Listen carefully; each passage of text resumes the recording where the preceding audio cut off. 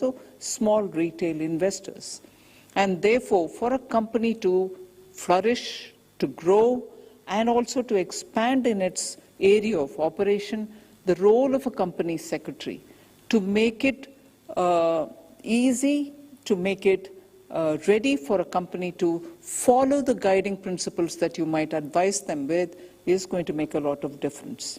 That the money is flowing from retail investors and big-ticket investors all towards well-managed companies. How can a company be well-managed? Purely by the role of the company secretary. And I think the outcome, which is a lot of investors going into the market, a lot of retail investors going into the market, companies drawing a lot of funds from abroad, are all possible only because you are at it and doing a good job of advising companies to follow greater compliances and making it simple for them. I duly and I full-heartedly appreciate the role that the company secretaries have played, even during the pandemic, in keeping the corporate governance principles, in following the compliance norms, so that Indian companies, I think, have done extraordinarily well. इस संस्थान ने पिछले 55 वर्षों में बदलते भारत को देखा है और इस बदलाव में अपना यथोचित योगदान भी दिया है। एक सशक्त और समर्थ भारत के निर्माण में ICSI का योगदान सराहनीय है।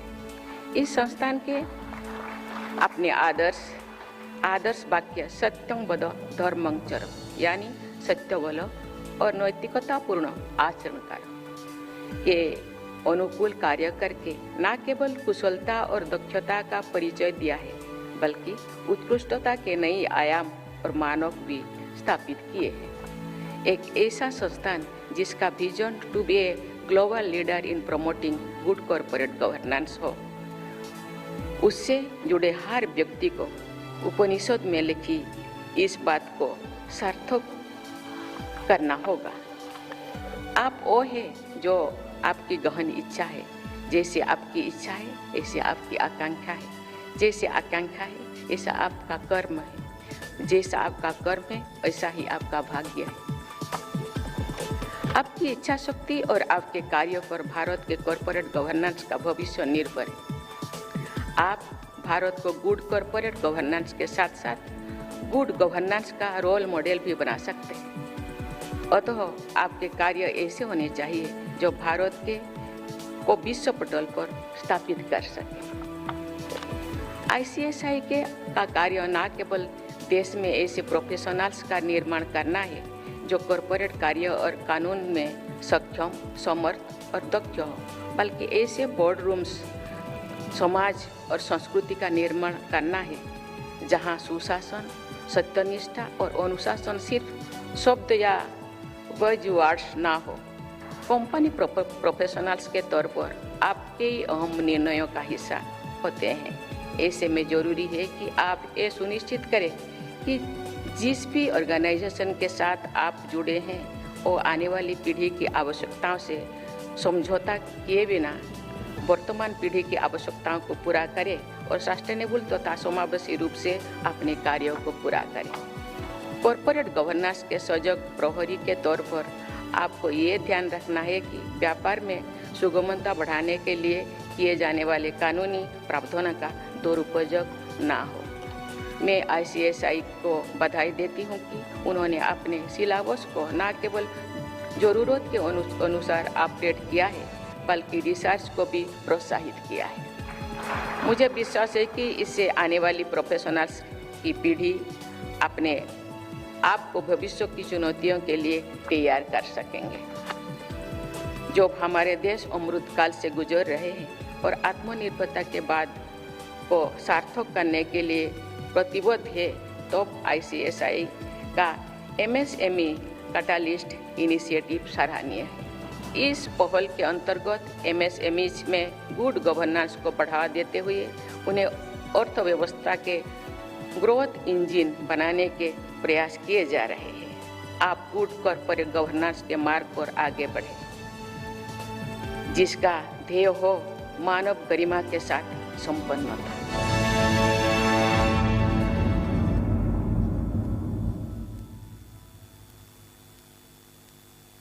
सबसे पहले एक बात आईसीएसआई के लिए कहना चाहता हूं कि आज भारत का ग्रोथ जहां पर पहुंचा है उसमें कंपनी सेक्रेटरीज की बहुत बड़ी भूमिका है।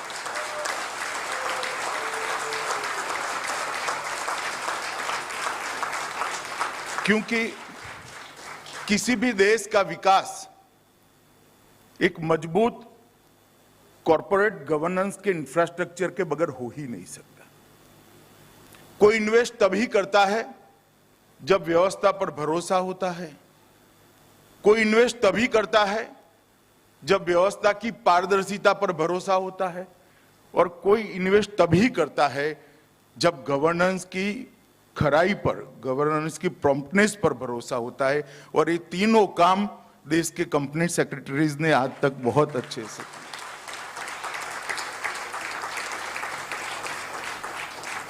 जब आगे बढ़ना है तब कॉर्पोरेट गवर्नेंस के अंदर समय के साथ साथ जो बदलाव हुए हैं वो बदलाव का सूक्ष्म अध्ययन कर वो बदलाव को अपने काम का हिस्सा बनाकर, स्वभाव बनाकर, और बदलाव को अपनी स्ट्रेंथ में परिवर्तित कर आगे बढ़ने की हमने एक योजना बनानी पड़ेगी। और मैं मानता हूं कि आईसीएसआई से ज्यादा इस काम कोई अच्छे से कर नहीं सकता। वो आप लोगों के भरोसे पूरा देश आगे बढ़ेगा। कॉर्पोरेट कल्चर कैसा होगा उसका शेप करने वाले जो लोग होते हैं उसमें आप हैं। आपकी जिम्मेदारी है कि हमारे देश के कॉर्पोरेट गवर्नेंस को और कॉर्पोरेट कल्चर को आने वाली चुनौतियां और आने वाले मौके दोनों के लिए हम तैयार करें और देश के विकास के अंदर कंट्रीब्यूट करें। जिस प्रकार से डॉक्टर की जॉब नहीं होती है, वो पेशेंट के स्वास्थ्य की चिंता करती है, इसी तरह से कंपनी सेक्रेटरी कंपनी के स्वास्थ्य की चिंता करने के लिए होता है। आप लोगों के हाथ में कंपनी का स्वास्थ्य होता है, आपने बैलेंस बनाना है। एक और बोर्ड की बोनाफाइड मिस्टेक को कानूनी रास्ता भी दिखाना है, दूसरी ओर इन्वेस्टर और शेयर होल्डर के हित को भी ध्यान में रखना है, उसको प्रोटेक्ट करना है, तीसरी ओर सरकार के सभी कॉम्प्लायंसेस के लिए भी बोर्ड के अंदर जागरूकता लानी है। ये तीनों काम अगर आप बैलेंस से करते हो तो ही कंपनी की स्वास्थ्य, कंपनी की हेल्थ अच्छी रहेगी। 2015, 17, 19 और 20 इसमें एक्ट में बहुत सारे बदलाव करे गए और पिनल प्रोविजन को बहुत कम कर दिया गया। 81 जगह पे पिनल प्रोविजन को हटाकर पेनल्टी को डाल दिया गया है।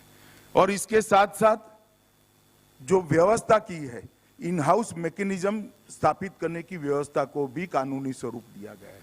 जब इन हाउस मैकेनिज्म स्थापित करने की व्यवस्था को कानूनी स्वरूप देते हैं तब सरकार आप पर भरोसा करे, कंपनी सेक्रेटरी पर भरोसा करे।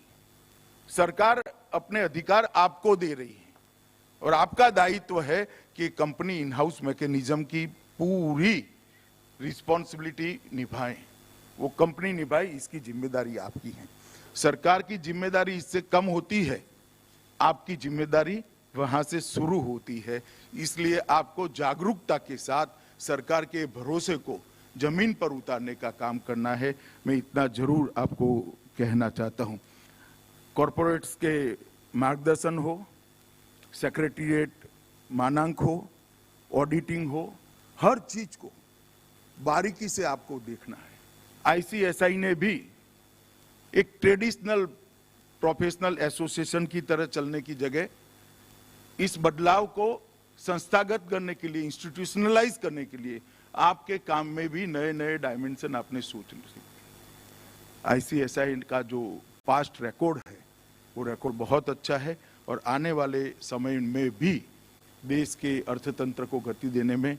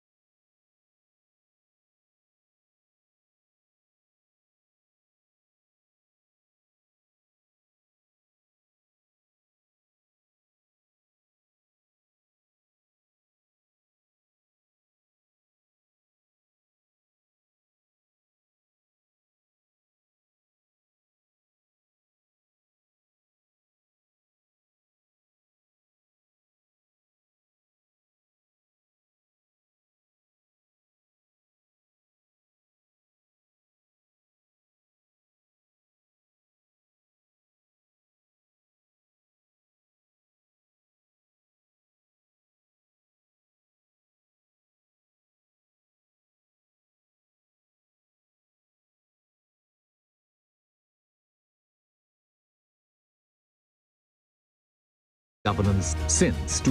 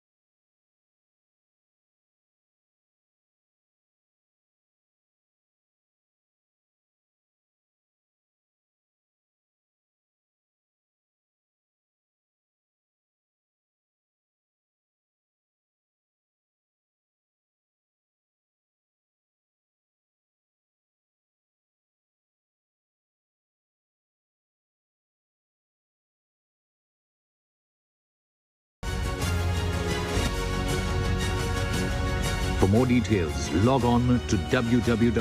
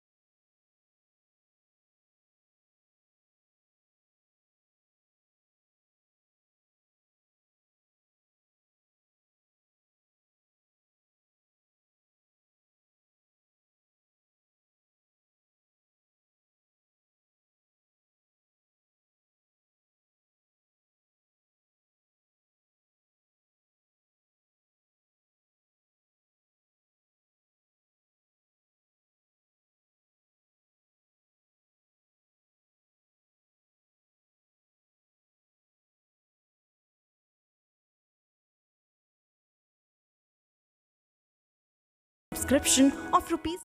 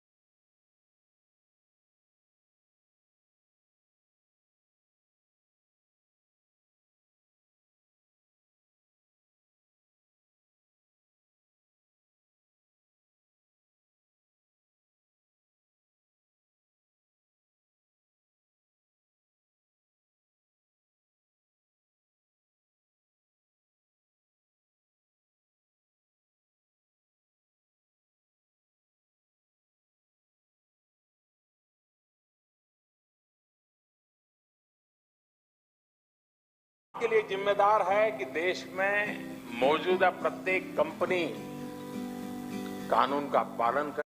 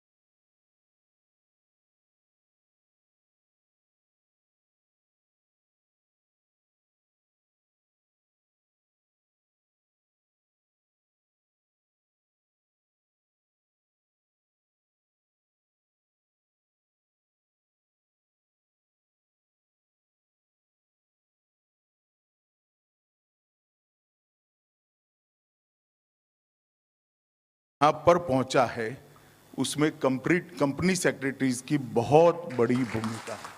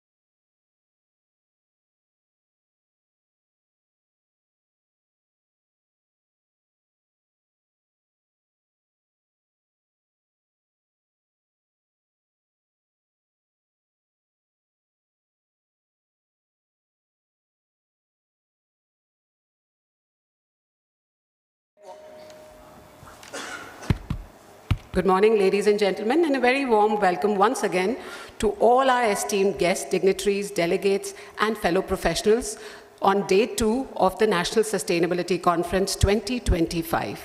We trust you had a restful night and are enjoying your stay amidst this beautiful monsoonal charm of Udaipur.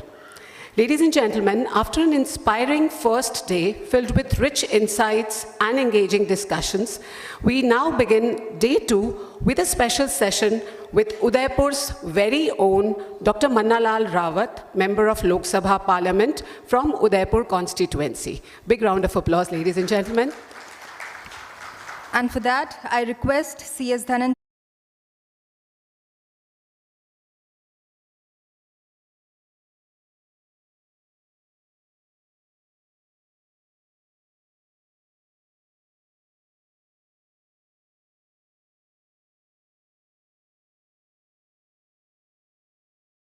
our honorable guest onto the dais.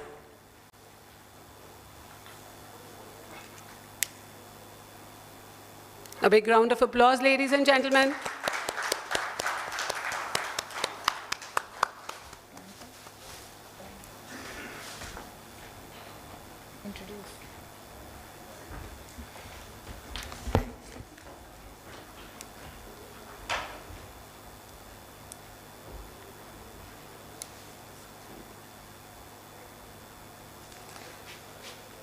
I now request C.S. Surya Prakash Mode, Chairman, Udaipur Chapter of ICSI, to kindly introduce our honorable guest.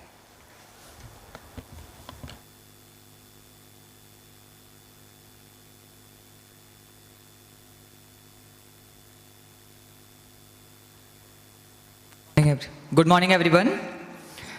Dr. Mannalal Rawat is a well-known politician, academician, and social activities from Udaipur, Rajasthan.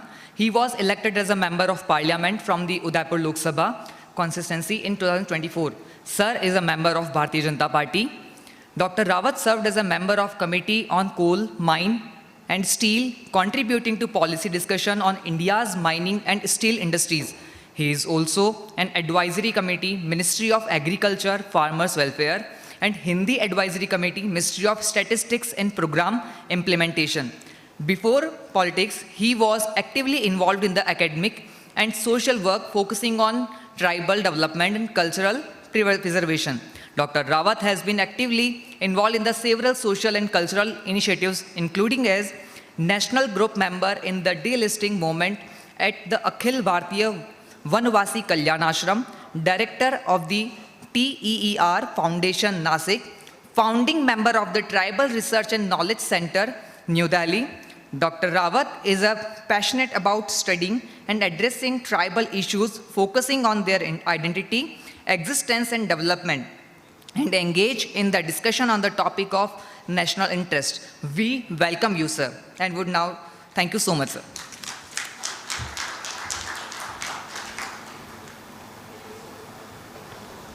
Thank you so much. I now request C.S. Dhananjay Shukla, President ICSI, to kindly greet our honorable guest with the planter and ICSI shawl.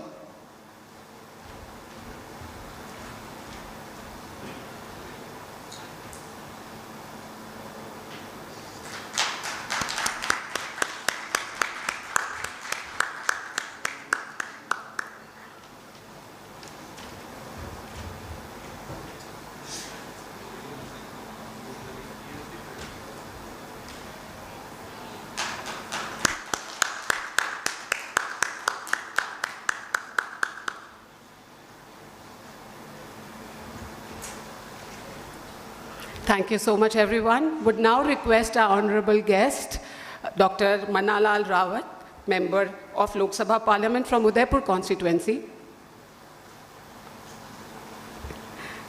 Would request C.S. Dhananjay Shukla, President ICSI, to address the gathering.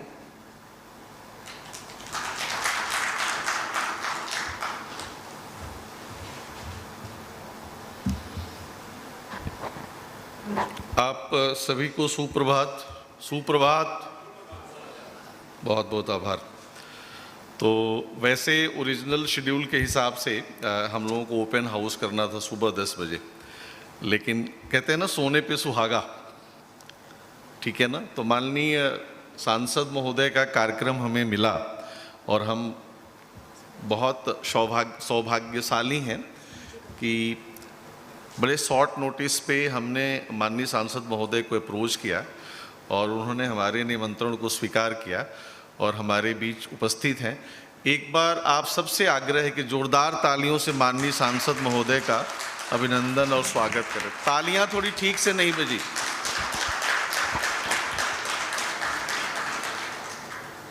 परमादरणीय माननीय श्री मन्नालाल रावत जी, सांसद उदयपुर, मंच पर आसीन भारतीय company सचिव संस्थान के राष्ट्रीय उपाध्यक्ष मेरे भाई पवन चांदक जी, इस कार्यक्रम के प्रोग्राम डायरेक्टर और फॉर्मर प्रेसिडेंट मनीष गुप्ता जी, संस्थान के सचिव आशीष मोहन जी,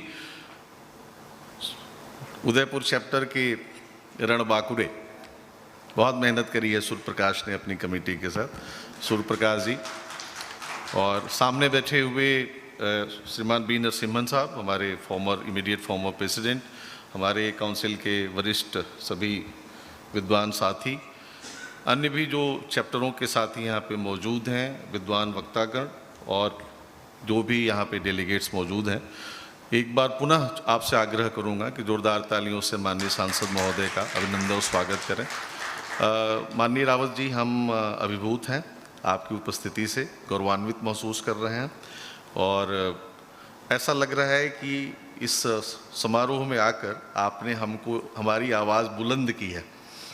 तो पहले ऐसा हमको लग रहा था कि आपके व्यस्ततम क्षणों में से हमको कुछ समय मिल जाएगा, कल नहीं मिल पाया, लेकिन आज आकर आपने उस आवाज़ को और ज़्यादा बुलंदी प्रदान करी। हम पुनः अनुग्रहित हैं और आपका धन्यवाद ज्ञापित करते हैं। मैं देख रहा था आपकी जीवन वृत्त के बारे में, तो मैंने देखा कि आपकी जो पृष्ठभूमि है वह इतनी काबिले तारीफ़ है और जनजातीय मुद्दों पर आपका जो विशद अनुभव है, जो आपका गहन अनुभव है, और आप भारत सरकार की जो संसद की समिति है, कोयला, खान और इस्पात, आप उसके सदस्य हैं, तो एक बहुत बड़ी महत्वपूर्ण जिम्मेवारी भी है।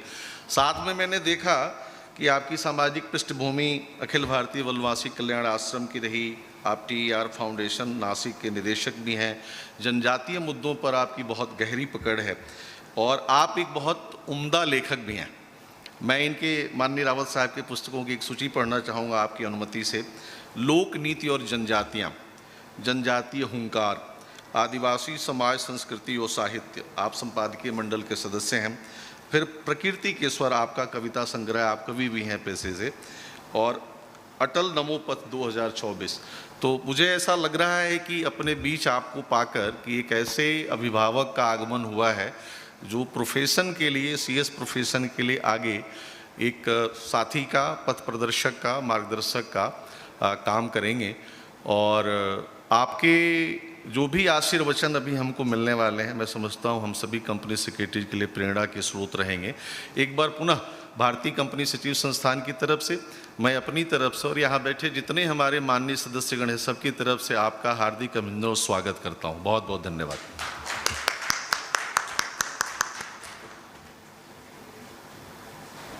Thank you so much, sir, for the address. I would now request, without wasting a moment anymore, I would now request our special guest, Dr. Mannalal Rawat, Member of Lok Sabha Parliament from Udaipur constituency, to address the kind gathering.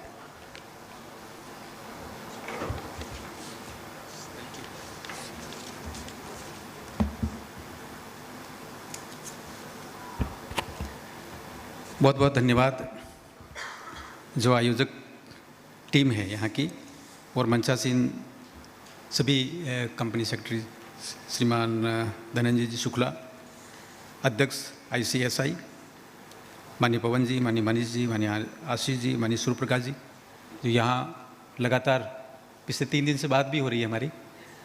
WhatsApp call जब आता है कई बार डर लगता है ये कौन है, ऐसा है, उसको उठाएं या ना उठाएं, लेकिन नाम में बड़ी ताकत है, सूर्य और प्रकाश दोनों ही। तो मुझे ध्यान में आया कि एक महत्वपूर्ण विषय को लेकर उदयपुर में आप चिंतन मनन कर रहे हैं, और मेवाड़ में विशेष तौर पर आप उदयपुर में हैं, तो निश्चित रूप से आपका सभी का हार्दिक स्वागत करने का भी मुझे सौभाग्य मिलता है। विषय बहुत हैं, कंपनी सेक्रेटरीज के रूप में बात करें तो मुझे कल का सत्र निश्चित रूप से बहुत बढ़िया रहा होगा।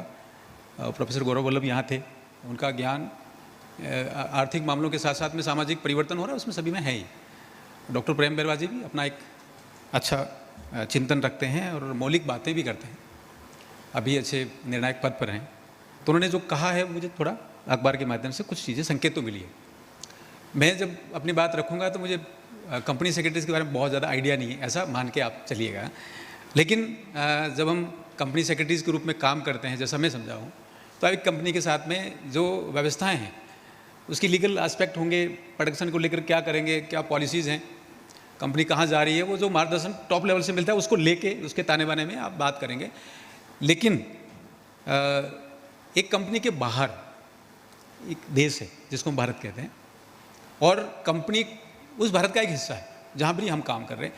वो कोई भी विषय हो, प्रोडक्शन हो सकता है, मार्केटिंग हो सकता है, हम कहीं पर भी सोशल जो मोबिलिटी कहते हैं उसको, वो हो सकता है। ये सारी बातें अपनी जगह पर हैं, लेकिन जो भारत है वो बहुत कीमती है। और विकसित भारत 2047 में इन बातों की संभावना भी बहुत है, उसकी चर्चा बार बार करना बहुत ज़रूरी है, ऐसा मुझे लगता है। और इन विषयों को लेकर जिस प्रकार से ICSI ने यहाँ आयोजन किया, मुझे लगता है अद्भुत है। और जिस प्रकार से शुक्ला साहब ने मेरा कुछ परिचय रखा, वो एक जीवन की एक वो जो बहाव है, प्रवाह है, उसमें कुछ शब्द सीखने को मिलते हैं और जहाँ भी जाते हैं कुछ ना कुछ नई बातें आती हैं। मूलतः मैं ऐसे सेमिनार जब होते हैं तो सुनता हूँ, बोलता कम, तो सामने बैठकर सुनना समझना बहुत ज़्यादा महत्वपूर्ण होता है। लेकिन कुछ बातें जो देश में अभी चल रही हैं उसकी मैं आपके सामने रखना चाह रहा हूँ। मुझे लगता है आज की तारीख में जब नरेंद्र भाई मोदी जी काम कर रहे हैं तो वो मिनिमम गवर्नमेंट और मैक्सिमम गवर्नेंस की बात करते हैं। तो ये अपने आप में एक दिखाता है कि हम सबकी भूमिका, विशेष तौर पर कॉर्पोरेट सेक्टर में और जितने कंपनीज हैं, उसको बहुत बड़ी भूमिका होने जा रही है समाज को लेकर। और वो समाज कौन सा है? वो समाज नया भारत है। वो नया भारत में सबसे बड़ी दो सूचनाएं ध्यान में आती हैं कि 2014 से 2025 के बीच में नरेंद्र भाई मोदी जी की सरकार ने इस देश में लगभग 27 करोड़ लोगों को जो पॉवर्टी लाइन है उससे बाहर निकाला है। वो निकाला, इसका मतलब बहुत बड़ी बात कोई चल रही है, उसको हमें समझना है, उसके बहुत सारे आयाम हैं। दूसरा ये कि हम देश के जो मैन पावर है उसको व्यवस्थित करने के लिए, उसको सपोर्ट देने के लिए, उसको पोषण संबंधी समर्थन देने के लिए 80 करोड़ लोगों को समर्थन दे रहे हैं। तो ये देश इतना बड़ा है, तो हमें बहुत बड़ी बात है। लेकिन ये सारी जो बातें हो रही हैं इसमें बहुत सारे आयाम हैं, बहुत बदलाव हैं। और आज की तारीख में भारत का जो स्वभाव है वो डिफेंसिव नहीं है, वो एग्रेशन की तरफ जा रहा है, उसको भी हमें समझना है। तो उसमें कुछ बातें जो हैं वो बदलाव की बहुत महत्वपूर्ण है।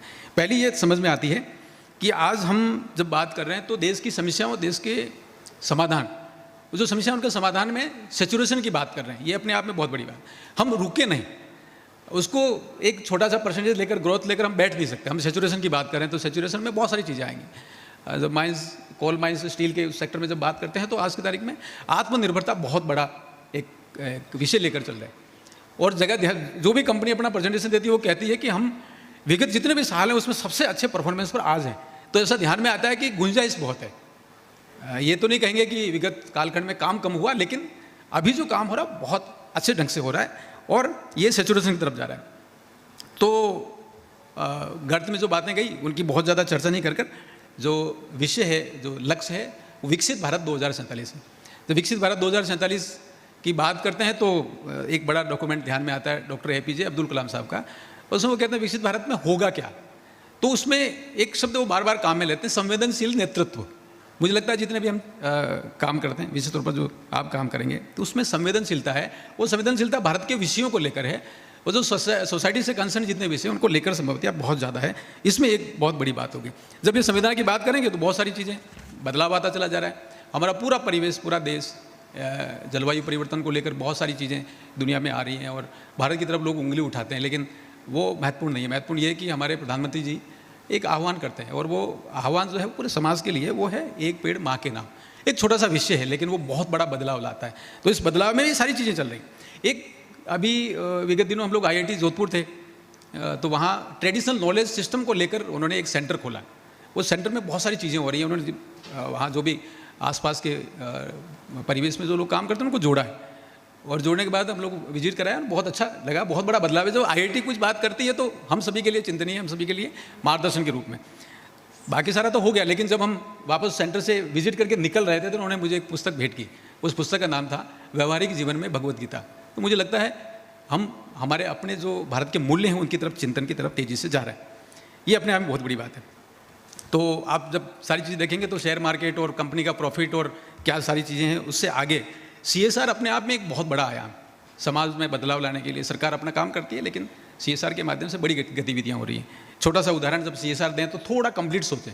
तो कंप्लीट क्या सोचें, हम लोगों ने अभी पिछले दिनों हिंदुस्तान जिंक के साथ मिलकर एक काम किया। ये अरावली है जहाँ हम लोग हैं, यहाँ प्रकृति का दिया हुआ बहुत कुछ है। तो अरावली में धीरे धीरे जो है ना, यहाँ पेड़ कम हो रहे हैं। तो पेड़ कम हो रहे हैं तो सरकार का जो महकमा है फॉरेस्ट डिपार्टमेंट, वो तो बहुत सारी चीज़ें लगाता है। हर साल करीब 11 करोड़ 15 करोड़ पौधे जो है लगाए जाते हैं। जीवित कितने रहते हैं, एक प्रश्न है। तो किसी ने बताया कि 10% जो है उसका सर्वाइवल रेशो है। हम लोगों ने केवल एक ही बात पे ध्यान दिया कि जब CSR में पैसा खर्च कर रहा है हिंदुस्तान जिंक, तो फिर सर्वाइवल रेशो बढ़ना चाहिए। तो वो बढ़ेगा कैसे?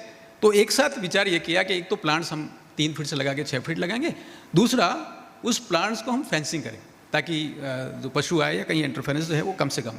तीसरा महत्वपूर्ण है, 3 साल तक उस पौधे को गर्मी के दिनों में पानी भी पिलाएंगे, उसको जिंदा रखेंगे। कोशिश ये कर रहे हैं कि 90% से ज़्यादा सर्वाइवल रेशो होगा। तो मुझे लगता है एक ही टाइम में जब चीज़ें सोची, जब हम लोगों ने इसकी बात की, चर्चाएं की, तो सरकार के क्षेत्र में भी लोग इस बात को लेकर चल रहे हैं।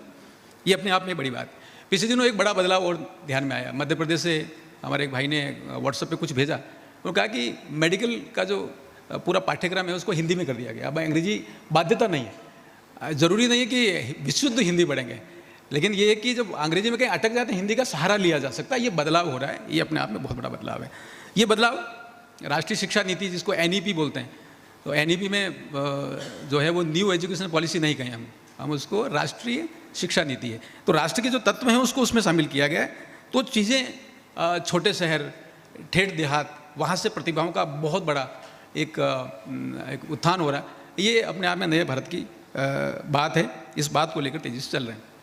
एक विषय और चल रहा है, स्व शब्द बार बार काम में लिया जा रहा है, हमारे अपने विचार। तो जलवायु को लेकर तो सारी बातें हो रही हैं, हमारा घरों में जो चीज़ें चलती हैं, व्यवहार है, उसमें हमारा व्यक्तिगत स्तर पर क्या बदलाव होगा उस पर रचना आई है, लेकिन स्व को लेकर बहुत बड़ा बदलाव है। सोसाइटी खुद कैसे अपना काम करें। पिछले दिनों IIT दिल्ली के और IIT मुंबई के स्टूडेंट मध्य प्रदेश के झाबुआ और बांसवाड़ा जो राजस्थान का जिला है वहाँ पर गए।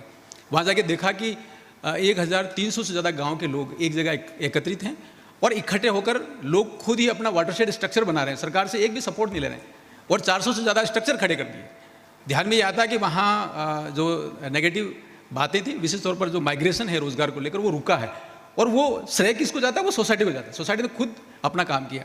एक साल में लगभग 2 लाख लोग इकट्ठे होते हैं, 3 दिन काम करते हैं, और वो काम इसलिए करते हैं कि हमें अपना बदलाव खुद ही करना है। और तीसरा और महत्वपूर्ण कि वो अपना दाना पानी घर से लेके आते हैं, खुद बनाते हैं, वहाँ रहते हैं, काम करते हैं, श्रमदान करते हैं और चले जाते हैं। तो ऐसा ध्यान में आता है कि सोसाइटी बदलाव चाहती है। तो हम लोग जो बड़ा विचार करते हैं उनको क्या करना है, इस बात को लेकर अगर सोचेंगे तो शायद एक बड़ा बदलाव इस देश में जो चल रहा है उसको लेकर हम आगे बढ़ सकते हैं। आजकल विश्व गुरु का जो अवधारणा है वो बहुत अपने आप में खूब चिंतन मनन हुआ, लेकिन विश्व बंधु होने की जो अवधारणा ज़्यादा महत्वपूर्ण है। पूरे देश को जोड़ने के लिए, पूरे विश्व को जोड़ने के लिए अपने आप में वो तेज़ी से चल रहा है। लेकिन ये सारी चीज़ें जब हो रही हैं तो मुझे ध्यान में आता है कुछ बोलना पड़ेगा। चाहे आप CS हैं, चाहे आप राजनीतिक क्षेत्र में काम करते हैं, कहीं पर भी हैं, लेकिन मूलतः हम समाज के वो हिस्से हैं जो एक नॉलेज रखते हैं और बोलने का फ़र्क पड़ता है। वो कितना फ़र्क पड़ता है? तो एक टीकाकार ने टिप्पणी की कि आप सब ये कहिए कि मैं भी भारत हूँ। तो मैं भी भारत हूँ कितना हो सकता है कि मैं भी भारत हूँ? मैं भारत हूँ 1/140 करोड़। तो कितना भारत हूँ? उसमें आप जो एक अलजबरा है उसमें नहीं जाएं, लेकिन ये कि मैं भी भारत हूँ, जितना भी हूँ 1/140 करोड़ हूँ। जब मैं बोलता हूँ, मैं अच्छा काम करता हूँ, तो इस देश में फ़र्क पड़ता है। कितना पड़ता है? 1/140 करोड़ फ़र्क पड़ता है। हो सकता है ये नेटवर्क बढ़ता चला जाए और इसका बदलाव का बहुत बड़ी बात आएगी। ये इसकी चर्चा बहुत ज़रूरी है। और जब ये चलता जाएगा तो किसके लिए? तो विकसित भारत 2047 बड़ा आह्वान है। मुझे लगता है ये युगांतरकारी है और सभी का उसमें हिस्सेदारी है। मैं भी भारत हूँ, ये भाव इसमें आता है। बेस्ट प्रैक्टिसेस की बहुत चर्चा करनी है जहाँ पर भी हो रही है। कॉन्फ्रेंसेस में संभवतः ये सबसे ज़्यादा फायदा इसी बात का होता है कि अपना अपना जो अनुभव है सभी अपने सामने रखते हैं, सबके सामने आता है। जब ये बात करेंगे तो बहुत अच्छा होगा। अब ये चर्चा बहुत सारी करनी है, क्यों करनी है? तो एक छोटी सी कहानी उसके माध्यम से मैं आपको अवगत कराऊंगा और अपने शब्दों को विराम दूंगा। एक टेबल सजाया गया, छोटा सा टेबल, उसके ऊपर 2 गिलास रखे गए और जब गिलास रखे गए सब लोग देख रहे हैं, हज़ारों की संख्या में लोग देख रहे हैं कि हाँ इतना बड़ा काम है। दोनों गिलास में, एक गिलास में शराब डाली गई, दूसरे गिलास में पानी डाला गया। लोग सब देख रहे हैं, वो लोग समझ भी रहे हैं क्या कहना चाह रहे हैं। और फिर उसके बाद कोई ऐसा एक जीव लाके उसमें डाल दिया गया सेम तरह का। सब लोगों ने देखा कि जो शराब की जो गिलास था उसमें गिरा हुआ जो जीव था वो मर गया और पानी वाला जीवित था। अब यहाँ पर सब लोग समझ रहे हैं, आप भी समझ रहे हैं, मैं भी समझ रहा हूँ। महत्वपूर्ण ये है कि चीज़ें क्या हुई है, हम क्या शिक्षा मिलती है। ये जब वो जो डेमोन्स्ट्रेशन दे रहे थे उन्होंने कहा क्या शिक्षा मिलती है। अच्छा आदमी होता है वो बोलता नहीं है, वो समझता है मन ही मन, कान में कहता है एक दूसरे को। और आह्वान किया कि आप बताइए क्या शिक्षा मिली। सारे लोग समझ गए, समझदारी थे। एक बंदा थोड़ा सा अपने टेस्ट में जो उसका टेस्ट है उससे मैच करता हो, वो खड़ा हुआ कि मैं बताता हूँ। तो बहुत आह्वान किया, उसके बाद 2 मिनट बाद खड़ा हुआ। 2 मिनट तक सब लोग समझ गए थे कि शिक्षा क्या है। वो बंदा खड़ा हुआ और उसने कहा कि शिक्षा ये मिलती है कि पेट के कीड़े मारने के लिए शराब पीनी चाहिए। तो अच्छा आदमी कई बार बोलता नहीं, उसकी हानि होती है कि एक जो गलत बात है वो समाज में, क्षेत्र में, प्रैक्टिसेस में, व्यवहार में फैल जाती है। मुझे लगता है जब हम अच्छा समझ रहे हैं तो हम अच्छा बोलें भी, और अधिक से अधिक बोलेंगे तो जो बदलाव है वो बहुत जल्दी से चैन की तरह फैलता जाएगा। और ये विकसित भारत 2047 का सपना है वो होता चला जाएगा। समावेशी विकास कह दें, पर्यावरण की जो हानि हो रही है उसको रोकने वाला विकास कह दें, उज्जवल भविष्य कह दें, हम बदलेंगे विश्व बदलेगा वो बात कह दें, वो सभी बातें इसी में हैं। लेकिन सबका कल्याण है। और जब विकसित भारत होगा तो एक बात समझ में आती है, वो होगा सभी जो समस्याएं हैं आज की तारीख में उनका निराकरण मोटे तौर पर हो चुका होगा।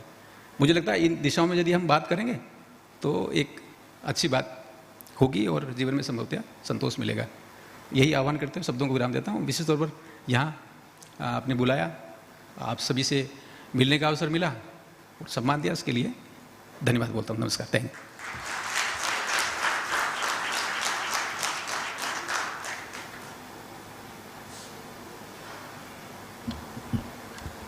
Thank you, sir, for your thoughtful and inspiring words. Your words have truly set the tone for Day 2 of the ICSI National Sustainability Conference 2025. आपके महत्वपूर्ण विचार इस मंच पर साझा करने के लिए हम आपका हार्दिक धन्यवाद करते हैं, sir. And now, as a token of our appreciation and gratitude, I would now like to request C.S. Dhananjay Shukla, President ICSI, and C.S. Pavanji Chandak, Vice President ICSI, to kindly present a memento to our honorable guest, Dr. Mannalal Rawat ji.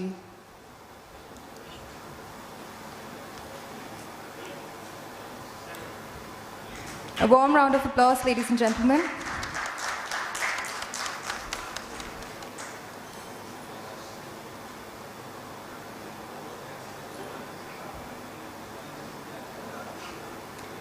I now request C.S. Ashish Mohan, Secretary ICSI, to kindly propose the vote of thanks. Good morning, all of you. So we are on the second day of the National Sustainability Conference. Dr. Mannalal Rawat, Member of Parliament from Udaipur Lok Sabha constituency, C.S. Dhananjay Shukla, President ICSI, C.S. Pavan Chandak, Vice President ICSI, C.S. Manish Gupta ji, former President ICSI, C.S. Surya ji, and all the members here. A very warm good morning to all of you. Today we are indeed grateful to Dr. Mannalal Rawat ji for his gracious present this morning, and he has come here in spite of his hectic schedule, and we thank you, sir, for being here and sharing your words of wisdom this morning.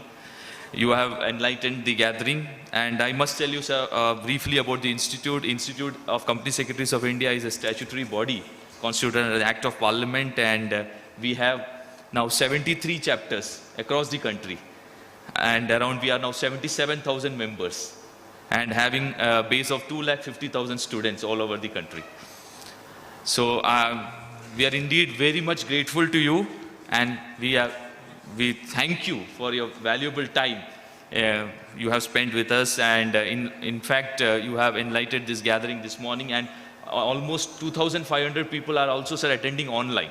So they also have heard you. So thank you very much, sir, for being with us. Thank you.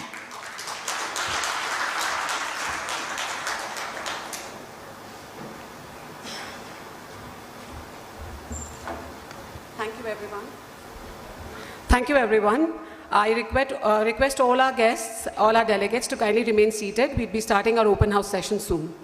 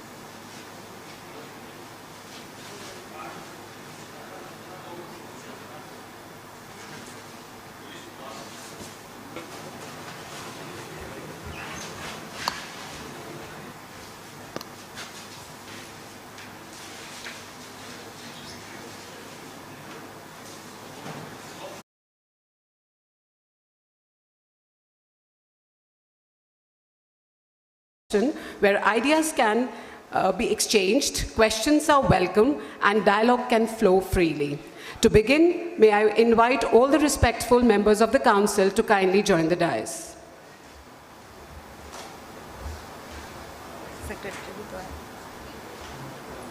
I would also request Secretary ICSI to join the Council members on the dais, please.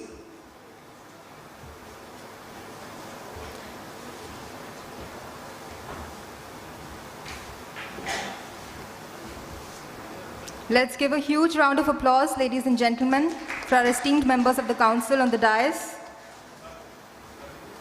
And let's set the tone for a lively and engaging session ahead. This session is designed to open up the floor to your questions, so please make way for respectful dialogue, honest feedback, and forward-looking ideas. And now I request CS Dhananjay Shukla, President ICSI, to kindly lead the way ahead.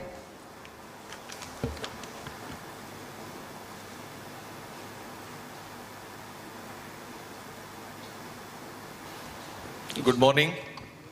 Good morning. So we are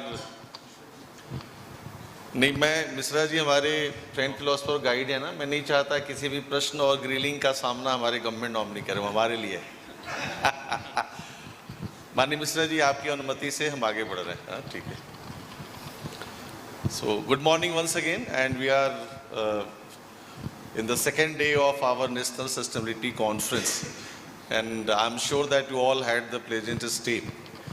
Day before yesterday, and it would be for today also. So let me first introduce the dais. My immediate left is CS Pawanji Chandak, Vice President ICSI, and Pawanji is heading Training and Educational Facilities Committee of the ICSI. That committee is responsible for all the student-related matters, student services, training, academics, stores, all these issues falls under his domain only. Thank you, Pawanji. Next to Pawanji is CS Manish Gupta, Chairman Corporate Law and Governance Committee. Manish ji is former President 2023, and as I said yesterday, he is the Program Director, Karta Dharta of this entire conference. So what all good has been happening or happened in this conference, the credit goes to him. And if any negative thing happened, all the debit comes to me. Kindly pardon me for that. Next to Mr. Gupta is CS Rupanjana De. She heads the International Affairs Committee of the ICSI, and also she is the chairperson on the of the task force on the labor laws. Next to Ms. Day is CS Manoj Kumar Purve. Mr. Purve is elected from Northern Region to the Central Council, and he has been heading the IT Committee of the ICSI, and he is also the chairman of the task force on direct taxes. My extreme left is CS Ashish Karodia.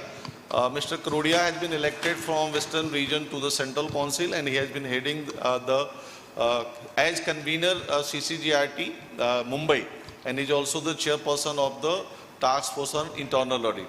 My extreme right is CS B. Narasimhan, immediate former president, and he is the chairman of the Financial Services Committee, and he is our friend, philosopher and guide in the council. नाना का आशीर्वाद हमको मिलते रहता है, आपका आशीर्वाद हमको मिलते रहता है. Next to Mr. Narasimhan is CS Dwarikanath Chenur. He has been elected to the Central Council from the Southern Region, and he is heading the Election Reforms Committee of the ICSI. Next to him is CS Rajesh Tarpara. He is from Ahmedabad. He has been elected from Western Region to the Central Council, and he is the chairman of the PMQ Committee of the ICSI, and also the vice chairman of the Company Law Task Force. Next to him is CS Suresh Pandey. Mr. Pandey has been elected from Northern Region to the Central Council, and he has been heading the Placement Committee of the ICSI, and he is also the chairman of the Task Force on IPR. My immediate right is CS Ashish Mohan, हमारे सचिव महोदय हैं. He is heading the entire secretariat as its administrative head, and he is responsible for execution of all the decisions taken by the council. I would say for all the credits, the debit will come to me. So friends, presence of our honorable MP was a blessing in disguise, because we are supposed to start our open house sharp at 10 a.m. and we were here, but then we found that many of you were not present and probably might be having the breakfast. So I think the time which we passed with him for 45 minutes, again it's a blessing in disguise, and now the hall is half full, so we can start with this open house session. There are a couple of issues upon which I have been receiving the question in every open house sessions. Number one is the student related matters. And the issues which we have been facing over the period of time, or the question which has been coming to me, is that the registration of the students has been falling in the past. Now the situation is totally reversed. For last 2 years, the council has been so vociferous and vigorous in its approach, and that we have taken the appropriate steps by, I would say, profoundly accelerating the career awareness programs across the length and breadth of the country, with a particular focus on the eastern region of the India. And then I would like to mention one decision which our council decided last year under the leadership of Nasimhan Saab, in the council meeting of ICSI held at Kolkata on 4th and 5th and 6th May, and wherein we decided to focus mainly in the eastern part of the country, Bihar, Bengal, Odisha, Jharkhand, Assam, Tripura and other northeastern states. Because why we decided so, that is very important aspect of our decision. Southern region has been doing exceedingly well in terms of student registration, backed by western region and then backed by northern region. But the contribution of the eastern region in terms of the student registration had not been very much encouraging. So we decided to focus more and more. Again, I am saying Bihar, Bengal, Odisha, Jharkhand, Assam, Tripura, and the northeastern state. And in that connection only, we organized our national PCS conference last month at Guwahati. The idea was to sensitize our members over there to expand the base of the profession in the entire northeastern region. And you would be happy to note that there were 350 participants in our PCS conference. And the people from Manipur, Meghalaya, Tripura, Nagaland had joined that conference. And then one beautiful event happened thereafter. That Ministry of Corporate Affairs, approached us with a proposal that they are setting up IICA at Meghalaya, Indian Institute of Corporate Affairs Extended Campus. So we have entered into an MOU with the IICA to share our resources, to share our faculty, to share our also course curriculum, and then have a shared vision for the development of the northeastern region. I couldn't go over there on 11th of July because there was heavy rain in Gurgaon, and I couldn't go due to that issue. But I had authorized Ranjit Pandey ji and Ashish Garg to represent ICSI at the event, because both were there at the speaker only. Then our focus has been that once CAP is accelerated in the different parts of country. So when I said that our focus is on the northeastern region, eastern region, it doesn't mean that we are lacking anywhere in southern region or western region or northern region. Our immediate focus is eastern region, but equally we are also pushing and trying to put in lot of efforts in southern region, western region and northern region also.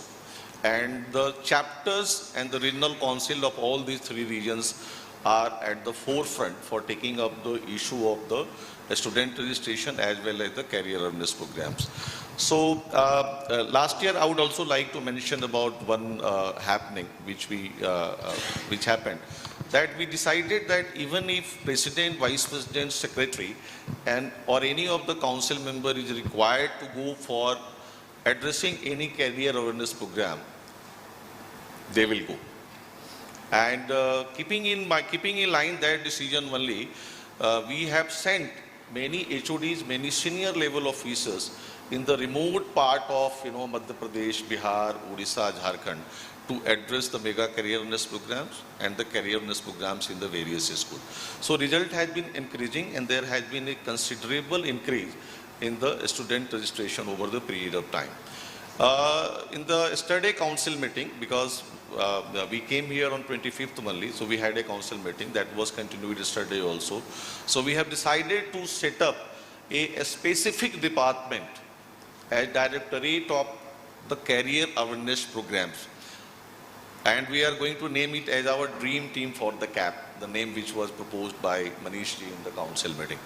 So we are going to have the separate department as a directorate for the career programs. It will be carved out from the Department of Student Services. And more focus should be on the career awareness program across the length and breadth of the country. Then we have also strengthened the training mechanism, training guideline of the ICSI. Over the period, our PCS has been facing the difficulty of not getting the adequate number of trainees in their firm. So we studied the issue, and in the council meeting of 28th March, which was organized at Indore on 28th of March, we decided to, fine tweaking it and to streamline it to create a balance that not only the corporate should get the good number of trainees, but also the PCS firms. So the situation has improved over the period of time. In fact, the number of the trainees which we were providing to the corporates, we have brought it down a little, and that supply is, being increased to the PCS firms. Then we are regularly working on the updated study material for the students. And there were some concerns from the students of the new syllabus courses that their syllabus is very huge, very large. So I referred this matter to the academic board headed by CS Rajit Pandey ji. He had taken the stock of the situation, they have deliberated, and then the matter was referred to the TAFC. TAFC has done its brainstorming, and then it has been reported to the council, and the council has taken a decision yesterday itself that we will do we will light the syllabus to the extent of the topics which are not required at the executive level, and those will be incorporated at the professional level only.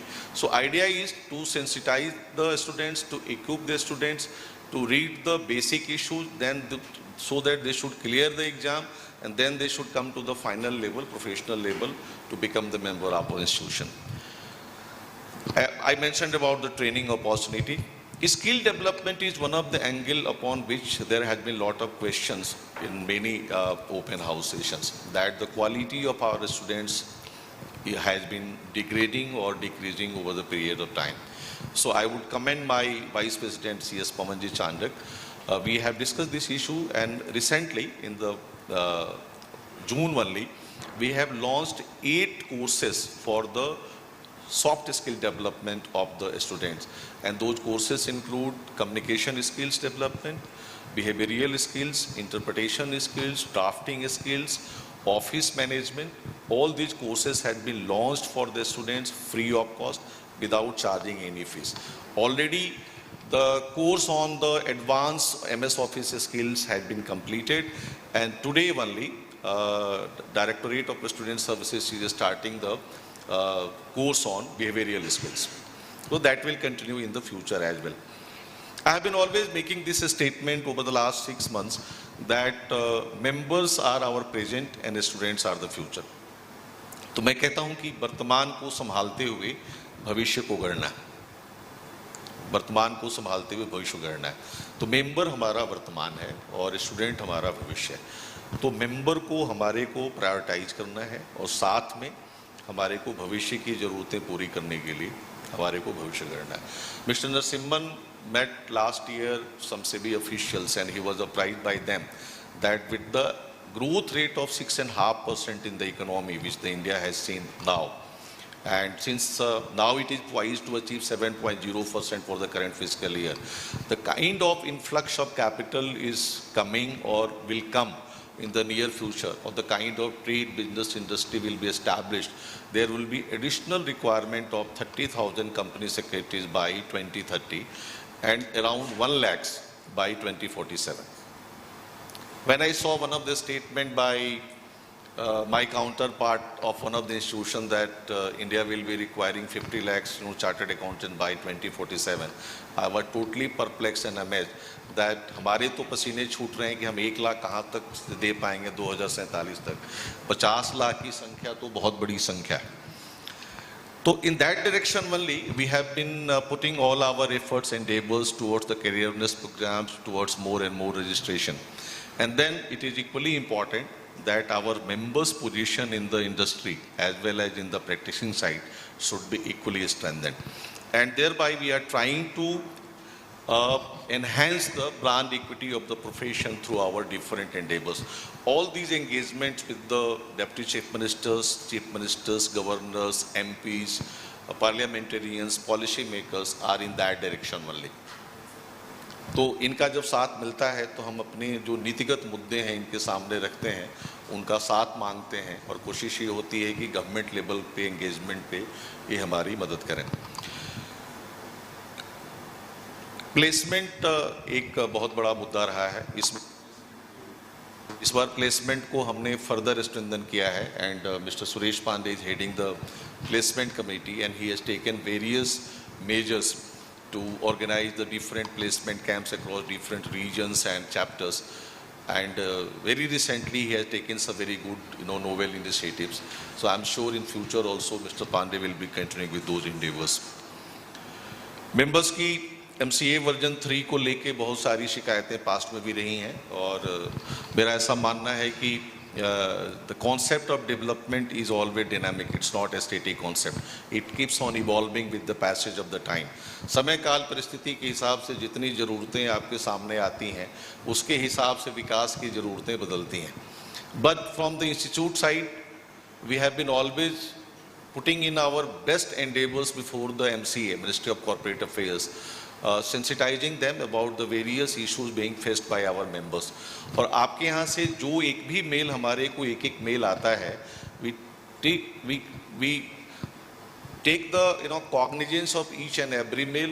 It is sent to the corporate law department, and whenever it is required that we are required to give any presentation or any suggestion or any representation to the ministry, हम उसको वहाँ पे पहुँचाते हैं. और हमारी जब व्यक्तिगत मीटिंग्स होती हैं ज्वाइंट सेक्रेटरी पॉलिसी के साथ या ज्वाइंट सेक्रेटरी प्रोफेशनल इंस्टीट्यूशन के साथ या सेक्रेटरी MCA के साथ या डिफरेंट डायरेक्टर के साथ, तो हमारी कोशिश होती है कि आपके जितने ज्वलंत मुद्दे हैं हम उन पे बहुत खुल के चर्चा करें.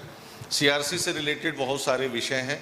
अभी हमने पिछले मीटिंग में ज्वाइंट सेक्रेटरी पॉलिसी को हमने CRC, CPC और CPS से रिलेटेड बहुत सारी परेशानियां उनको बताई है कि क्या वहाँ पे डिफ़िकल्टीज़ है, क्या वहाँ पे चैलेंजेज हैं और उसका समाधान होना चाहिए. He has said to look into the matter to get it examine. आजकल CRC वाला मैटर DG कॉर्पोरेट अफेयर्स के पास है. उनको भी हमने कहा है टाइम टू टाइम. उन्होंने एक ग्रीवांस रिड्रेशल मैनेजमेंट कमेटी बनाई है. मनीष जी उसके सदस्य हैं and Manish ji has been attending that GRM meeting on the regular basis and what all gaps we have been identifying in the CRC working or CPC working, we have been flagging there at. So हमारा endeavor ये रहता है कि आपके जितने मुद्दे हैं उसको बहुत मजबूती से हम DG Corporate Affairs और Joint Secretary Policy उनके सामने रखें और उसका solution ढूंढें. अभी पीछे में लास्ट 12 दिसंबर को under the leadership of Mr. Narasimhan, we were pushing that matter for quite long time, and SEBI came up with that circular wherein it has been mandated that appointment of secretarial auditor would be for 5 years if it is a proprietary firm, and 10 years, two terms of 5 years. So when it happened, actually we were pushing up this matter at MCA first for the unlisted company. But SEBI came up first with its recommendation and suggestions. तो अब हमने वापस उनको कहा है कि साहब आपके पास बहुत दिनों से मैटर पेंडिंग है. जो चीज़ SEBI ने हमारे को दी है, it's a very big achievement for the profession. आप हमारे को अनलिस्टेड पब्लिक कंपनीज के लिए जो है ग्रांट करिए. चर्चा उस पर चल रही है. इसके साथ एक और बड़ा विषय MGT 8A का रहा है. We had compliance certificate right from 2001 to 2013. When this definition of a small companies, came up in the Companies Act 2013, I think that it was a regulatory oversight not to include a small company for any specific certification like, compliance certificate. So under the leadership of Manish Bhai in 2023, we gave a presentation to the ministry that MGT 8A should be introduced for a small company so that they could be also regulated in terms of compliances, and it will actually enhance the compliance culture for the small company. वह भी under examination है, कोई commitment नहीं है वहाँ से, but we have been regularly pushing up कि ये हमारे को आप करिए. There has been always lot of grievances for the ICSI, क्योंकि घर में बैठे हैं, कि when you write an email or when you dial someone, you don't get response from the ICSI. So last year, under the leadership of Nasimhan Saab, we launched QRRT, Quick Response and Resolution Type, and initially it was for student-related services only. This year, once I took over as the president, we have extended to all the user department of the ICSI, all the user department. And then I got drafted one service charter. और उस service charter में आपके पास बार बार वो email आती होगी, हर 15 दिन पे मैं भिजवाता हूँ.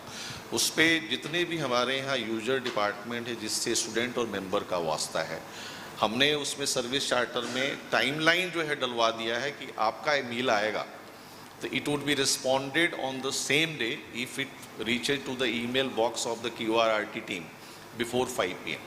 If it reaches after 5 PM, then it would be just acknowledged next morning. और हम उसको acknowledge कर लेते हैं same day, and then we try to resolve it within the 5 days only. In some of the cases, it is 15 days and 7 days also, wherein we require more time.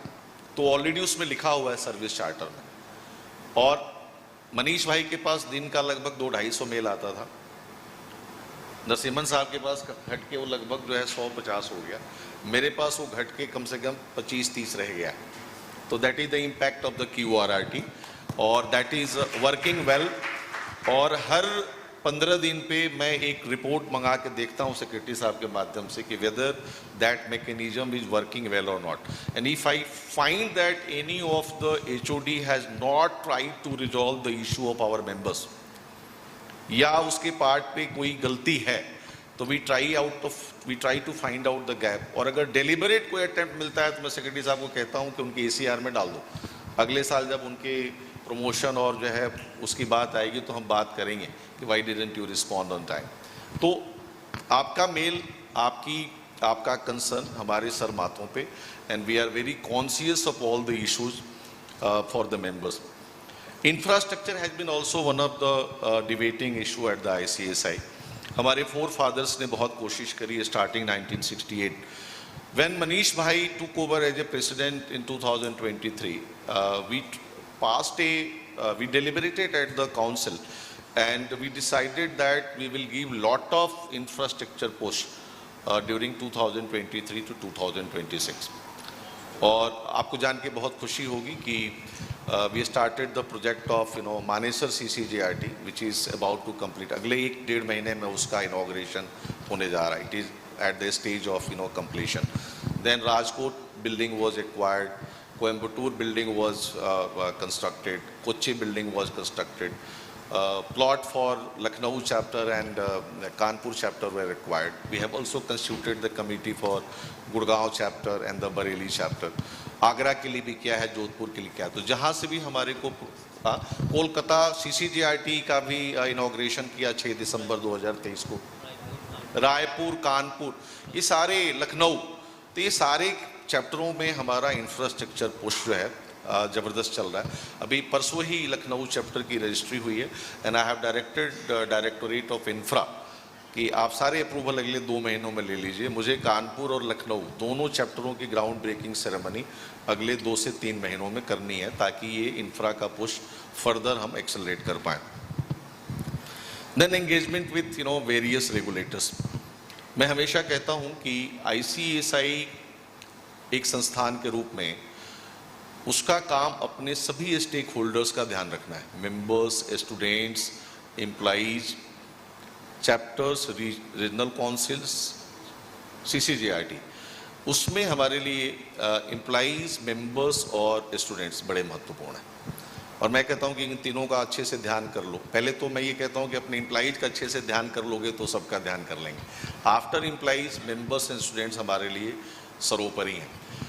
तो अभी आपको ध्यान में आया होगा कि एक टैक्स ऑडिट का विषय बहुत चला, और वो इसलिए चला क्योंकि हमारी हकमारी की गई। In 2010 direct tax code, there was no mention of any rule for company secretaries as a tax auditor.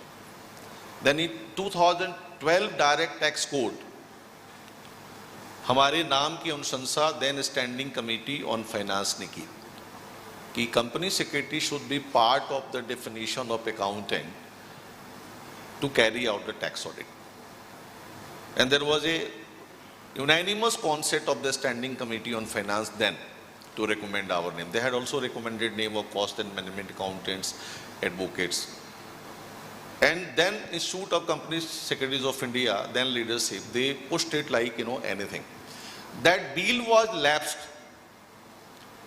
when the term of the parliament came to an end in March 2014.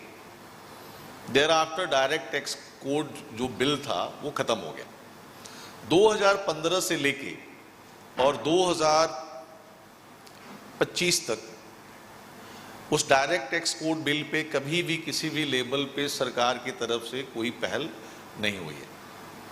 Then the current finance minister of India put an endeavor and she brought up the bill of income tax bill on 13th of Feb 2025. When that bill was introduced in the parliament, we examined our role that whether we have been included or not.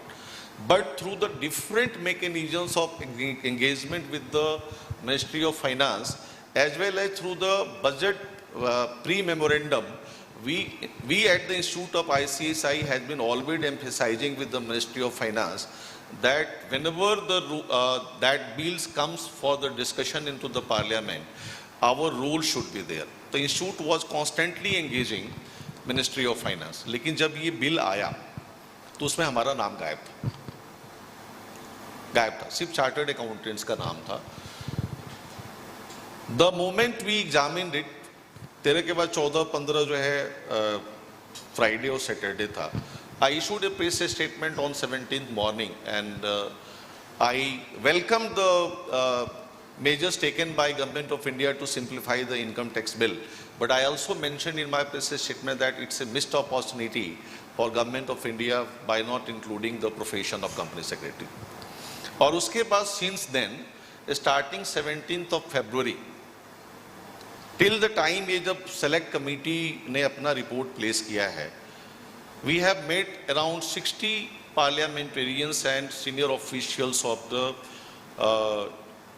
CBDT, as well as more than 10 cabinet ministers. और हमने उनको अपनी competency, अपनी training, intensity of the studies, हमारा role, हमारे syllabus के बारे में starting 1968 till the date हमने उनको emphasize किया. They invited us for presentation before the select committee on 16th of April 2025. There were a couple of suggestions from couple of members कि आप बड़े lawyers को लेके जाओ. बट यहाँ पे आप जितने विद्वान जने बैठे हैं आप सबको मालूम होगा कि parliamentary proceedings में बाहर के लोग allowed नहीं होते. Only the people from the organization, the top leadership is allowed to represent your matter. तो मैं गया, हमारे वाइस प्रेसिडेंट गए, सेक्रेटरी साहब गए और टैक्स एक्सपर्ट के रूप में हमारे श्रीधर साहब गए, not as a consultant, as an expert from within the profession, as a former president. Lawyers हमने इंक्वायर किया तो दे सेड कि नहीं आप कोई लॉयर्स किसी भी काउंसिल वगैरह को आप लेके नहीं आ सकते, बिल्कुल स्ट्रिक्टली नो. और हमने बहुत प्रभावी तरीके से अपनी बात को रखा. There were lot of grillings. बहुत सारा ऐसा भी लगा कि बहुत सारे जो वहाँ मेंबर हैं they were having some preconceived notion about the profession. मैंने 2 माननीय सदस्यों को इतना भी कहा कि मैं आपकी बात से बड़ी विनम्रता से सहमत हो रहा हूँ As a company secretary, we are adept, we are skillful, our training is robust, our curriculum is robust, and we are competent to carry out the tax audit. और हमने इतना भी उनको कहा कि आपको किसी भी स्तर पे लगता है, कि आपको कोई डाउट है हमारी कॉम्पिटेंसी के बारे में, तो आप कोई एग्जाम दे दीजिए हमारे को। जैसे IBBI ने जो है इंसॉल्वेंसी प्रोफेशनल और RBO के लिए दिया हुआ है, लेकिन हमको दीजिए जरूर। लेकिन क्या आपको लगता है कि हम प्रयास कर रहे थे लाने के लिए, और जिनकी तरफ से प्रयास और जिनके हाथ से निकलना तो हाथ पे हाथ धरे रख के बैठे थे? ऐसा नहीं है। हमने खूब प्रयास किया। इस पूरे प्रोसेस में मैं तो बैक पेन का शिकार हो गया हूं। इतना स्ट्रेस और इतना स्ट्रेन हमने झेला है 5 महीना। और as a president I had devoted my 5 months of my golden period of my presidency for the tax matter only. मैं संस्थान में बैठा हूं 2 घंटा बाकी काम करने, बाकी समय मैंने एंगेजमेंट किया है किसी न किसी MP से। मेरे जितने सूत्र थे सरकार में, मैंने सबको पकड़ा, सबको कहा कि भाई आप विचार करिए। हमारे मेंबर्स के Tier 2, Tier 3 सिटीज में जो हमारे मेंबर्स हैं, उनके उज्जवल भविष्य का सवाल है। The moment you give this recognition to us, there would be a boom in the profession. लेकिन ऐसा लगता है कि आपने तैयारी बहुत अच्छी की, आप दिन रात पढ़े, बट रिजल्ट आपके पक्ष में नहीं आया, तो क्या आप हौसला छोड़ देंगे? क्या आप हौसला छोड़ देंगे? हम सब CS के जो विद्यार्थी रहे, हमारा रिजल्ट नहीं होता था 25 अगस्त और 25 फरवरी को, तो क्या घर बैठ जाते थे? आलोचनाओं का स्वागत है। मैं हमेशा कहता हूं कि डेमोक्रेसी में आप आलोचना करिए, और हमारे पास टैक्स ऑडिट था नहीं कि हमारे पास से चला गया। हम एक एडिशनली लाने का प्रयास कर रहे थे, and the council, the institute of company secretaries of India is fully committed to bring the new recognition in the profession. कल भी मैंने अपने एड्रेस में बोला, समय की कमी थी क्योंकि 1 घंटा से हम ऑलरेडी डिलेड थे। उसके बाद मैंने अगले दिन हमने आपको पूरी लिस्ट भिजवाई है। What all Institute of Company Secretaries of India have achieved over the period of time, लगभग 150 रिकॉग्निशन हमारे पास टिल द डेट है। तो मैं ये कहता हूं कि एक संस्थान के मुखिया के रूप में मेरी जिम्मेवारी ये है कि मेरे मेंबर की स्थिति मौजूद हो।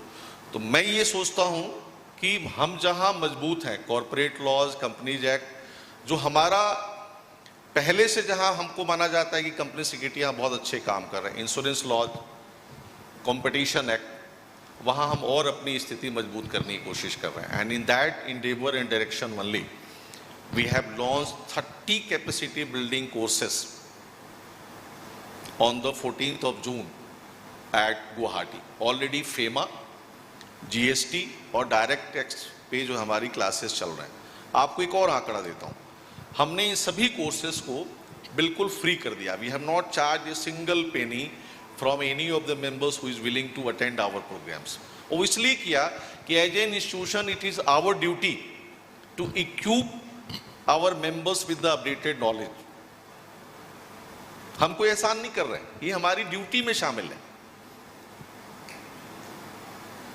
कि हमारा मेंबर फुल्ली इक्विप्ड हो, उसकी जो है कैपेसिटी बिल्डिंग एनहांस्ड हो, उसका नॉलेज अपडेटेड रहे। लेकिन आपको एक आंकड़ा दे रहा हूं, 12,000 लोगों ने डायरेक्ट टैक्स कोड में जो है रजिस्टर किया। जब पहले दिन हमने 10 जुलाई को क्लास चलाया, सिर्फ 4,800 लोग आए अटेंड करने के लिए, और हमने रिसोर्सेज की तैयारी करी 12,000 के हिसाब से। GST में हमारा रजिस्ट्रेशन 2,500 का था, 500 लोगों ने अटेंड किया GST का प्रोग्राम। फेमा में हमारा रजिस्ट्रेशन 3,500 का था, 1,500 लोगों ने अटेंड किया।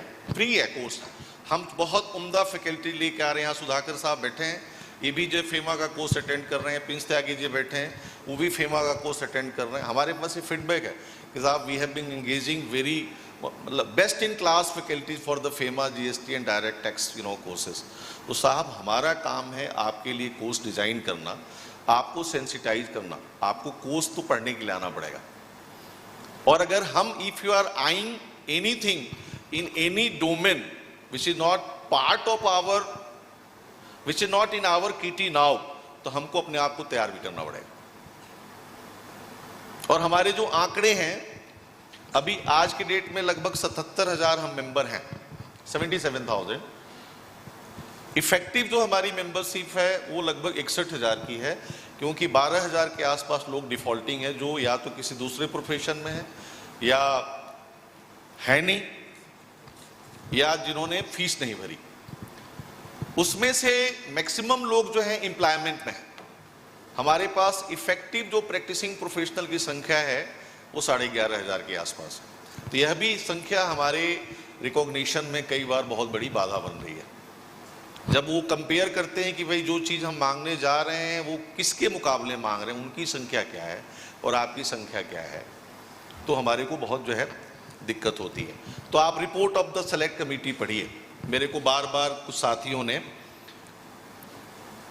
अच्छे तरीके से भी पूछा है और गंदे तरीके से भी पूछा है। पिछले 5 महीनों से मैं सोशल मीडिया में बहुत चर्चा का विषय हूं और कई बार तो बहुत पर्सनलाइज तरीके से भी अटैक होता है मेरे ऊपर। हर चीज की सूचना मेरे पास शाम को आती है। मैं बड़ा धैर्य वाला व्यक्ति हूं। मुझे लगता है कि डेमोक्रेसी में आपको आलोचना करने का अधिकार है, लेकिन आपकी भाषा बड़ी विनम्र है और शब्द बड़े मर्यादित हो। आपकी भाषा बड़ी विनम्र रहे और आपके शब्द बड़े मर्यादित हो।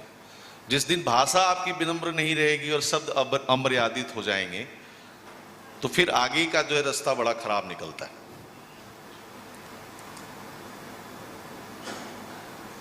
तो आलोचनाओं का स्वागत है, मैं बार बार कहता हूं कि आलोचनाओं का स्वागत है, लेकिन आलोचना होनी चाहिए प्रोफेशन को स्ट्रेंथन करने के लिए, संस्थान को स्ट्रेंथन करने के लिए। मेरे पास कोई रिसोर्सेस नहीं है, आपके पास कोई रिसोर्सेस है, आप आइए साथ में जुड़ जाइए। हम और एक मिलकर 11 हो जाते हैं। मैंने 11 मार्च को जो भी उस समय तक का एंडेवर था, मैंने सभी साथियों को एक डिटेल चिट्ठी भेजी थी। उसमें मैंने सारे फोटोग्राफ्स लगाए थे और मैंने कहा था कि आपका कहीं भी कोई संपर्क है, किसी भी एमपी से, किसी भी एमएलए से, किसी भी पार्टी के नेता से, आपका कहीं भी कोई पॉलिटिकल संपर्क है, आप आइए हमारे साथ जुड़िए, हमारे साथ चलिए। मैं अपना सारा संसाधन आपको देने को तैयार हूं, लेकिन लड़ाई मिल के लड़ते हैं। और लेकिन आपको लगता है, मैं कुछ लोगों के लिए बात कह रहा हूं कि काउंसिल को गाली देने से, प्रेसिडेंट को गाली देने से रिकॉग्निशन ज्यादा मिलता है, तो आइए हमारे साथ बैठिए आप।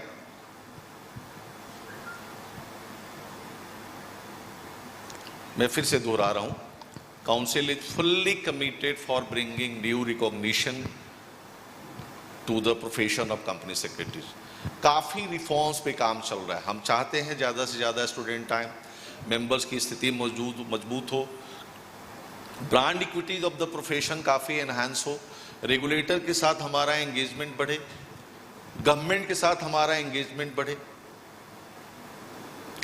आप जब कहीं जाएं किसी भी रेगुलेटर के पास, सरकार के पास, तो उनको ये फील होना चाहिए कि company secretary profession is one of the most credible profession, और आपके लिए मार्केट में काम जनरेट भी होना चाहिए।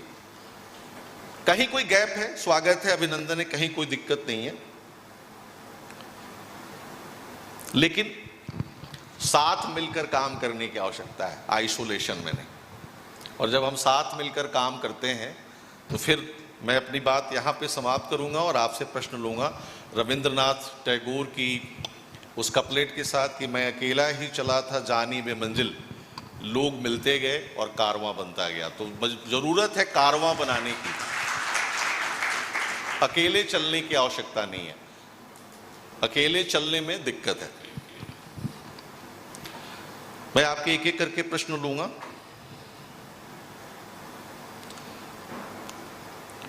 अभी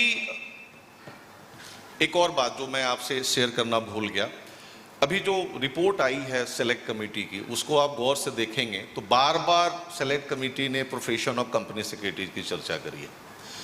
और जो 2 प्रोफेशन वहां पे जाके अपनी बात रख रहे थे सेलेक्ट कमेटी के सामने, कॉस्ट अकाउंटेंट्स और कंपनी सेक्रेटरी, दोनों के बारे में सबसे ज्यादा उन्होंने हमारे लिए लिखा। और मेरे पास अभी मेरे वाइस प्रेसिडेंट ने डेटा मेरे को दिया है, 29 टाइम्स हमारे नाम का जिक्र है सेलेक्ट कमेटी की रिपोर्ट में, 29 टाइम्स। मेरे से विभिन्न सोशल मीडिया में कुछ साथियों ने बार बार टैग करके, नेम कॉलिंग करके मेरे से पूछा कि बताइए सेलेक्ट कमेटी के सामने क्या हुआ। एक पढ़े लिखे व्यक्ति को ये जानना चाहिए कि सेलेक्ट कमेटी और पार्लियामेंट्री स्टैंडिंग कमेटी की जितनी प्रोसीडिंग्स होती हैं सारी प्रिविलेज कम्युनिकेशन होती है। The moment we went before the select committee, उन्होंने हमारे को कहा कि ओथ लीजिए और आपको ये ओथ लेने के बाद आपको ये प्रॉमिस करना है कि you will not be disclosing or divulging any of the discussion in the market. You will not be issuing any press release. You will not post anything on Twitter, on Facebook, anywhere else. जब तक कि हम अपनी report publish न कर दें। तो आज मेरे पास मौका है उस रिपोर्ट में क्या हुआ सेलेक्ट कमेटी में डिस्कस करने के लिए। और जो भी हमने वहाँ उनको बताया है, सेलेक्ट कमेटी ने अपनी रिपोर्ट में मार्वेलसली कैप्चर किया। We talked about our competency, our syllabus of the tax, our syllabus of the accountancy, what all we have been teaching to our students since 1968, हमारी adaptability, हमारी skill set, हमारी training। उन्होंने एक बार training पे हमारे को बोला कि आपकी ट्रेनिंग की इंटेंसिटी उतनी अच्छी नहीं है जितनी जो है दूसरे प्रोफेशन की है, those who have been already identified as the tax auditor। हमने उस पर भी उनको लगभग आधे घंटा बताया अपने पूरे ट्रेनिंग स्ट्रक्चर के बारे में। तो हमारी लगभग 3 घंटे की चर्चा थी और बहुत ही सार्थक चर्चा हुई। अब जब आप उस रिपोर्ट को देखेंगे तो हमारा जो दूसरा संस्थान है जिसको टैक्स ऑडिट मिला है, उसने अपनी सबमिशन में कहा कि all these 3 professions have been created for 3 different functions. कि we are primarily for financial and tax audit, cost accounting profession is for cost audit, and company secretary profession is for secretarial and compliance purpose। अब मैं उसी को आधार बनाकर मैं ministry में next day गया और मैं ज्वाइंट सेक्रेटरी प्रोफेशनल इंस्टीट्यूशन और ज्वाइंट सेक्रेटरी पॉलिसी को मैं कह के आया हूँ कि भाई आपको जब मौका मिला जो है बात करने के लिए तो आपने एक न्यूट्रल स्टैंड लिया। आपने कहा कि भाई तीनों का अलग अलग फंक्शन है, आप मिनिस्ट्री ऑफ फाइनेंस से पूछ लीजिए। अब तो खुद बोला है मिनिस्ट्री ऑफ फाइनेंस और जो है दूसरे संस्थान ने कि जो है उनका रोल डिफरेंट है और हमारा रोल डिफरेंट है। तो हमारे को आप एक्सक्लूसिवली जितने कंपनीज एक्ट के काम हैं वहां से 2 प्रोफेशन को निकालिए और सिर्फ और सिर्फ कंपनी सेक्रेटरी प्रोफेशन को ऐड करिए। मैं ये बात करके आया हूं, हमने उनके कान में डाल दिया। We are going to give a formal representation to this effect. कल 29 तारीख को मेरी कोऑर्डिनेशन कमेटी की मीटिंग है। तीनों संस्थान के अध्यक्ष, उपाध्यक्ष और सेक्रेटरी वहां मिलेंगे, सेक्रेटरी एमसीए भी रहेंगी। वहां पर भी मैं ये निवेदन करूंगा कि साहब वो खुद एग्री कर रहे हैं कि उसका कोई रोल नहीं है कंपनीज एक्ट में, तो इस वाले रोल को एक्सक्लूसिवली कंपनी सेक्रेटरी प्रोफेशन को दिया जाए। लेकिन मुझे एक बात और बताइए, क्या ओवरनाइट ये चीजें हो सकती है क्या? और अगर मैं जाके कुछ ऐसा वहां कर आया जो उनको नागवार गुजर गया और अभी कंपनीज अमेंडमेंट एक्ट आने वाला है और कुछ ऊपर नीचे हो गया, तो आप मेरे को ही बोलोगे ना कि धनंजय जी आपसे संभला नहीं। इसलिए मैं हमेशा कहता हूं कि जब मैं अपनी बात रेगुलेटर के सामने रखता हूं तो मेरी भाषा विनम्र, मर्यादित, लेकिन तर्क मेरे जो है बड़े फर्म रहते हैं। So I'll be always polite in my approach, but with all firmness, while I advance the cause of the profession before the Ministry of Corporate Affairs, and that I will continue to do so with the help of my counsel in the future also. So that's all. अब आप अपने जो आपके, वैसे तो मैंने बहुत सारे प्रश्नों का जवाब दे दिया है, फिर भी आपके कुछ प्रश्न हो आपके मन में तो आप मेरे से पूछिए, मैं एक एक करके जवाब दूंगा। भारती साहब, प्रश्न आपके ब्रीफ हों और टू दी पॉइंट हो ताकि मैं जल्दी से जवाब दे दूं। As far as good morning friends, my name is S.S. Marthi from Hyderabad. I was the former chairman of SARC. At the outset, it is from the bottom of the heart that I would like to convey my compliments to the present council for the effective changes, because I have been associated both sides with the administrative and this thing for the last, since my getting my membership. So I can feel the change. So it is a feather in the cap for the council, which you can take. Thank you very much, sir. Now, I would quickly come to the couple of suggestions which I had experienced, or especially with regard to the student-related matters and career awareness program. You know, during my chairmanship of the Hyderabad chapter on 20th December 2007, I had the privilege of conducting career awareness programs in the entire 23 districts of erstwhile Andhra Pradesh on a single day.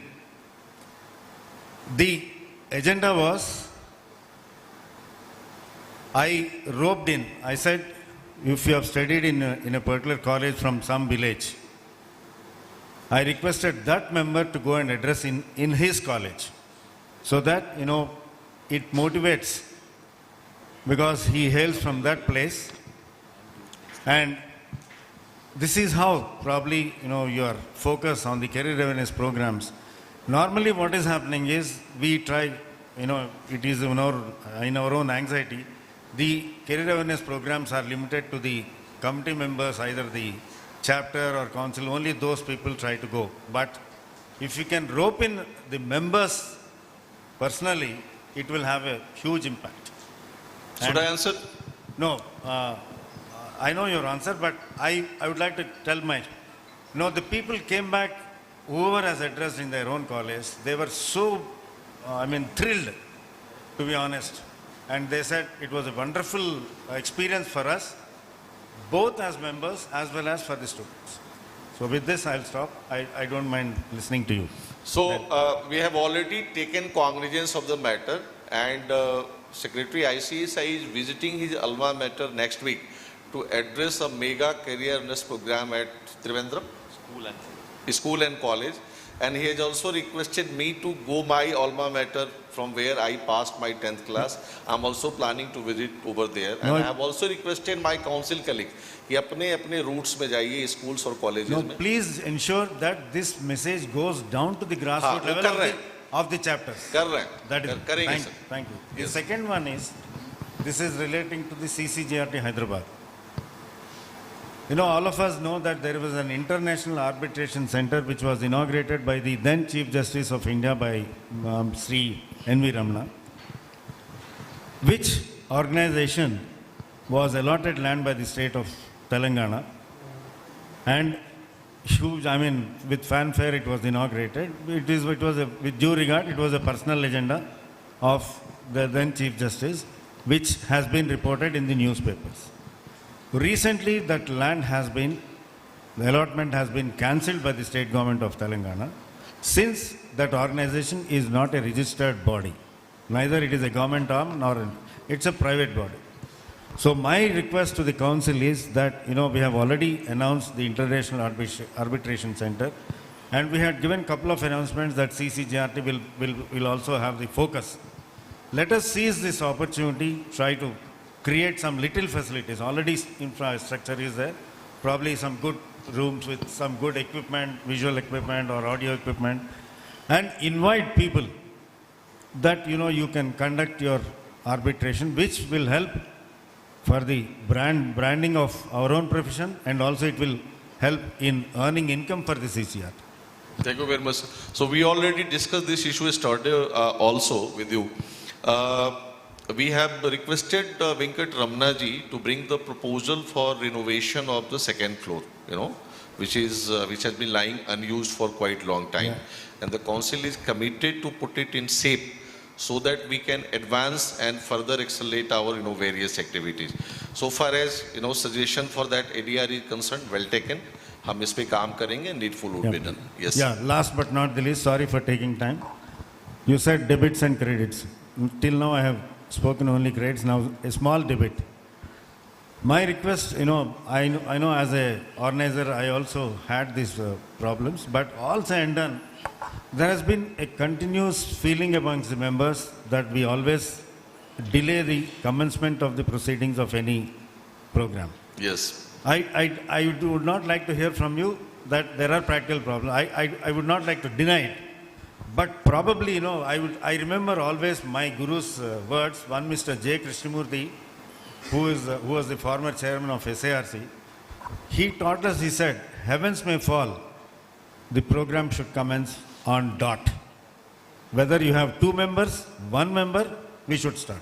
Yeah, Probably ideally, that I request you to take it in the right earnest, not as a complaint. Marthi Sahab, Thank you. ideally it should be, and it should happen like, that only. Yesterday I apologized for the delay because it was out of some, compulsive circumstances. And we had a very specific mandate कि आने के बाद ही आप, शुरू करिएगा. तो Joint Secretary Corporate Communication हमारे पास कोई option नहीं बचा था. लेकिन we have been practicing this. We practiced it last year at National Convention Mumbai under the leadership of Narasimhan Saab. We practiced the same at PCS Conference Guwahati, Women's Conference at Indore. इस बार हमारे कुछ compulsion है क्योंकि हमारा engagement government के साथ इस level का है कि अब हमारे को उनकी ज़्यादा ज़रूरत है. तो हमारे को कई बार प्रैक्टिकल सर्कमस्टांसेस को ध्यान में रख के कार्यक्रम को आगे बढ़ाना होता है. इसलिए मैंने क्षमा याचना की थी कि 1 घंटा डिले से प्रोग्राम शुरू हुआ है, लेकिन हम आपके इस लॉस को कंपनसेट करेंगे. Well taken sir. Last but not the least, as far as the PCS is concerned, I have been talking about this almost for the last 20-25 years. Of course, there were compulsions for the institute because we had very less number of PCS at that point of time. Now probably we can think of it that once a member qualifies, he should first get at least 2 to 3 years, if not 5 years of experience as an employee and then set up his board as a practicing company. Please consider this. It will enhance the value of our own profession. Thank you. Noted, sir. Noted. Yes, Shankar ji. Sir वो शंकर जी पहले हाथ उठाए थे. बताइए. Mic ले लीजिए. सबसे पहले तो सर बहुत बहुत धन्यवाद आप लोगों को कि सस्टेनेबिलिटी पे अपना पहला प्रोग्राम हुआ. सर मेरा सवाल ये है कि दिन पर दिन हम देख रहे हैं कि नंबर ऑफ पीसीएस कम होता जा रहा है. सर इतना रिकॉग्निशन होने के बाद भी नंबर ऑफ पीसीएस कम होना, इसका क्या कारण है सर? हम अपने मेंबर को लगातार सेंसिटाइज कर रहे हैं कि आप जो है प्रैक्टिस में आइए और प्रैक्टिस साइड का भविष्य बहुत उज्जवल है. ये मेंबर को भी सोचना है कि प्रैक्टिस साइड है वो प्रोफेशन को बिल्ड करने में अपनी बहुत बड़ी महत्वपूर्ण भूमिका निभा रहा है. तो through the various programmes, training programmes, TDOP, EDP, CLDP, जहां हमारा बच्चे से इंटरेक्शन पहले और सेकंड और थर्ड स्टेज में होता है, we have been emphasising in a most concerted way कि you should also think of getting into the practice. लेकिन ये individual choices है कि बच्चा जॉब में जाएगा कि बच्चा प्रैक्टिस में आएगा. As an institution we cannot impose upon anyone कि आपको प्रैक्टिस करनी है कि आपको जॉब करना है. दोनों ही एवेन्यूज अवेलेबल है और हमारे हाथ इस पे बंधे हुए हैं. हम सिर्फ और सिर्फ जागृत कर सकते हैं, जबरदस्ती पकड़ के नहीं ला सकते. जी सुधाकर साहब. जी sir. Good morning, President. Good morning, Council, and good morning, everyone. My name is Sudhakar. I have 2 suggestions. One is on the publications. Second one is on the students. Before that, I must compliment the Council for the kind of initiatives what you have taken to upgrade the knowledge of the members, like your EE series is there, capacity building is there, and apart from that thing, the certificate courses what you are conducting. It is now up to the members. Institute is doing the best. It is up to the members how much advantage how they are did you taking find the about FEMA that. program? Sir, capacity building is superb, but I really am very sad. Only thing what I want to suggest as far as capacity building is concerned, if you give anything free of cost, nobody will appreciate, nobody will take even respect that. Fees laga de. Sir, fees lagao. But minimum fees lagaiye. You know why I am telling, sir? With a responsibility I am saying this. You see, Institute of Chartered Accountants program, they charge 100 rupees sometimes, they charge 200 rupees sometimes. Because anything you give free of cost, nobody will respect that. This is visible now. For a GST program, when you said that 2,500 registrations, whereas when I was in the vision committee, when we were deciding the core areas, there was such a demand that GST is also a core area for the company secretaries. And GST, when you are giving a capacity building this thing, people are not taking advantage of that. Means something is wrong with us, not with you. That's what I want to say, number one. आप कह सकते हैं, हम कह नहीं सकते ना. Sir, इसलिए मैं कह रहा हूँ मैं. See, this is my 40th year as a member of this August Institute. I have a lot of passion towards this institute, and that is the only reason that sometimes when this kind of things happen, I really feel very sad about it. Wherever I get the opportunity, I do express my feelings and my anguishment also about that. Now, as far as the publications are concerned, I want to say one or two things. Number one, Institute is spending so much on constituting these boards, Board of Auditing Standards, Board of Secretarial Standards, Board of ESG, like this. We are bringing the beautiful guidance notes. But the unfortunate part is, even till date, people are not aware of the guidance notes availability. Related party transactions, SSB has brought a beautiful this thing which is under revision now. Independent directors, corporate social responsibility, insider trading regulations. These are all the burning topics for the company secretaries. Still they want the solution on the WhatsApp but not in the guidance notes. One reason, sir, for that might be the amount of advocacy what is to be taken is not happening. So I request Secretary to think about that thing, how we have to create the awareness about the guidance notes among the fraternity. See, by merely publishing in the Chartered Secretary is not sufficient. Sir, these days social media is very active. Wherever you have to use 2 minutes clips, you have to use it and you have to spread it across. Social media has to take a strong this thing. Well taken, sir. So, thanks for your compliment for the various initiative Sir, of the ICSI. The credit doesn't goes to me. It goes to my entire council. My council colleagues have been working, tirelessly in their different domains for the development of the profession. Coming to the second part of the question about the publication and its awareness. Sir, publication, one more thing is there. Yeah. Before you answer that, let me also say that. Number one, timely revision is not taking place in some of the publications. That kindly look into that, yeah. Number one. Number two, availability of publications is also not that encouraging. Because several times some people give me a feedback that the guidance notes, because wherever I am getting an opportunity, I do create an advocacy as far as the guidance notes are concerned. But what I have been told is that the guidance notes are not available. Even if they want to buy it also, I am not aware of how far it is correct. Since actually Pawan Bhai is looking into the publications, kindly look into this aspect. Sir, before you answer, let me talk about the students. Students thing, I got a privilege to be there on the vision committee of 2022. So in the year 2020, I was there in the committee. The students' number of strength at that point of time itself was low. And today what the figure you have given is drastically fallen. So definitely it is a time for us to understand what is the reason for that thing. Apart from creating the awareness, again the same thing I go for the social media. When I was in the vision committee, what's called a recommendation we are given to the council was, we will pick up some eminent company secretaries who are in the practice, some eminent company secretaries who are in the service, who will share in a very crisp manner how they could reach that particular position. That is because of the company secretary. Say for example, if I am today here, it is the courtesy go to this profession only. So like that, if we do that, and that particular message has to go among the student community. These days, nobody read the paper, anything you publish it, nobody is going to read that. That 2 minutes, 3 minutes clips have to come. In fact, I must appreciate that ICSI Pulse, what you have started. The same thing you have to start as far as the student awareness or student, how to build up that thing and all. Colleges, schools, wherever it is, you kindly took into that. That's all. Thank you very much for giving me this opportunity. For the second part of your question on the publication, we have been trying to create a lot of awareness for our publication through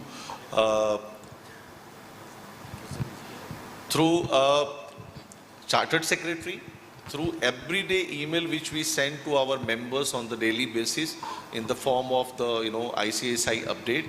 Also, we have uploaded all our publication on the Amazon.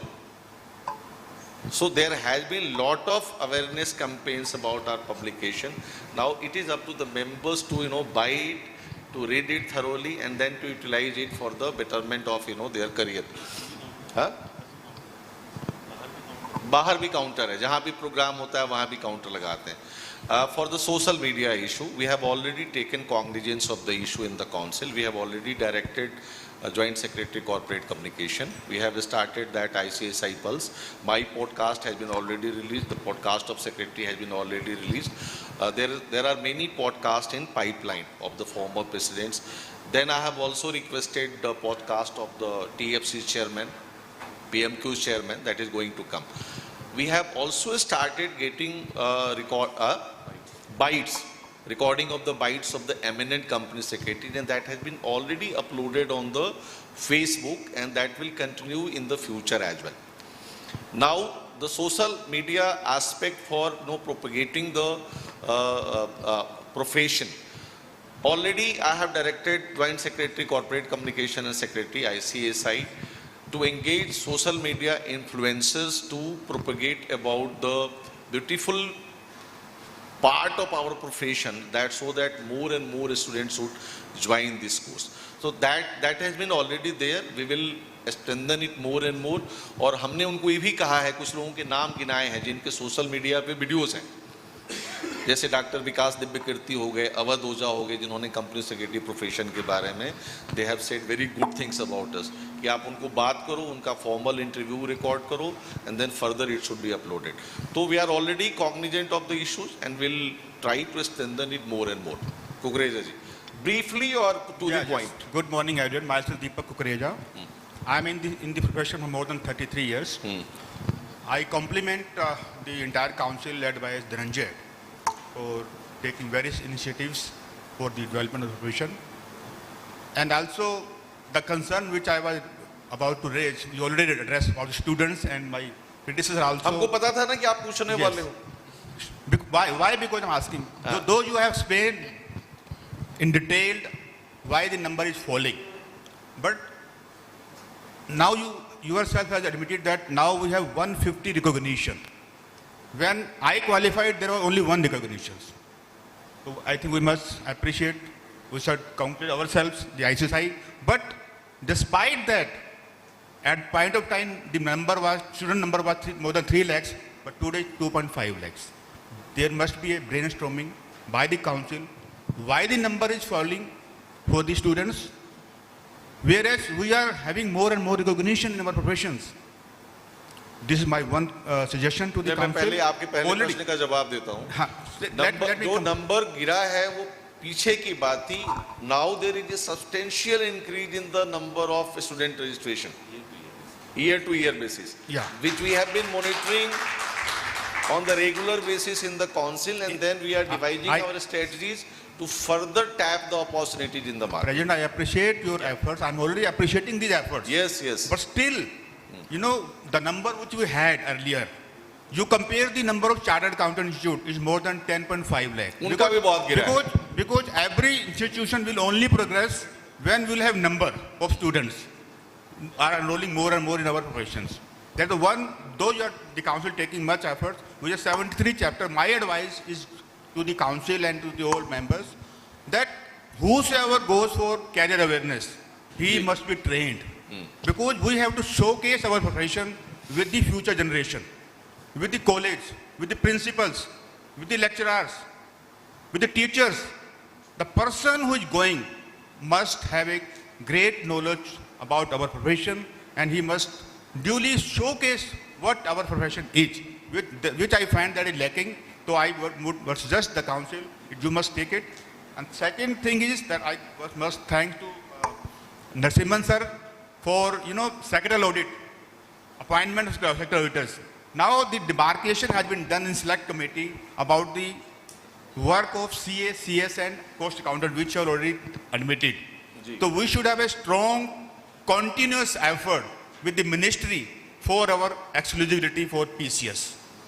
When it has already in the select committee, I have read the select committee report, it only demarcated the role of all 3 professions, what their role chartered accountant, what the role of company secretary, what the cost accountant. When our role is compliance, then they should not encroach our area. That already jawab de diya. Yes, you are taking, but I am telling we should take strong continuous efforts. Thank you so much. Thanks. President, I will tell my colleagues, dear friend, these 12 members cannot do everything, and whatever you expect, you are all youngster. This time I have gone to my village after a long number of years, because after Director Finance HAL, then NCLT, NCLAT, now retirement will come someday. So when I have gone to the village, I have seen in the village schools, people are not aware about our profession. So it is not these 12 persons can do. You all 77,000 members or effective 61,000 members will have to go to your school, to your state, to your district. And it is you who has to tell. Even I was not knowing some of the petty, nitty-gritty. Normally only graduate admission direct होगा, एक graduation with first class होगा. क्योंकि जब मैं CA किया था उस time में वहाँ first class graduation था. तो ये awareness हमें करते हुए हमें उन बच्चों को बताना है. फॉलिंग की चिंता मत करिए. तमिल जितने साउथ में इंजीनियरिंग कॉलेज थे उसमें से 50-60% बंद हो गए हैं, क्योंकि वैसे ही लोग सोच रहे हैं कि पढ़ के भी तो 15-20 हज़ार मिलता है, 20 हज़ार की नौकरी वैसे भी मिलेगी. इसलिए सम्मान दीजिए अपने प्रोफेशन का. और हम 12 आदमी से एक्सपेक्ट नहीं कर सकते. हम 61,000 जब लगेंगे तभी आप आगे बढ़ेंगे. Thank you very much sir for your usual guidance. Deepti ji जरा कुकरेजा जी के दूसरे वाले प्रश्न का जवाब दे दूं. Coming back to your second question about the role of career awareness volunteers about their great knowledge and also educating the educators. Already ICSI has been doing 2 teachers conference from the month of July to September every year, and this year we have decided in the council to organize the National Educators Conference at the national level at Delhi, wherein we are going to invite the Vice Chancellor, Pro-Vice Chancellor, Provost and Proctors of all the universities in India to Delhi, and to showcase our strength before them, that what is the profession of company secretary and how we are transforming the economic development of the nation. That we are going to do this year. Thank you so much. Yes. First of all, Local committee members are not allowed to raise the questions. First of all, I'll congratulate Institute for organizing the program on this topic. ESG, BRSR, and is a very apt topic, and it's going to be future. And at this juncture, if we say as regards professional recognition and all that, no profession is at present is claiming the authority on the subject.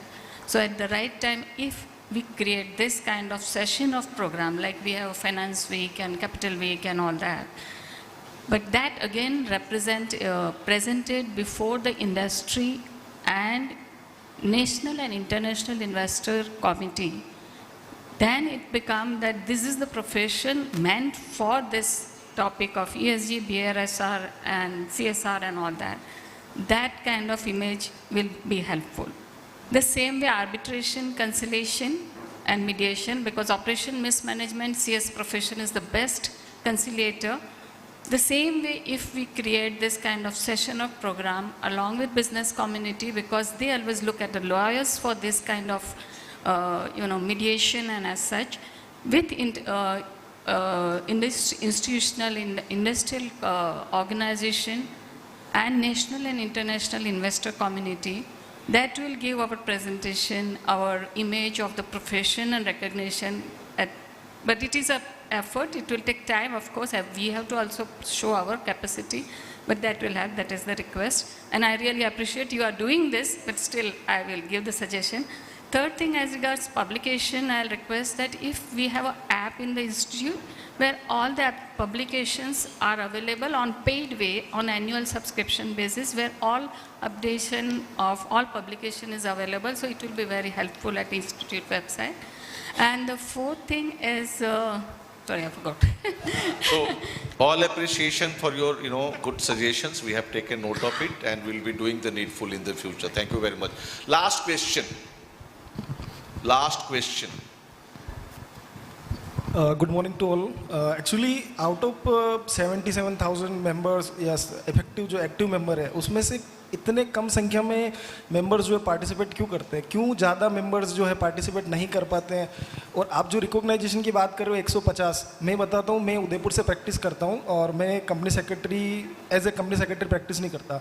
मैं pollution control board की practice करता हूँ, मैं रिको की practice करता हूँ, मैं जो है कोऑपरेटिव सोसाइटी में प्रैक्टिस करता हूँ, और सब जगह जहाँ जहाँ CA के सर्टिफिकेशन की डिमांड होती है वहाँ सब जगह मैं as a practising company secretary अपना सर्टिफिकेशन इशू करता हूँ. और 2 जगह मैंने सेशन कोर्ट में चैलेंज भी कर दिया कि हाउ मतलब मैं कैसे जो हूँ एलिजिबल नहीं हूँ उन सबको करने के लिए।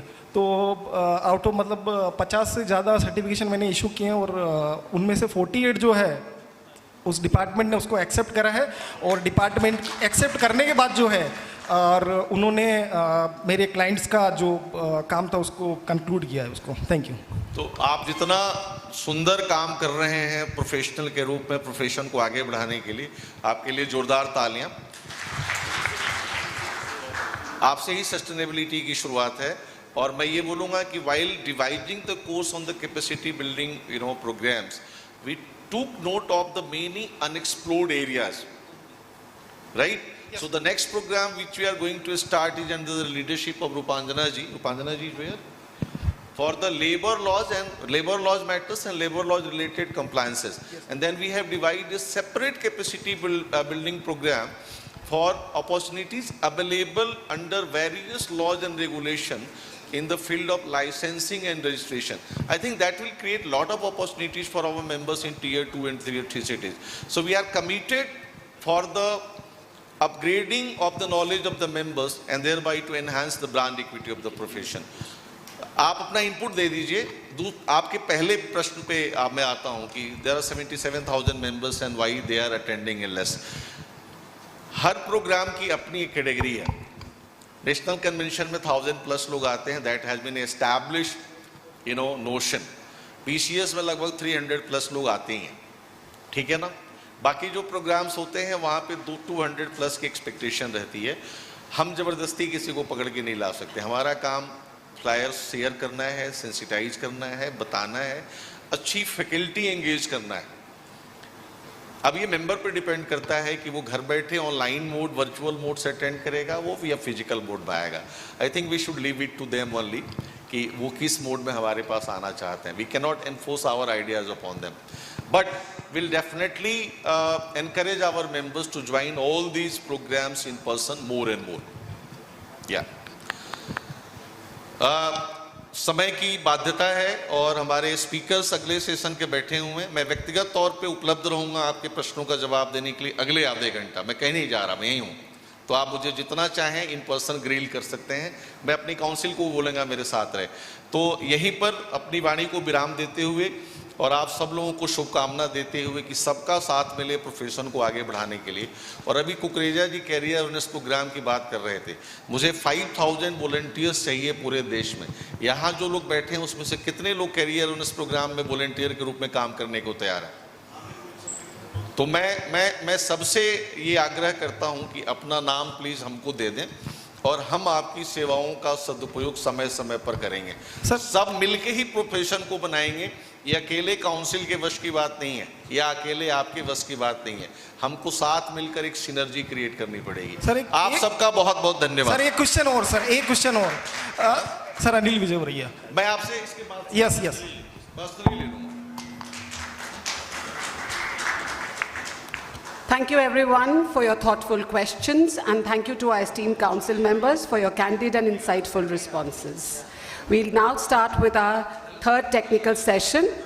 Stay tuned. We request you all to kindly please remain seated as we will be starting with our third technical session right away. BoardPack is a secure online platform that digitizes the entire board management process, from company secretaries' preparation to board members, conducting the meeting and collaborating on board paper, whether you're at office, at home, or on the go.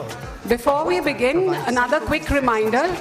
As mentioned earlier, the application for the 25th National Awards for Excellence in Corporate Governance is open now.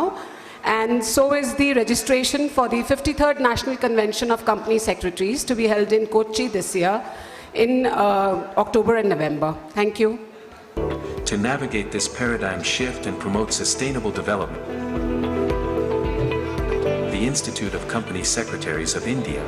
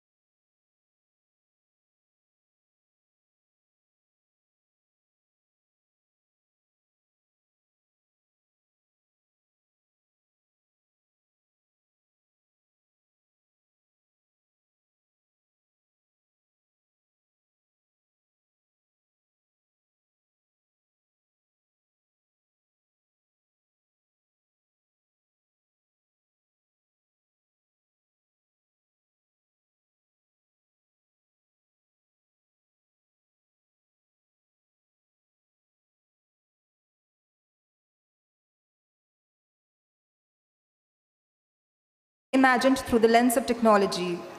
The theme of the third technical session, ESG, AI and technology integration, reflects the evolving convergence of technology and governance. As artificial intelligence, automation, and digital tools become deeply embedded in business functions, the role of professionals must evolve just as swiftly. From sustainability analytics to regulatory tech, the integration of technology into ESG frameworks is transforming the way organizations think, act, and report. To lead this discussion, I now invite a distinguished panelist to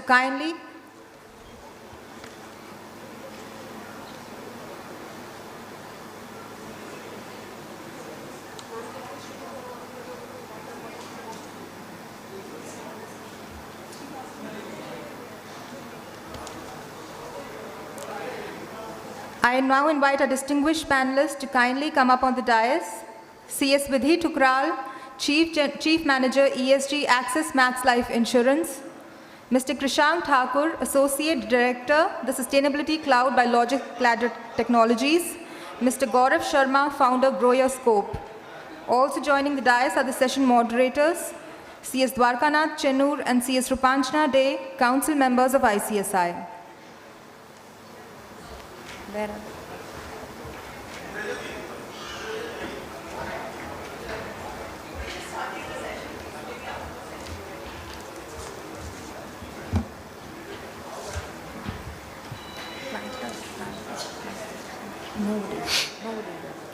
Ladies and gentlemen, a big round of applause for our esteemed panelists, please. To extend our signature green welcome, I request CS Dwarkanath Chenur to kindly greet CS Vidhi Tukral, Chief Manager, ESG Access Max Life Insurance, with a planter.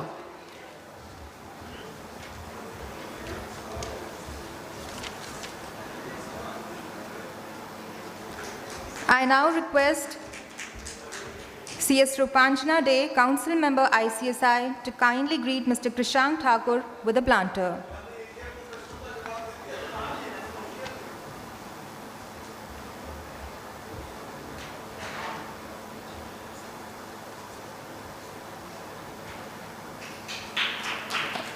Please give a warm round of applause, ladies and gentlemen. I once again request CS Dwarkanath Chenur to kindly greet Mr. Gaurav Sharma, Founder, Grow Your Scope, with a planter.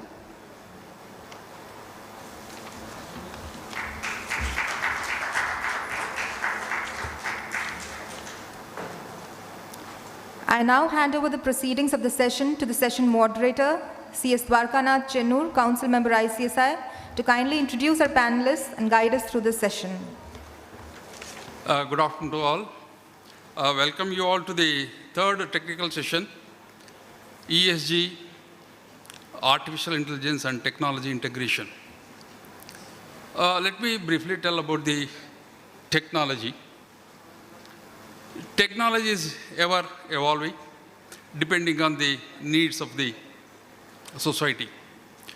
A small example, the typewriters, what we used to see some 80 years back, it was a mechanical typewriter.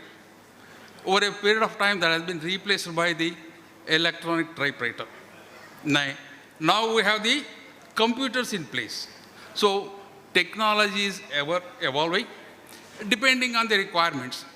But at the same time, technology can also be misused. So one, what is a favorable thing is that, see now, earlier we used to assemble in person for the seminars. Now, virtually, members are participating from across the country. At the same time, technology can be devastating if cyber crooks get into your account. Digital arrests, that's what we are trying to see nowadays. So it can be both beneficial as well as it is disadvantageous as well. Having said that, I'll take minimum time to introduce the panelists here.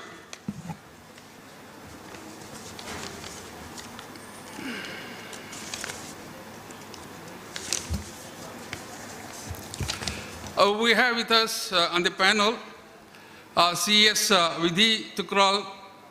She holds the position of Chief Manager, ESG at Axis Max Life Insurance, where she spearheads ESG initiatives, demonstrating her evolved focus on integrating sustainability principles within the financial sector.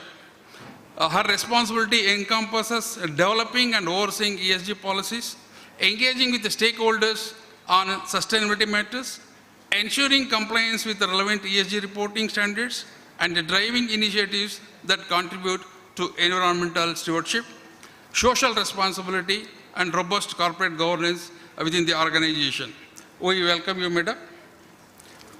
We have with us Mr. Krishnang Thakur, Associate Director, Enterprise Sales at Sustainability Cloud, is a passionate advocate for the new climate economy and a driving force behind digital climate solutions for enterprise sustainability. He plays a strategic role in enabling leading organizations to accelerate their journey towards net zero through advanced AI-powered ESG and carbon management platforms. He has been at the forefront of aligning product innovation with market needs, regulatory frameworks, and client feedback, ensuring enterprises are equipped with solutions that are not only robust but also intuitive. We welcome you, sir, as well.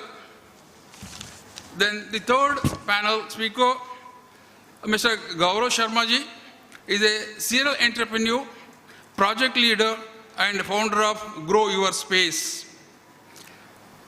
With 15 years of cross-functional experience across Dubai, India, and US market, Mr. Sharma blends strategic foresight with executional clarity. He led a groundbreaking AI-assisted fraud detection system at GenRocket, a California-based SaaS tech platform deals in synthetic data and AI, simulating 990 million synthetic invoices, pioneering innovation and regulatory technology. He champions the integration of ESG with AI and governance frameworks. His work sits at intersection of ethics, technology, and purpose. We welcome you, sir. And the session, of course, has been curtailed to 1 hour because of the time constraint. And each panel member will get initially around 8 minutes to give the initial remarks. Then followed by, we have a couple of questions from our side, and maybe some participants may also have some questions. I once again welcome you all. Thank you very much.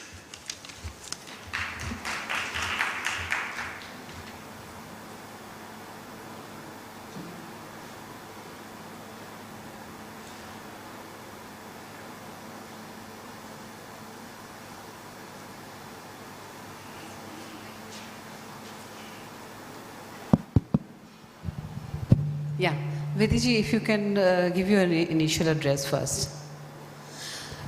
It's up to you if you want to do it from here, or you can go to the podium also. Thank you so much to all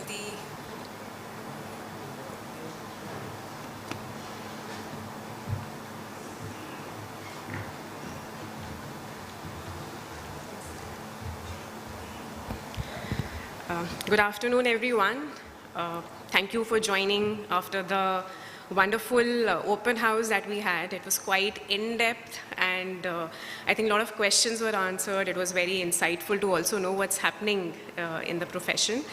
Also, happy to see all the co-panelists here for this panel on ESG, AI, and technology integration.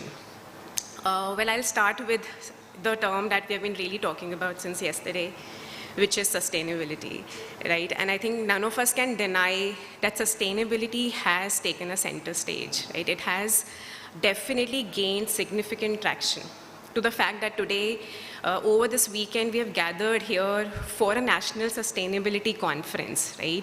We could not have imagined this, say, 5 years back. Now, this conference has a main title, the word sustainability there. So we definitely see that the landscape is evolving. And with this, I would say that SEBI has been quite a big driver to kind of solidify the sustainability with introducing BRSR. So it replaced BRR. And in 2021, when we got BRSR, so sustainability really became a legal mandate. Now, with this evolving landscape, which is sustainability, we also have a very strong influence of artificial intelligence. And of course, our technology is also upgrading, I would say, every day and every hour, if I can put it that way. So it's a very interesting sort of intersection of ESG, AI, and technology. And for company secretaries, I would say it's a very pivotal convergence of ESG and AI. And why I would say that if you actually look at what ESG is, yes, it is about the non-financial information of a company, non-financial disclosures of a company. But if I actually decode, ESG is highly data-driven. You need a lot of data to make sense of. You need to collate data. It would be very scattered sort of data in different functions. And you might even not even know that such data exists within your company. But that is what ESG is about. You really have to kind of make sense of the data, unstructured data. And that's where AI helps you. Something like NLP, National Language Processing, right? So natural language processing, that will only help you if you can make sense of the unstructured data. And in ESG, it's also something which is cross-functional. It's not, you really have to interact with probably all the functions, and not just legal, secretarial, HR, CSR, marketing, IT, procurement, facility, every function. And from them to collate the data, and not just collating the data, you also have to synthesize the data, validate the data, because you're going to disclose it out, and disclose it out to SEBI. So the data has to be really, really authenticated. And that's where the role of AI comes in, to help you with easing this whole process of data. So like I said, ESG is highly data driven. So like we were talking about in the open house that, there's a lot of scope of professions, like the branches of professions coming in with new sort of fields. One such area also is where, like the data literacy. Like to upgrade ourselves in data literacy, because what data is speaking to each other is also, it's interesting, but it's also something that you have to put your energy on, that, what data is speaking to each other. So if I put ESG and AI convergence together in ESG, like I'll start with the element E here. Right now, in E, there are actually AI-powered carbon trackers, so carbon emission trackers. So how much of your scope 1, emissions, scope 2 emissions are being done, which is right now mandatory for Indian entities to report in their BRSR, that can all be done through AI-powered platforms. Now that's about your carbon emissions, so they can be really tracked. And now once they are tracked, once you are able to measure your carbon emissions, you can also then take measures to optimize them, to reduce your carbon emissions, because now you have data that so much of gigawatt is being, say, generated, or so much of being is, utilized. And then where is the scope of cutting it down, right? So next is, of course, you can use AI for energy optimization, for your resources optimization, that where is it that my resources are actually going idle? Where is it that my resources are being overly utilized? So AI-powered energy optimization platforms are there. And something very interesting, like we see, like we talk about climate change all the time. And Google is one of the companies which you will see is relying a lot on technology to anticipate climate-related data. So what's going to happen? Is it going to rain tomorrow, and maybe what's the weather? So now there are AI-empowered climate assessment tools. So your business, in terms of your supply chain, where are you going to store if you're in the manufacturing sector, where are you going to store your assets, your production, everything depends on it. So if you have those tools, it just makes it very easy for you to plan and systematically go ahead with your workings. Now, in terms of, and there's something very interesting, I would say. So, of course, I'm representing Excess Max Life Insurance. So we do have a lot of branches. So we have over 400 branches across India. Now, there's something, so there are of course ACs in those offices, but not all the offices we have been able to actually, you know, like just say that, okay, the AC temperature will not go less than 24 degrees. Now there's a AI tool, and you will also see in a lot of bank ATMs with the AC. There's only one small ATM machine, but the AI is literally, so the AC is literally freezing there, right? There's nobody to actually put a check on it that who is going to switch it off, who's going to switch it on, who's going to, you know, reduce the temperature, increase the temperature. So there are tools and which can be centrally controlled. So sitting in your office, maybe like your procurement or facility team takes care of it, you can actually keep a check on that in all these places, how many ACs are there, what time will they get on, and say you want to freeze the temperature at 24 degrees, you know, like 1 or 2 degrees of variation depending on the temperature outside. And this time, maybe like at 5 p.m., you want to switch off the AC. Now, there are AI-powered tools in it.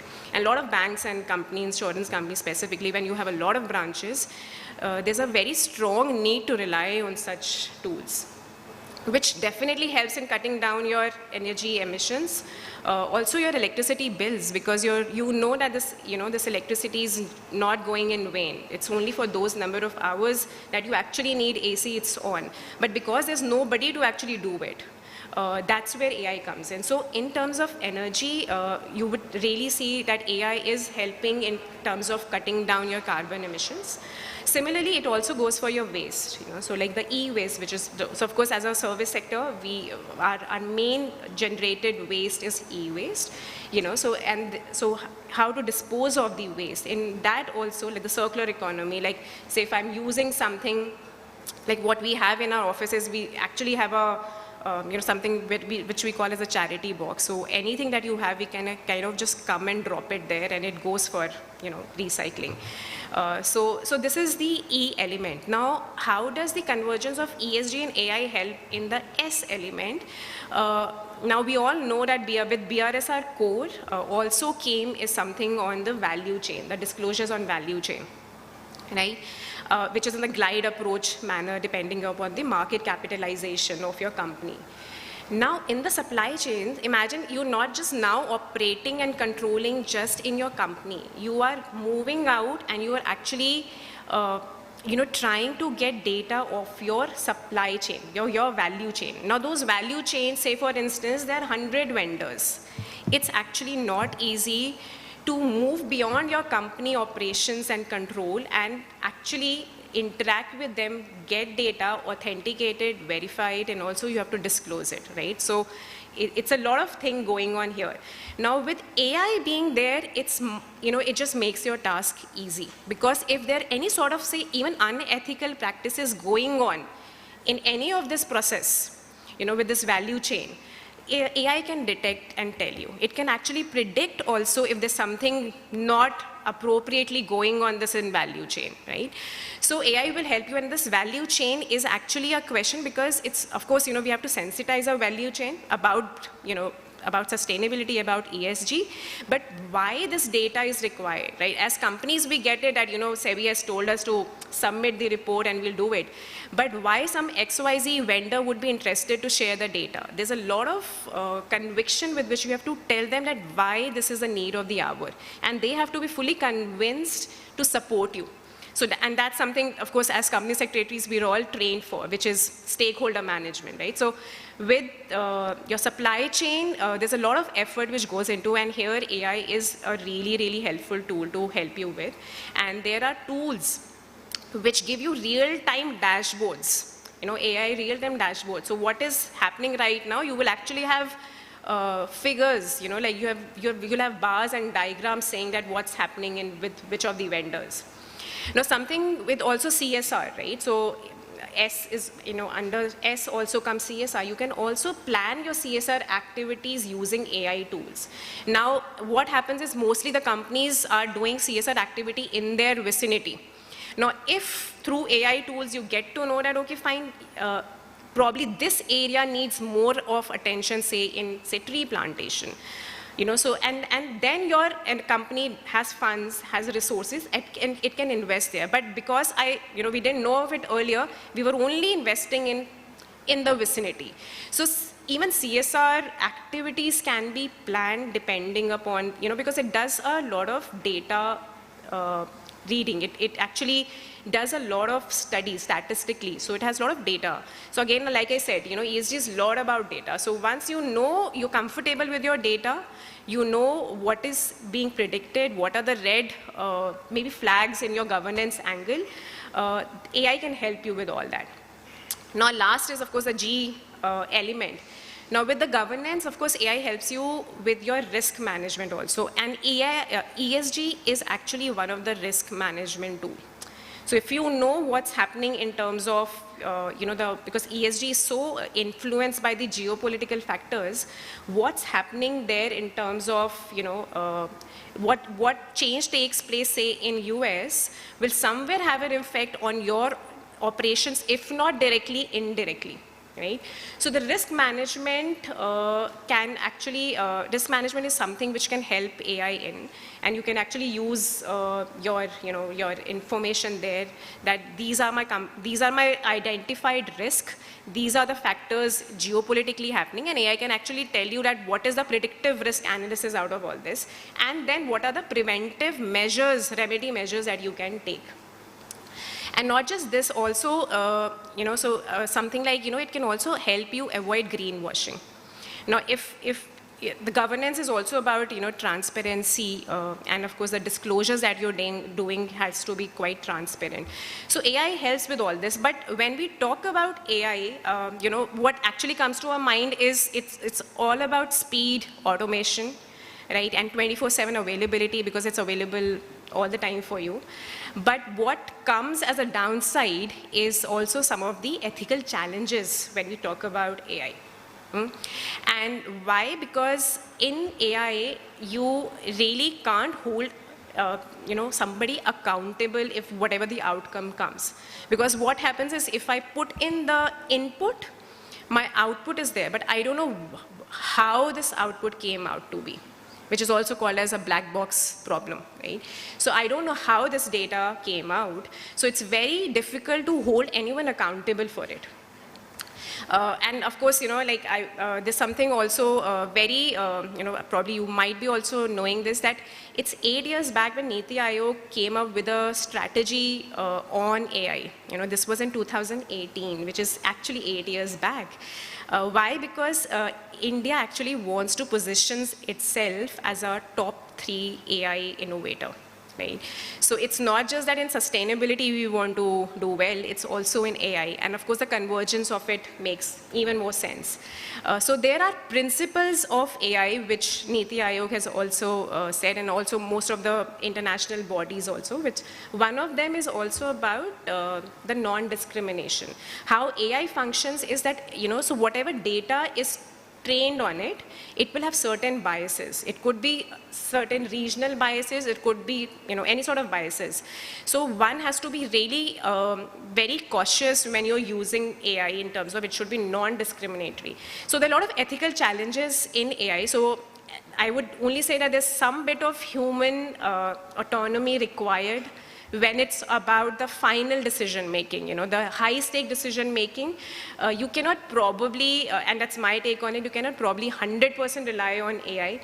And that's where I think there's nothing above your human emotions and human intelligence, because you can actually then, fix those black box issues or accountability issues or transparency issues or even inclusivity issues. Of course, in detail, we'll be talking about this topic much more in detail, but thank you so much.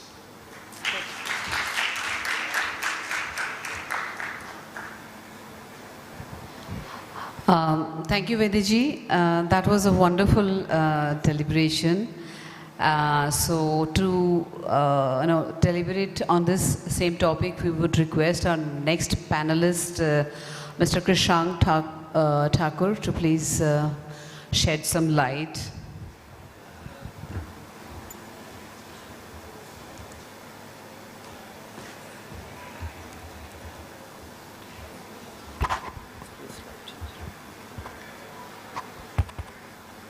Hello. Hi, good afternoon, everyone. I would like to begin by thanking ICSI for giving me this opportunity to speak with you guys today and for organizing such a great event. So thank you for that. Now, today, with whatever minutes I have, I'll be talking about how AI and technology integration can actually practically be used to solve the ESG bookkeeping and reporting challenges. So starting off, let's start from the very top and let's start with a quick definition of what we understand by the terms ESG bookkeeping and reporting. So it's a bunch of ESG KPIs that you need to track. You need to consolidate it across your facilities, across your departments, finally collate it and put it into a structured reporting format that you can finally report across in the public domain. Sounds simple enough, right? But as we all know that it's easier said than done. So now with this basics in mind, in my experience, I've had a chance to work with a lot of enterprise customers as well as SMEs and MSMEs. And these are the two most common approaches that actually when you start thinking about how should I do ESG bookkeeping and reporting, these are the two most common approaches that come across. So they either do it through an Excel-based approach in-house or they finally go and outsource the entire thing to a consultant. Now what I've done here is, of these two most common approaches, I have taken the liberty to actually jot down some points which I think are extreme challenges to these two approaches. What I'd like you guys to do is just quickly take 30 seconds to go through these bullet points. You might have counterpoints to some of these points, which we can have a separate discussion on definitely, but really actually think about whether these are the challenges that you also actually face as an organization or not. If there are no counterpoints from the audience, then that means that we are agreeing that these two approaches are filled with challenges. There's just a lot of problems there. And finally, this can lead to nothing but just one outcome, which is ESG bookkeeping and reporting being a checkbox activity. So I'll just pause for 30 seconds for you guys to read the points and then we'll move on.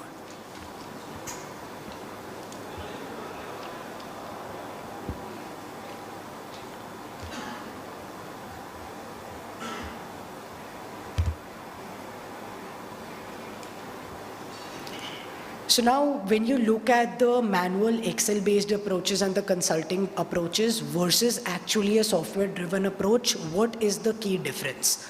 One, you would be surprised to know that more than 70% of your ESG data is already trapped in one business software or the other. It could be your ERP systems, it could be your HRMS systems, it could also be your, let's say, production management systems, building management, DCS, SCADA, etc.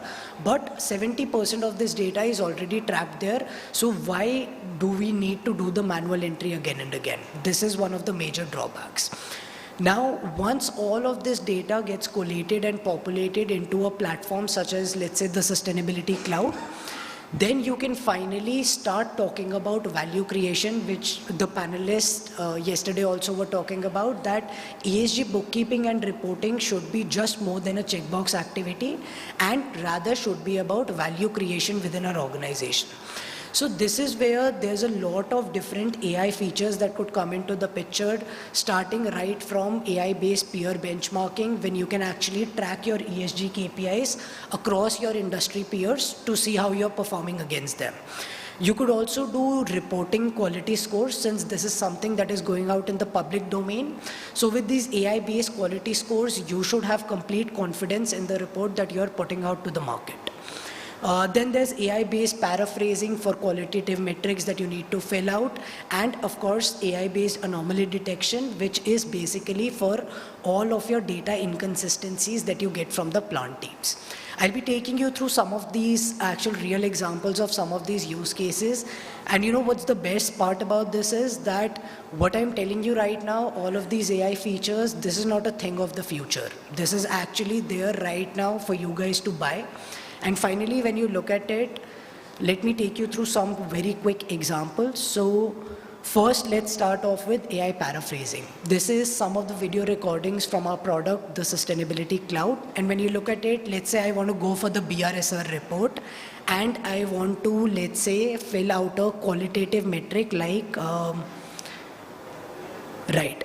Like let's say a brief on type of customers. Now as a company secretary, when you actually have to go ahead and fill this, you need to interact with a lot of stakeholders, get information about a brief of type of customers, maybe the sales team, the customer success team, etc. But now where the AI can help is actually once it collects all the responses from various stakeholders, it can quickly generate a qualitative response for you, which you can directly use in your reporting. So all the effort that you would require to first not only collect that data, read all that data, collate them into a single questionnaire, everything can be done through an AI-driven approach as well. Finally, let me take you through another example of an AI metric. So for example, one of the key problems that my customers keep telling me about is that there are a lot of calculated metrics like LFITR, like your scope 1, scope 2, scope 3 carbon emissions, which quite frankly, plant teams have actually no clue about. They cannot do that, right? So this is where a lot of complexity comes into the picture when you talk about qualitative metrics. And let's say you have filled all the data, and let's talk about the data inconsistency and how you can actually tackle that problem through an AI-based approach. So here, when you look at this screen, for each ESG KPI that you are tracking, like number of lost time injuries, worker hours, etc., you could quickly see a data validation framework right here. So here, when you go to this validation framework, you can actually see how we have validated using our AI engine for a lot of these ESG metrics. So we rank these based on accuracy, completeness of data, etc. But now for each individual ESG KPIs, one of the key problems that organizations have is that you cannot rely on the data that is coming from the plant teams. So this is again another use case where AI could be of tremendous help. Another use case again is the AI-based quality scoring in your BRSR reports. Now let's say the data problem has been solved. Every data has been come into the picture, we have filled it out in the report, it's all good to go. But now what quality score helps you do is for all the data that you have collected across various different frameworks, like whether you have collected data at the facility level, let's say have you attached evidences along with each of the KPIs that you're tracking, which you are absolutely going to need when the audit comes. BRSR core ka assurance is already mandatory, and it is just going to grow as years goes by. So this is where a quality scoring can give you that boost of confidence that you require before actually publishing the reports in the public domain itself. One more AI use case that I would like to take you through is now imagine the data collection problem is solved, you have filed out the BRSR report, what next? This is where the value creation part also comes into the picture, when on the basis of very simplistic filters like your particular industry, what is the revenue range, the size of the organization, you can finally quickly do a peer benchmark. And in fact, this peer benchmark you can do not only across your industry peers, but across every ESG KPI in that report across your industry peers. So for all, you can see a quick overview of your performance against your benchmarked reports. And as you can see on the screen, for each individual metrics also, you can see how you are comparing against your peers within your country, or in fact even globally as well. The AI also gives you recommendations based on different KPIs that you could finally improve to actually improve your quality score or to put out the quality of the report that you're putting out. And you know, this also corroborates with a discussion that I was having with Ms. Surbi yesterday. She was one of the panelists here, and see, one of the major problems with her as a regulator working at SEBI is that the quality of reports from organizations that are coming out is absolutely not of acceptable quality. And see, we don't blame organizations for that. Why? Because sustainability is a very new domain. There's a lot of capacity building that has to happen, and I'm a very firm believer that AI is the tool that actually can help us accelerate this progress towards the future as well. Now, till now we have talked about the present, what is the current landscape, the practices, how AI can help you right now. But now let's take a quick look at the near distant future as well. how I see this industry progressing, and specifically technology and AI integration into sustainability. See, this journey that we are on right here, all of us, it all started with manual Excel and consulting based approaches, which is most of us do right now. Of course, there's a cream of the crop organizations that have softwares, but that's a very skewed ratio when you look at India as a whole nation with a lot of SMEs, MSMEs, which do not have the capability to do this. So now we are moving from Excels to actually adopting a software, even though now we are not talking about AI and automation, but just actually adopting a software so that there's a digital footprint of the ESG metrics that we are tracking on. Finally, now we are actually going to move into the direction where AI capabilities, just like the demo videos that I just showed you, these get embedded into the day-to-day business operations, and these become as important as profit and revenue is to business. So now, in fact, this should get as embedded as the next time that we meet and we have a conversation about this, we should all be talking about how AI has made our lives much easier to carry out this humongous task that is in front of us. Now, this is all the present that we are maybe traversing towards, but now let's take a quick look at around 5 or 7 years down in the distant future. This is exactly what we are currently working on towards as well, but now, right now, even with the AI capabilities and features that I just demonstrated, there's a lot of human oversight and correction that is required to actually use the software, use the AI features. But we are moving towards a time of agentic AIs where within a few years, each company secretary or any person related to sustainability would have their own personal sustainability AI agents. So imagine now the hard work that you are even doing in software, all of that gets eliminated and disappeared. It is just based on a prompt-based AI agent where it again feeds on the same data, gets automated from your own systems. But now that AI agent trains on your personal data rather than the generic data through which a lot of AI agents and models are made. So now it can provide you very, very specific insights into your actual businesses and how you can actually create value out of it. Again, this might sound too good to be true, but to be very honest with you, we are not that far away from this reality. Maybe within 5 or 10 years, we definitely will see this as a standard practice in a lot of businesses and workplaces here in India as well. This is exactly the journey that we at the Sustainability Cloud have been helping leading organizations to do, both in the government as well as the private sector. And not only just the large enterprises, but the way we have designed the product is in a very modular fashion. So there are cost-effective solutions for SMEs, MSMEs, along with the large enterprises as well. So if you guys want to get in touch and take this journey forward, then you can quickly scan the QR code, or you can give this information to any relevant stakeholders at your organization as well, if that is great for you. Thank you so much, everyone, for your time today. Thank you very much, Mr. Krishank Thakur, for your insightful address. That was really helpful. I would request our next panelist, Mr. Gaurav Sharma, to enlighten us on this topic. Thank you.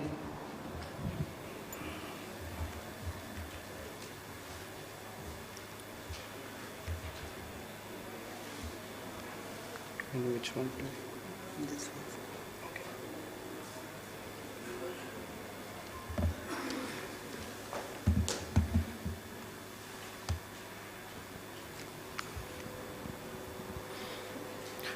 Good afternoon, everyone, esteemed delegates, fellow speakers, and sustainability leaders. I am Gaurav Sharma, founder of Grow Your Scope and technology consultant. I am here today not as a speaker, but also as a learner who is exploring ESG with AI integration.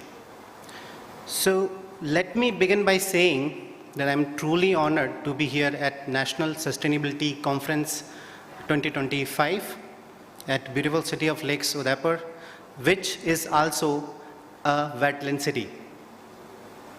So Today's topic is ESG and AI integration. So my ESG journey. So I didn't know about ESG a few weeks back. I understood its environment, social and governance. And when I found out where the impact of AI is very high out of these three, so that turns out to be governance. And when I explored deeply, of course with the use of AI, I found out that this is the core filter of how companies are judged, regulated, and trusted. Currently, 98% of the S&P 500 companies are reporting ESG. Sounds great, right? But here's the catch. They lack in true ESG action. The reports are still static, backward looking, and compliance heavy. Now, so many ESG mandates are here, BRSR core. In July 2023, it started with 150 companies in 9 key core indicators of the ESI KPIs. And in January 2024, we had, in Europe, we had CSRD, Corporate Sustainability Reporting Directive, which is actually mandating 50,000 companies right now for a complete ESG disclosure. And CSDDD, which puts supply chain due diligence on board's shoulder. And currently, 34% of the board is made by women across the globe. So it's a wave, it's a regulatory one, and we are going to ride it really well. Why ESG needs AI? So ESG, because it has a various data coming from climate, emission, social, and the reporting, right? So the data is very scattered, and you need to actually, use AI at a scale to with various departments in sync to make sense of that data, right? And this data is very dynamic. It's changing, every time. But AI changes. When AI enters into the room, it changes everything. It brings the data into the structure. It brings the speed, and also it brings the sense to the data. So from real-time, from backward-looking reports to a real-time live performance dashboard, that's what AI is actually doing for ESG.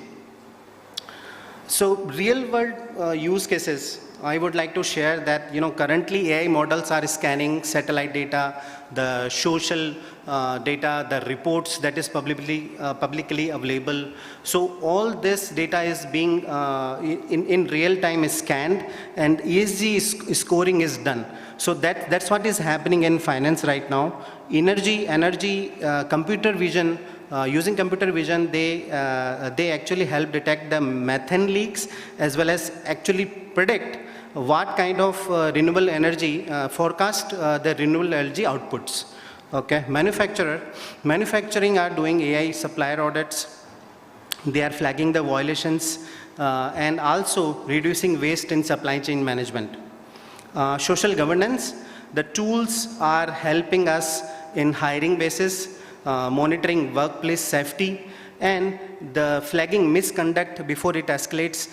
Many companies are linking the compensation with executive ESG output and performance. The next one is platform and tools, very important. So enterprise level, many companies are coming up with, Oracle, Microsoft with their sustainability cloud, and SAP with their sustainability control tower. These all enterprise companies are making a lot of, lot of changes into the ESG right now, but in the ESG ecosystem. But the most important thing here is many startups are also coming, like ESG Book, GreenFi or Zevero. Those are also bringing a lot of improvements in ESG and AI. Metrics, that matters the most, 200 tons of CO2 reduced from 20% energy cut, 15% improvement in gender pay equity, and 30% reduction in water consumption. So AI creates robust audit trails supporting CSRD and BRSR assurance with dashboard monitoring real-time ESG KPIs and anomalies. Governance in the age of AI. So as AI enters into the boardrooms, governance is being redefined. We are seeing ESG and AI oversight committees are being formed right now in the organizations. Executive pay is increasingly tied to metrics like DEI, GHG, and safety outcomes, and the tools now to detect bias, monitor model fairness, and track energy footprint into AI itself. So this is my experience. Previously in 2023, I worked for a top tech company in Silicon Valley, which is working in synthetic data generation at large volume at a scale. So one of the thought leaders, we implemented 990 million synthetic invoices to actually train and build an AI fraud detection model. That's a very large machine detection model, which actually helps us securing the personal data, PI and FI, and also brought a lot of speed to actually detect anomalies in the invoices through this machine learning model. So with LLMs, large language models, now are coming VLMs, vision language models, where you can just not text, but when you upload any PDF into the ChatGPT, they can also scan images now with using vision language models. Last but not the least, we are the first generation to feel the impact of climate change, and probably the last generation to do something about it. And we lead AI not as a risk, but as a responsibility. And we lead governance not as a formality, but as a force for fairness. So let's live it, let's build it. And I would like to invite you all to use the AI and ESG ethically and responsibly. Thank you, everyone.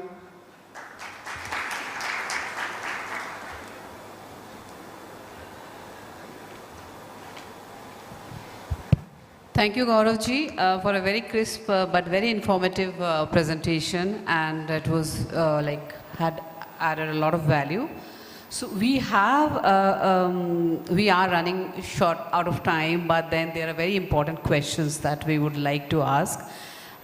We had a few questions, but maybe we can go ahead with one question each participant from our side. Dwakanath ji, I'd request you to take it up. Yeah, I have one question to Krishan Thakur. How do you address ethical considerations such as ensuring data privacy, promoting equitable access, and aligning technology applications with societal values while leveraging artificial intelligence and other technologies to advance the sustainability goals, please? Thank you so much for that question. So, of course, data security is one of the primary concerns, and it's not just about AI, it's about actually anything that has sensitive business information. Even when you look at sustainability, there's just so much of sensitive business data that has to be processed that a software company that does not take data security seriously cannot survive in this space at all. When you actually talk about data security initiatives, so data at rest, in transit, that is all encrypted data that is being transferred. On top of that, organizations such as ourselves, we have a lot of different security certifications, specifically for information security. When you look at your SOC 2 compliance, which is a US-based compliance, your ISO 27001 series for information security, and when you go to global compliances, there's of course GDPR, etc. for your personal user account privacy as well. So these are some of the measures that we have to necessarily take as an organization to be at the forefront of this space. When you talk about inclusivity of AI and ESG, this is exactly what I was talking about in my panel session as well, that we have tried to make the platform extremely modular in nature so that there are cost-effective solutions for SMEs which are mandated by either their big customers to file these ESG disclosures or maybe some regulatory compliances.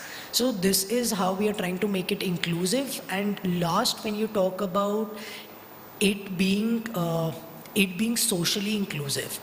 So basically, I believe that will only happen when you stop taking this as a checkbox activity and actually ESG gets ingrained into our daily fabric as important as revenue. Thank you, sir. Over to you. Vidiji, once again, thanks for a very beautiful, deliberation. I know you have already talked about how AI can help company secretary collate the data and all. But I would, and you also have also talked about the ethics part of it. So I just want you to delve a little deeper into it, if possible, and talk about, how CS can address challenges like data privacy and equitable stakeholder access within the corporate operations. Thank you.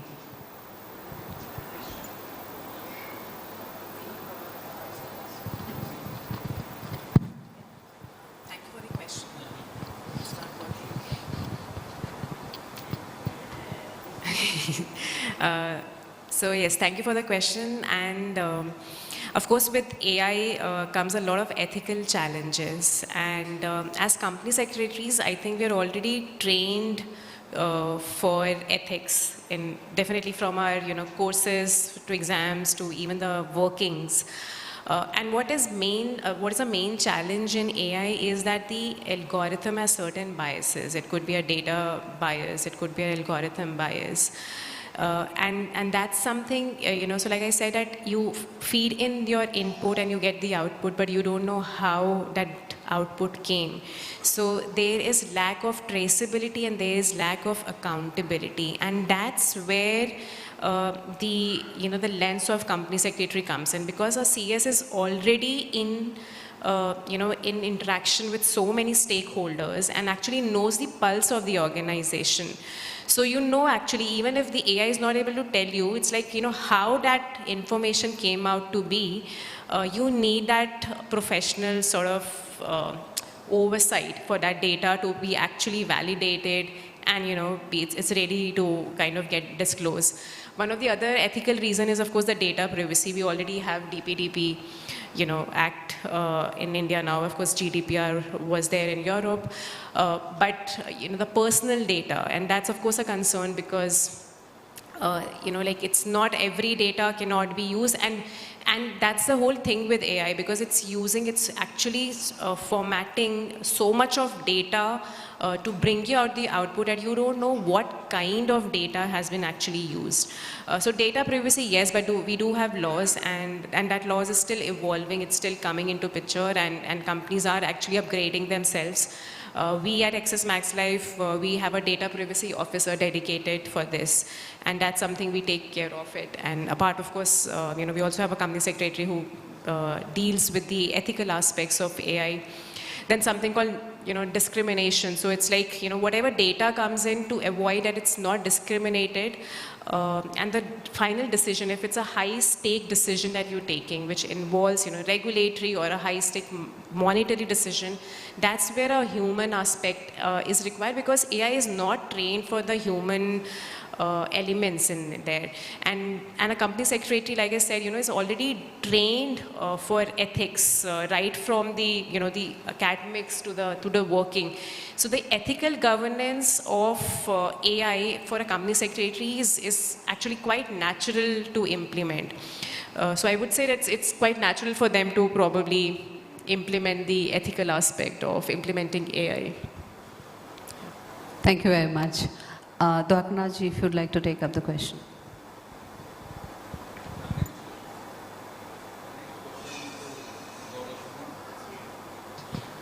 How can organizations identify and address data gaps critical to meeting ESG goals through artificial intelligence? How can organizations, and in particular MSMEs conduct a cost-benefit analysis to evaluate the adoption of AI technologies for improving operational efficiency and achieving ESG goals. Over to you, sir. So organizations can use the scan, clean and analyze data to actually these unstructured data like emails, PDFs and reports, supply reports, right? To identify gaps in ESG metrics such as scope 3 emissions, diversity and waste. And for MSMEs, a cost benefit analysis should start with a particular use case like energy optimization or predictive maintenance, where ChatGPT and Gemini and other chat based tools are giving low barrier entry to companies to start their exploration towards AI and integration of the ESG. Thank you.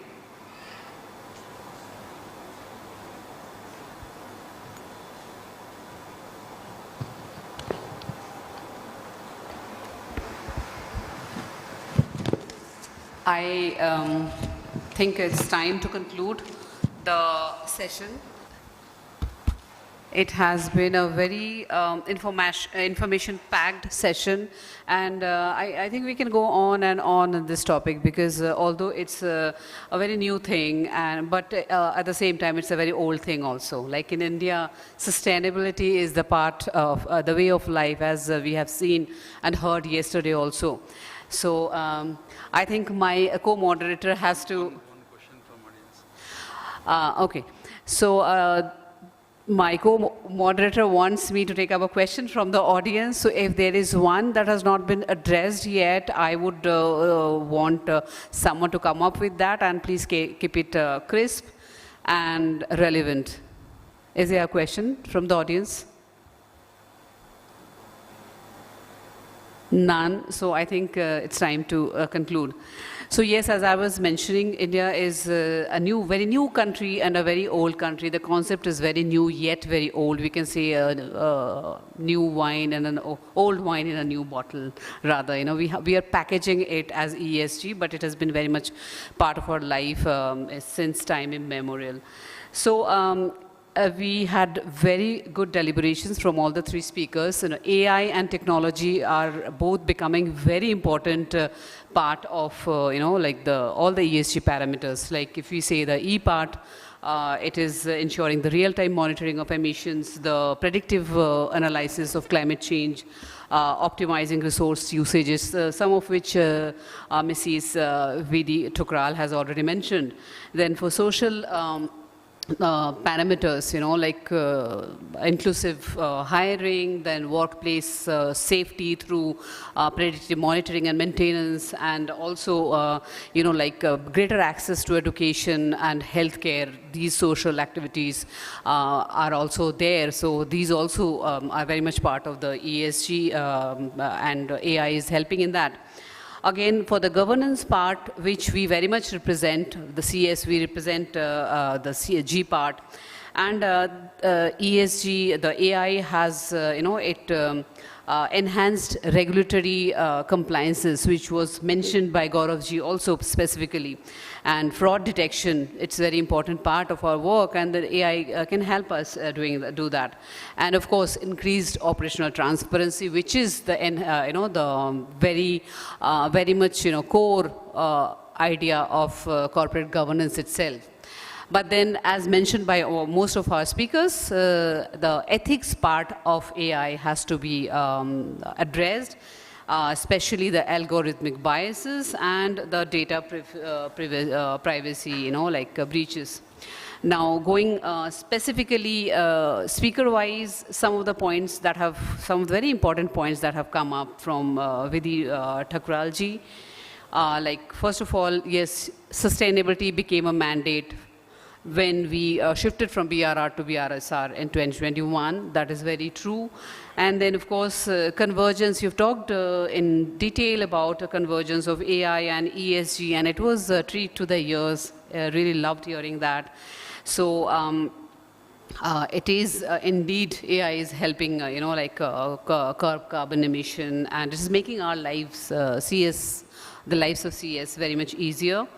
And so I think our professionals, the participants here have today, been benefited by whatever you have mentioned, and we would love to have you in, deliberate more deeper in future. So this is sustainability. We can go on and on despite not having electricity in one part of the room. And here we have it again. Then, of course, we must, Vidiji has also, focused on the point that we need human intelligence to ensure the ethics of AI, which is, lesson well taken. Thank you very much for that. ESG aids in bookkeeping and reporting. The topic was really very interesting. Thank you, Krishank Thakurji, for deliberating on that. And it was very interesting for me personally to know that 70% of our ESG data is already captured by one of the softwares that the business is already using. It's really very useful, and then you have also deliberated on how a CS can benefit from that. So that's really a good takeaway thing for us. And another very beautiful thing which I really liked, knowing was the personal sustainability AI agents, which is the future outlook. That's something that can be a topic for future as well. So thank you very much for your very beautiful deliberation once again. And last but definitely not the least, Gaurav Sharma ji, I loved when you say you are not here as a speaker or a founder, which was very important. You are here as a learner. We all are here as learners, and that is the biggest beauty of sustainability. We keep on adding value to ourselves. So we, as a profession, are also sustainable in that manner. So thanks for your beautiful deliberation, and you have deliberated on why ESG needs AI. That was very important. And also the usage of examples you have given for, or usage of AI in the real time, in the real world scenarios. So, and also you have suggested certain AI platforms, which I think is also a very good takeaway for the participants. So thank you very much once again. So with that, I would like to conclude this session. It has been a wonderful learning experience for me as well, and thanks to the audience for staying tuned to this session, and thanks to those joining us virtually. Thank you very much.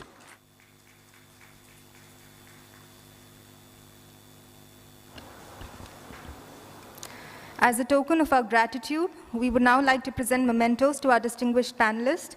And for that, may I invite CS Jatin Singhal, immediate former chairman NIRC, to kindly come forward and present a memento to CS Vidhi Tukral.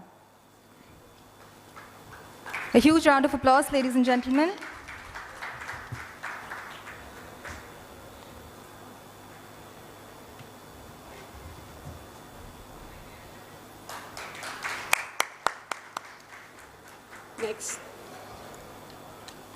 Next, I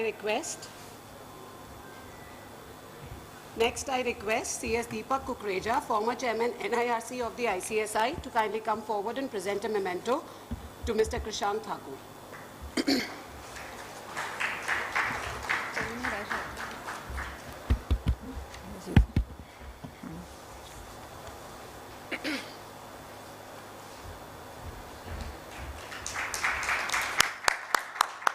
And finally, may I invite CS Abhinav Agarwal, former Vice Chairman, Gurugram Chapter ICSI, to kindly come forward and present a memento to Mr. Gaurav Sharma.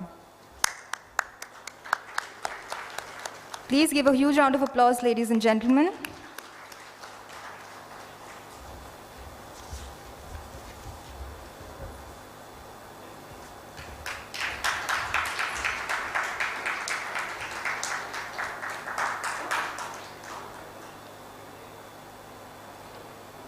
Thank you once again to all our esteemed panelists for delivering such an impactful session.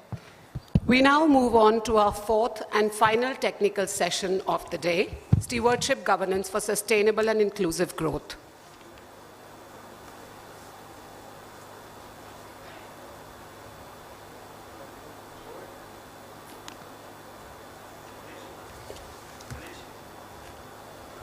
As we begin this session, we turn our focus to a concept that transcends compliance and embraces conscious stewardship governance. The theme of this session highlights a fundamental shift in how we view leadership, not as control, but as care. Stewardship governance is rooted in purpose, accountability, and a deep sense of duty to all stakeholders, including the environment and future generations. And to take this dialogue forward, may I now invite our distinguished panelists to kindly come up on the dais. CS Pradeep Ramakrishnan, Executive Director, IFSCA.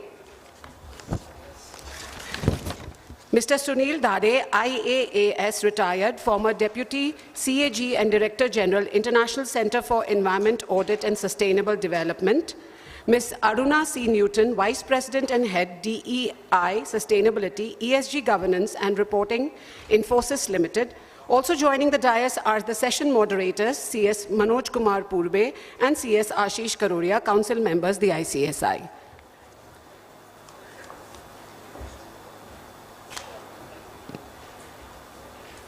A huge round of applause, ladies and gentlemen.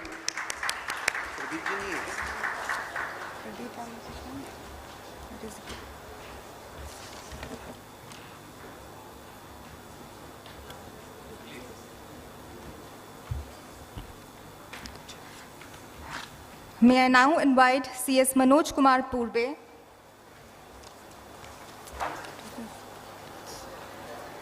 Yes, Marty. May I now invite CS SS Marty to kindly come and greet CS Pradeep Ramakrishnan with a planter.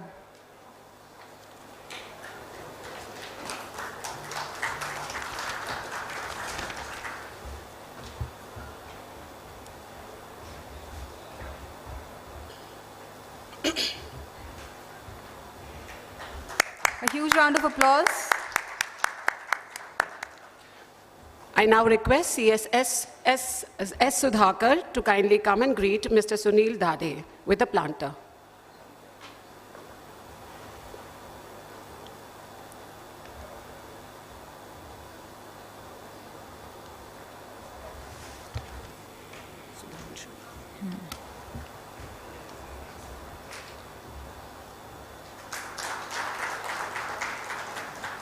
May I now invite CS Sudhanshu Singhal to kindly greet Ms. Aruna C. Newton with a planter.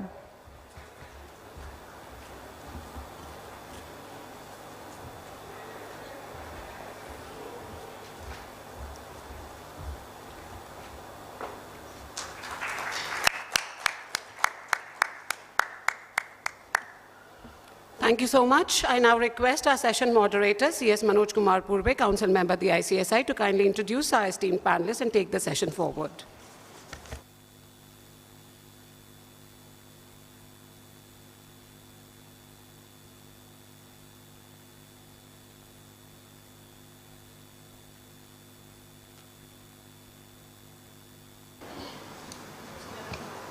Good afternoon.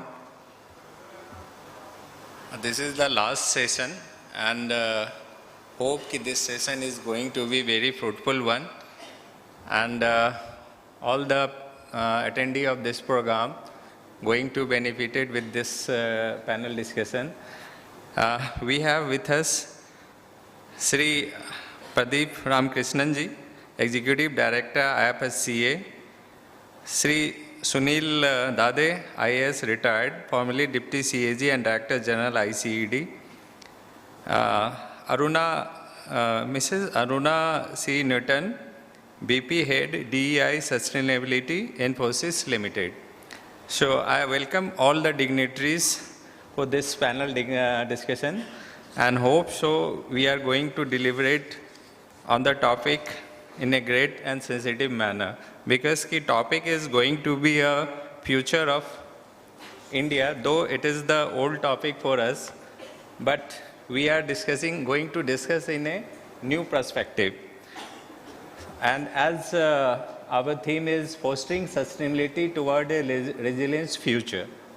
And अगर हिंदी में हम बोलें, एक लचीले भविष्य की दिशा में स्थिरता को बढ़ावा देना, flexible, sustainable and future, Lachila. So this stewardship towards this direction, how we are going to discuss on that. During our panel discussion, we are going to deliberate on that particular aspect. Now, again, the term sustainability.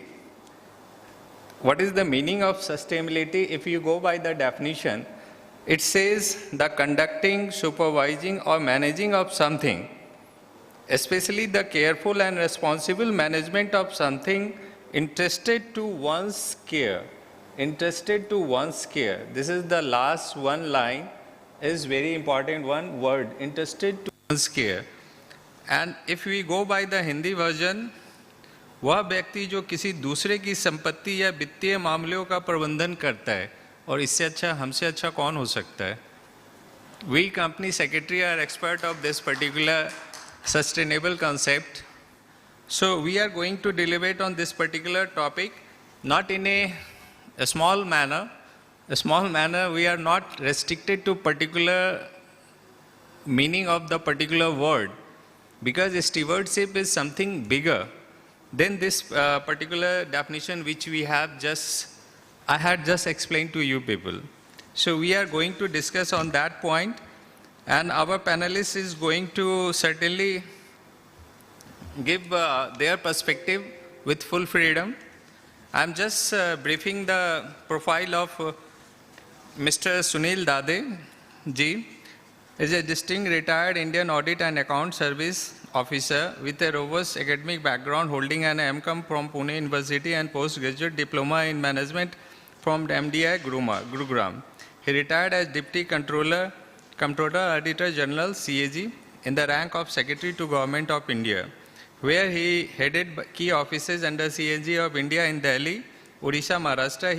He has served as advisor to Ministry of National Economy, Government of the Sultanate of Oman, on secondment from the Government of India. He has also served as Director General of Global Training Facility, Environmental Auditing, and National Academy of Audit and Accounts, Simla, roles that reflect his commitment to both national and global standard in public financial management and environmental governance. Next dignitary we have Mr. Pradeep Ramakrishnan, is a Commerce Graduate and Qualified Company Secretary. Again, sir, this is good thing for us that our member is going to deliberate on this apt topic for our profession. Qualified company, he has a distinguished career of over 27 years, spanning multiple organizations and domain from February 2002 to January 2024. He was with SEBI, where he had significant leadership role. Between 2015 and 20, he headed the compliance and monitoring division focusing on corporate governance, listing related matter, specifically BRSR, and the forensic accounting cell. Later, from September 2020 until his tenure as SEBI concluded, he led the Department of Debt and Hybrid Securities, handling corporate bonds, municipal bonds, and sustainable finance. Next dignitaries we have with us again. Mrs. Aruna Newton started her career as cost accountant and worked extensively in the area of sales and marketing, quality process and system leadership development, diversity, consulting, and ESG. She currently heads the diversity, equity, and inclusion portfolio at Infosys, and under her leadership, Infosys DEI efforts have received a huge flip. She also leads Infosys Sustainability Governance and Reporting Portfolio, powering Infosys Vision 2030 ESG ambitions. Under her leadership, Infosys was one of the first companies to publish a business responsibility report in India. That is again a remarkable thing for us. We have and Infosys always be known for the best governance things, and we publish a business responsibility report in India, the first GRI comprehensive report in the IT industry, and occupying a leadership position in ESG assessment worldwide. So I welcome every panelist for this panel discussion. And I'm not taking much time. During this 2 days, I started with the concept Professor Sir has given, that is Amrit. Amrit, then after D, J, triple A. And now we are concluding with the final word, that is the stewardship. So with this, I'm handing over this things to our Ashish ji.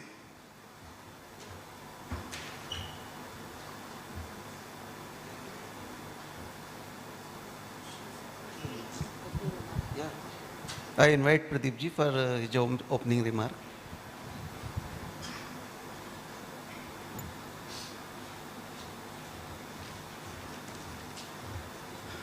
No, it's okay. So I actually had brought a presentation on ESG at IFSCA, so probably I believe it may not be quite suited for the topic that we are having on hand, but incidentally I have worked on the stewardship code in India, so I'll probably adapt that for today afternoon. This concept of stewardship code, I mean, I was really privileged to work on that for the first, around 2017, 2018, this was the time when this concept actually grew in India. But if you actually go back in 2010, for the first time, SEBI had brought in a rule saying that mutual funds should sort of ensure that they vote on behalf of the investors in annual general meetings. So that was the first such instruction that came out in 2010. And then over a period of time, actually that started becoming the practice.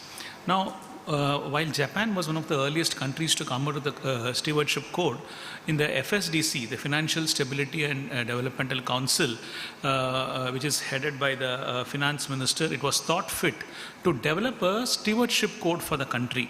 So how can you sort of develop a stewardship code for the country? So essentially it's pushed through the regulators. So at that point in time, SEBI, IRDA, PFRDA and the Reserve Bank of India, along with the ministry, we gathered together and we drafted a code, a common code. Of course, it could not be so common because there are certain things which could be intrinsic to the particular vertical. For example, insurance could have something very intrinsic to itself, as much as SEBI also has. So a consultation paper was put out, and for this, for coming out with the stewardship code, essentially a lot of these things were actually discussed. A lot of international practices were also taken into account. Initially it was Japan, then the United Kingdom also had brought out something. At that point in time it was not so prevalent. But the fact that a steward should take care of the in money that is invested through it, because a steward essentially is in a fiduciary relationship, right, with the investor. And that is, it's important that the money that is invested, the person who is actually doing it as a trustee is actually got a lot more responsibility. Now, if you were the shareholder of a company, what happens is you get invited to an AGM, you get invited to probably EGMs, and probably you also have to, you get the opportunity of voting. Now, what happens in a mutual fund? Like the mutual fund is actually holding shares on behalf of thousands of people, right? Probably even a Cat 3A, which invests into a retail fund. So internationally, what has happened is that a lot of funds actually gather, they do research, and then they do it. But over a period of time, and this is something which we could discuss as time moves on today, is the fact that stewardship actually has become something where people are indulging in what you call as robo-advisory and robo-voting. Now, robo-voting is whereby I have a contract with maybe a proxy advisor, and the proxy advisor, sort of doles out advice on how to vote in a particular AGM, whether for or against an appointment of a director or an auditor or probably a related party transaction, and then I accept it and then I go for it. So this is actually the flip side of it.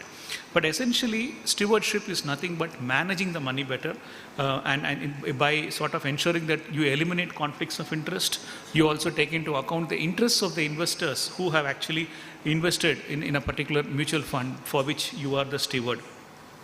SEBI also went a step ahead, and in 2023 made the intermediaries to come out with what you call as an investor charter. Essentially, this investor charter is for intermediaries to put on their websites, and also it was mentioned for listed companies, because essentially when investors invest, it's important, if it is done through an intermediary, it's important that that intermediary actually acts as a steward for the people who are investing in a company. So with this, actually, over a period of time, it was extended to Cat 3 AIFs also, because it happened during COVID, the implementation was actually delayed. Now, I will also add a line as to what we are trying to do at the IFSCA as far as stewardship is concerned. So we are, in short, going to come out with a consultation paper. Now, I am the nominee of the IFSCA on the ESG board of ICSI. And the ESG board of ICSI, we have actually drafted a consultation, we have drafted a stewardship code. And this stewardship code is available on the website of ICSI. I request you to kindly go through it. It actually marries a lot of international practices. It marries not only, international practices, it also takes into account the stewardship code of India. It is available in a very concise, small book, which is a very short book, maybe some 20-30 pages. So essentially what we are trying to do at the IFSCA is to exactly adopt the same as the stewardship code for the jurisdiction. We might be coming out with a consultation paper very shortly. The IFSCA chairman, Mr. Rajaraman, has actually written the foreword for the stewardship code. So with these introductory words, I would like to offer the podium to the next speaker. Thank you.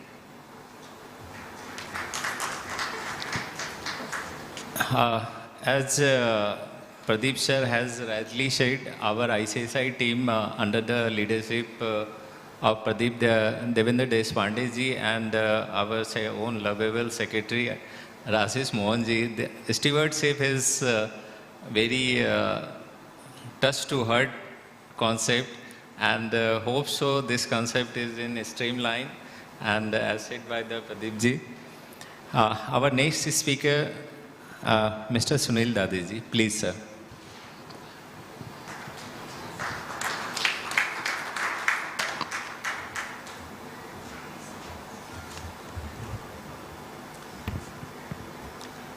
Namaskar and good afternoon to everyone here, my co-panelists, dignitaries in the front, and also all of those who are attending this conference online.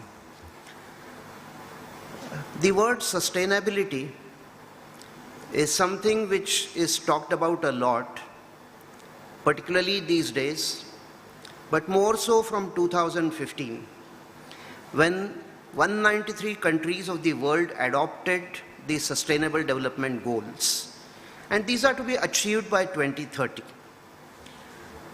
But as far as we in India are concerned, I would say that this is not something which is that new to us. In fact, I recall a verse in one of our old scriptures which says, Amantram aksharam nasti, nasti moolam anaushadam, anaryo purusho nasti, yojakas tatra durlabhaha. What it means is that there is no root of any plant or tree which cannot be converted into medicine. There is no alphabet which is not found in a mantra. There is no human being who cannot do great things. It's just the yojak, whom I would like to call the steward, who is needed to make this happen. And for that stewardship, I would perhaps say that the Institute of Company Secretaries and all of you have tremendous scope, tremendous work going ahead.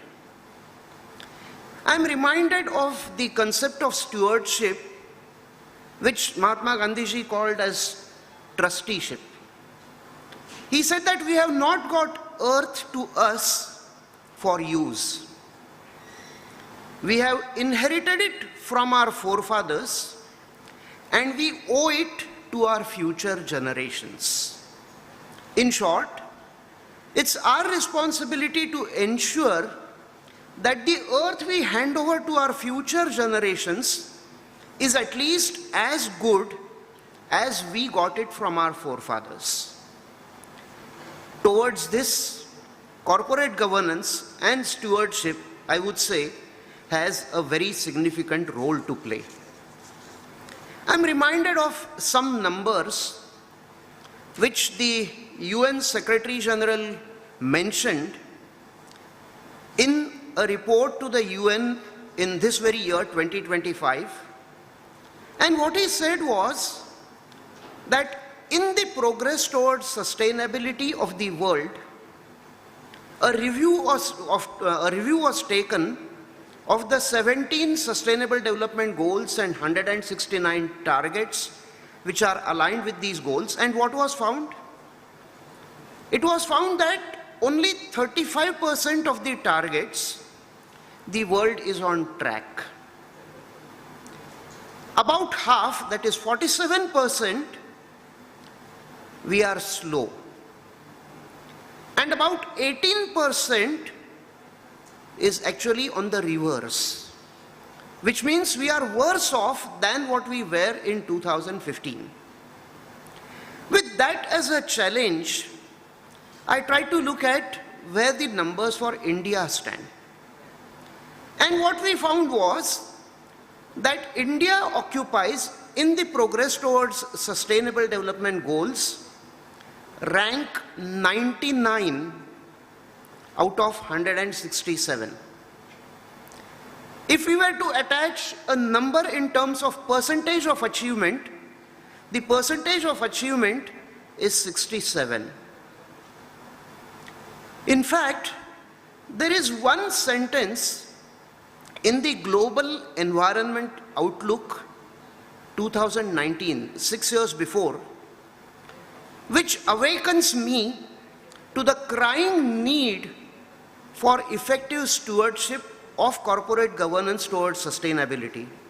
And that sentence says, exposure to indoor or outdoor air and water pollution costs 9 million lives every year. Please note, 9 million lives lost every year is a number far too bigger than all the lives lost in all the wars in a decade. And that we are losing only because of air and water pollution. In fact, there was an interesting mouse and keyboard audit done in this very state, Rajasthan, which found that if proper expenses were incurred on water quality, half the expenditure on primary health centers for treating waterborne diseases could be saved. And this brings me to the importance of stewardship in the corporate governance for sustainability. Quite often, when we talk of stewardship, we think of regulation, we think of compliance, we think of tick boxes. But no, I would say stewardship is far beyond just tick boxes and compliance. Stewardship, if you ask me, is about dreams, is about future, is about out-of-the-box thinking. And what is that out-of-the-box thinking which stewardship can bring? I would say it would begin with identification of the stakeholders for the purpose of delivering sustainability in corporate governance. A lot has been talked about stakeholders in the last few sessions. I'll not repeat that. You already know who stakeholders are. But what is it that the stewardship in corporate governance could do to address the concerns of these stakeholders for the purpose of sustainability? I would say there are three things which can be done. And the three things are, I would say, first, identify risks involved in corporate governance towards sustainability. And mind you, this is not an easy task. The panelists before me just mentioned about how BRSR came about. And for those who may be company secretaries in small entities here, let me tell you that now BRSR is compulsory for top 1,000 listed companies and 75% entities in their value chain. Now, any mistake in any of the BRSR reports can perhaps lead to some accidents going ahead. I'll spend a little more on that in a few minutes from now. But let me also give a number which NSE came up with last year, 2024, month of May, when they published the FAQs. And what did they say?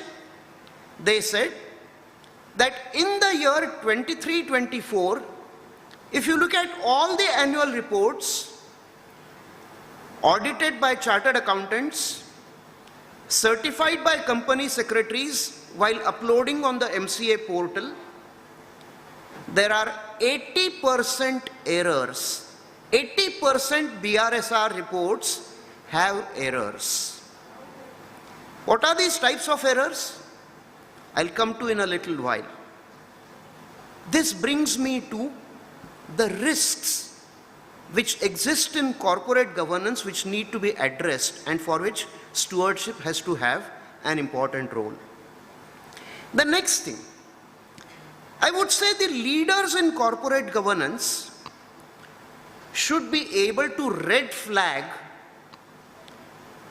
what is the area of concern, and similarly they should be able to identify what could be the disclosures which bring value. And if we can focus on the value which disclosures bring, probably we would be advising the managements in appreciating the role of company secretaries when it comes to corporate governance for sustainability. Let me add another dimension here, and it is the need for stressing the use of reports for the purpose of sustainability. I would like to draw your attention to about 2.5 decades back. At that time, a major problem we faced in India was about child labor. We had laws in place, everything was there, but still we had child labor. Today, you rarely see child labor in any corporate entity. How did it get abolished? It got abolished because if you were to export to Europe or US, you had to certify that no child labor is employed in your company. For all we know, a few years from now, there may be a requirement that for exporting to US or EU or many other countries in the world, the corporate governance should be following sustainability standards. And if this kind of condition comes in, all the companies will be scrambling to find those standards which must be met. And who could awaken, who could align the managements to the need for such standards? I would say the company secretaries. What is it that the company secretaries can do, particularly in aiding stewardship for corporate governance for sustainability? And this is what I'm going to end my opening remarks with. I would say they can have something which I would like to call ASTRA, A-S-T-R-A. And this is of course an acronym. The first A would stand for advocacy. Advocacy of sustainability individually in the entities we work, and collectively as an institute, probably with those who regulate corporate governance. And probably, I would also say, with the public at large. If the institute can come out and say that, yes, we ensure sustainability in corporate reporting, probably as CS, you have a much greater reputation in the society than what is there now. S would stand for spreading good practices. In fact, having worked in sustainability for almost a decade now, I would say that your institute has come out with an excellent handbook on business responsibility and sustainability. And the last chapter of that actually talks of way forward, which is important for stewardship. This kind of a handbook is perhaps a way of spreading good practices. Third, I would say, is training and capacity building. Each senior company secretary could perhaps work to train the juniors, build capacity through these kind of programs for orienting corporate governance towards sustainability. Next, I would say, are for replicating good practices in one company followed by one company secretary could be widely shared and replicated in others. And the final one, I would say, is aspiring, last A. Aspiring through innovation for communicating stewardship practices for corporate governance. These innovations is something which would be the cutting edge for company secretaries going ahead. What does all this eventually end in?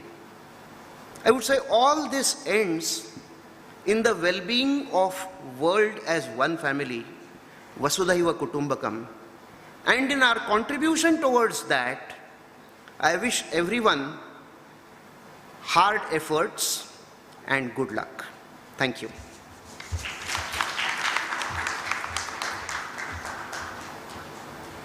Hello.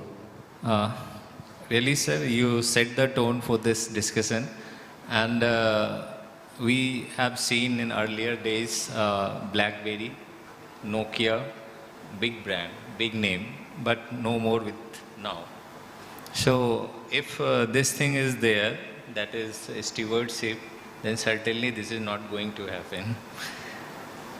So we company secretary realize the concept of stewardship and do work in this direction. Now it's turn for Arunaji. Good afternoon, everyone.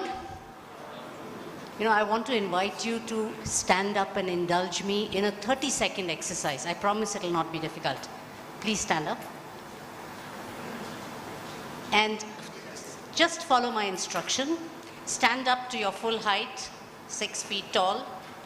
Stand up on your toes, and guess what's happening? You're taller. Extend your right arm to the sky, and if you really try, you can touch the sky. Bend your right arm at the elbow, bring your index finger to your face and scratch your chin. Go ahead and scratch your chin. Scratch your chin, scratch your chin. Just checking. Please sit down, please sit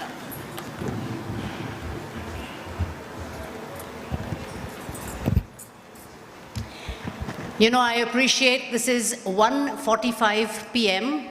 on a beautiful afternoon in a fantastic city, Udaipur, and you're sitting down in a session. So I'm going to keep it really short. We've discussed the topic of stewardship in abstraction, but I'm going to try and bring it closer to examples that you can relate with. I was listening to so many definitions of ESG and sustainability, and I wanted to kind of underscore it with 2 words that you may want to remember.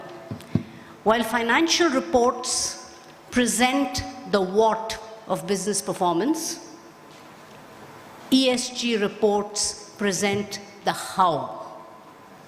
Just remember, it's a what coupled with a how. And it's important to understand the how in depth in order to continue to predict results that you expect in the what.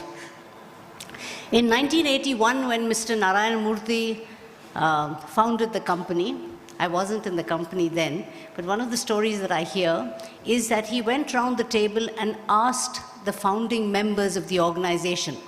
He asked them, what do you think the vision of Infosys should be? And of course, different people said we should be the best software company in the world. Somebody else said we should make the coolest products. Somebody else said we should actually be we should be a top company recognized in all the global indices. And finally, it came to Mr. Narayan Murthy's turn. He listened to all of them patiently and he said, my vision for Infosys is to continue to earn the respect of our stakeholders. So the whole notion of stewardship is something that is so firmly embedded in the thinking of corporation itself. So the language of stakeholder became something that was integral to Infosys. Of course, I think in your books you've read about all the fantastic corporate governance firsts that Infosys powered. You know, right from, I think it was in 1994 when we introduced the employee stock options program, the first for an Indian company. We went on in 1996 to report against the US GAAP and then GAAP of 6 other countries.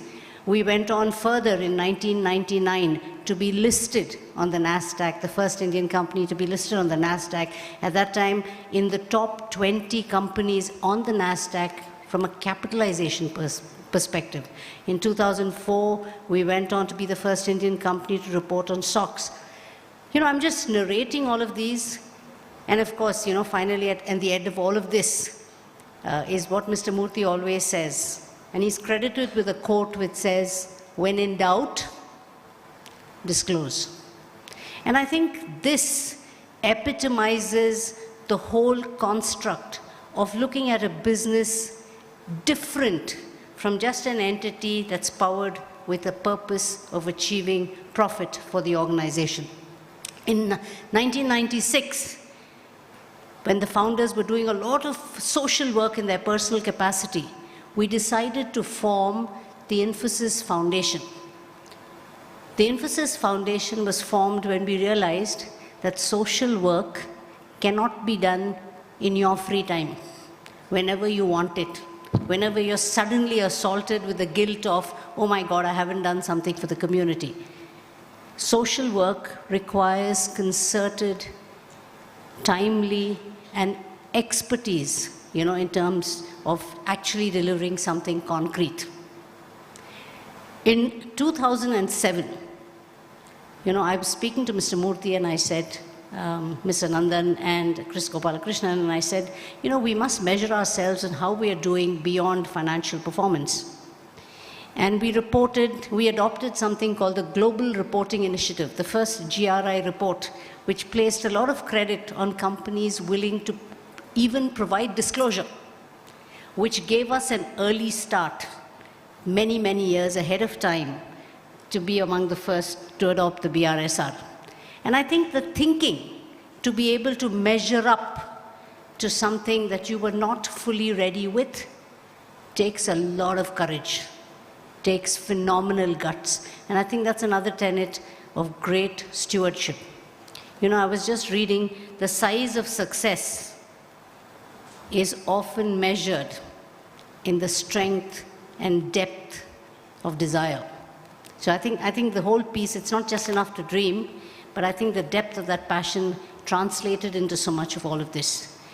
In 2008 or 9, Mr. Chris Gopalakrishnan became a member of the United Nations Global Compact, a very prestigious organization for responsible business the world over. And in his chairmanship of the compact, he made a commitment and he said, Infosys will become carbon neutral in 2020. All our critics laughed at us. They said, why would an IT and services company worry about carbon? Who cares about carbon? Carbon is for the manufacturing guys. And that's when we made a humbling realization. Do you know 39% of global greenhouse gas emissions come from the built environment?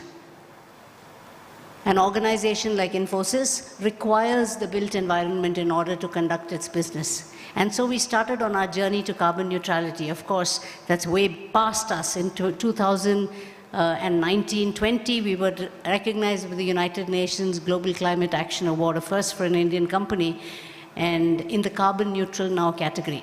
So what happened at that time? We reduced our carbon footprint, we went into renewables, and I think the important thing is we found a unique way to address offsets. We decided we will not buy carbon credits, but instead we will have a line of sight to the work that we would put our money in the community. That was very, very special because it allowed us to make an informed choice of the transformation that we wanted to bring. Today, more than 270,000 families across the country continue to benefit from the Infosys carbon offset projects. So I think being able to think beyond the here and now is another fundamental tenet of stewardship. I'll move on to another dimension, which is the social. You know, in 2006, I made a big deal about how women require a 6-month paid maternity leave, and organizations must recognize this. And it's important for organizations. I went on and made some very, very impassioned pleas about the health of the mother and baby and how it was so important. Everybody looked at me, and guess what happened? They threw me out of the boardroom saying, a person like you is going to create cost for the organization. That's when I recognized the industry needed a bigger fillip than individual action. Around the same time, the World Bank released a report which said if India can improve female participation by 10 percentage points, it would impact the GDP very, very favorably. Suddenly my phone began to ring, and everyone said, tell us about that 6-month paid maternity leave and childcare arrangements that you had. And we just drove it through the Lok Sabha and the Rajya Sabha. Today, no one's even asking, why am I paying 6 months paid maternity leave? So I think the ability to look at opportunity, the ability to create a larger good, and the ability to power an ecosystem are huge tenets of this big, big principle of stewardship. I just can go on with examples, but I think what's important for us to recognize the humility that one action may not change the world. The ability to advocate for concerted collective action is something that can inform a future that we all would love to be proud of. And towards that, I think company secretaries and this community has a fantastic role to play to inform a very, very powered, thoughtful, far-reaching, visionary ecosystem that's going to keep the world sustainable. Thank you.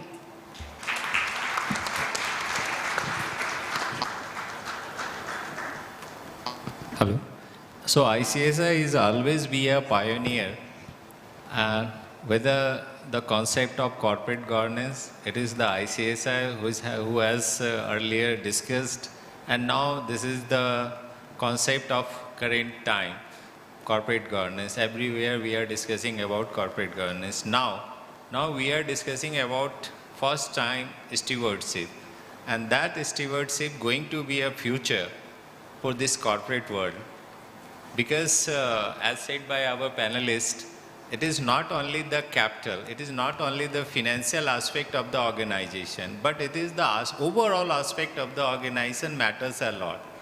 And for that respect, we need this concept in full-fledged, and we company secretary going to be a pioneer for this particular area. So over to our Ashish, and now we have to start our question session. Okay. Thank you, Manoj bhai. Following a very detailed and remarkable opening remark, I have a question for Pradeep ji. Sir, what is the significance of stewardship in unlisted entities and MSMEs? Can stewardship governance help MSMEs and startups attract investment and partners?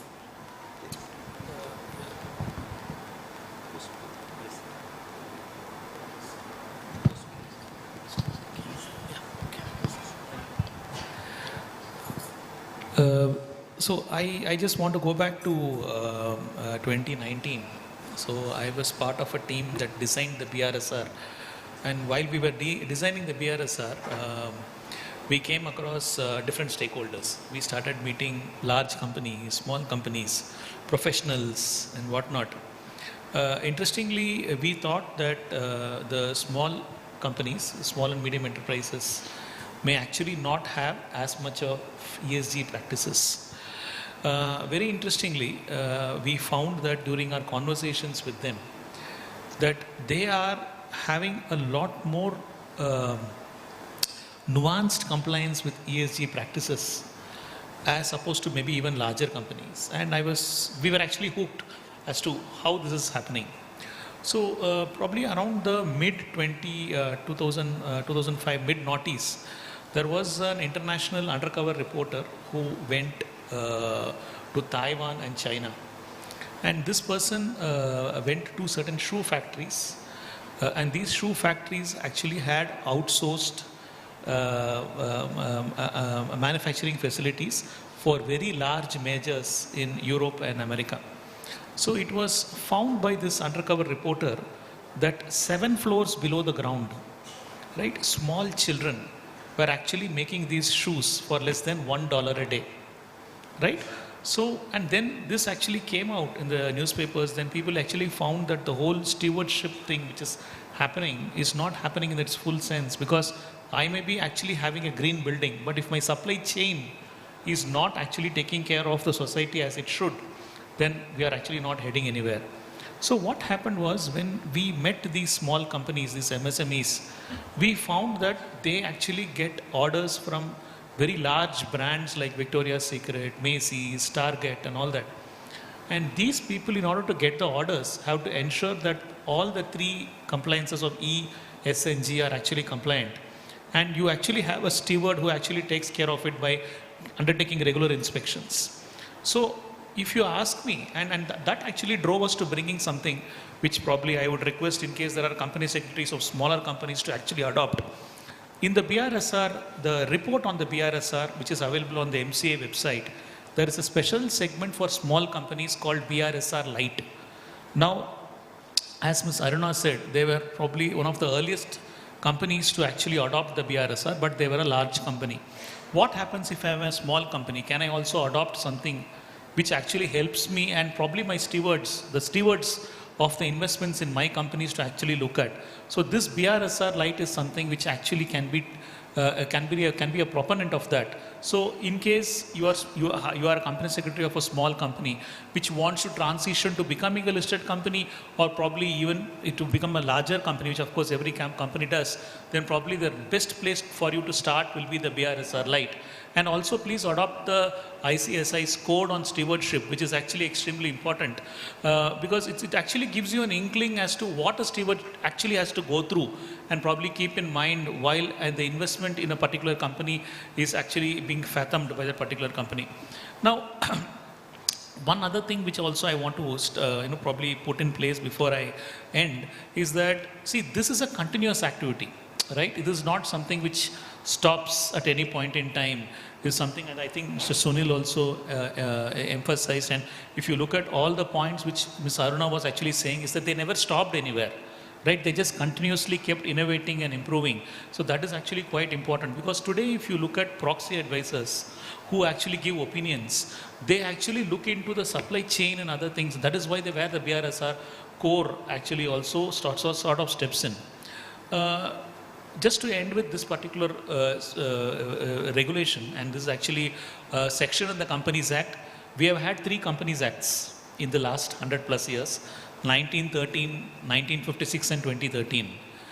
The 2013 contains one provision which is not there in any of the Companies Acts. Section 166(2), which says that directors should ensure that they carry on business and by also respecting the society and environment, which means that the law itself recognizes the fact that the only way to do business is being sustainable.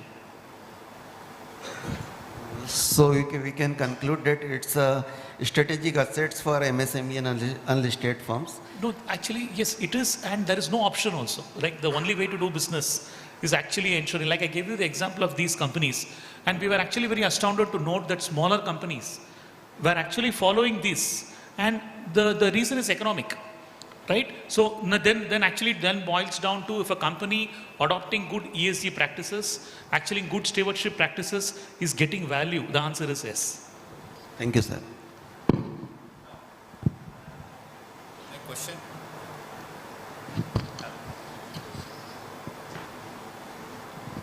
Hello. My question is to Aruna ji.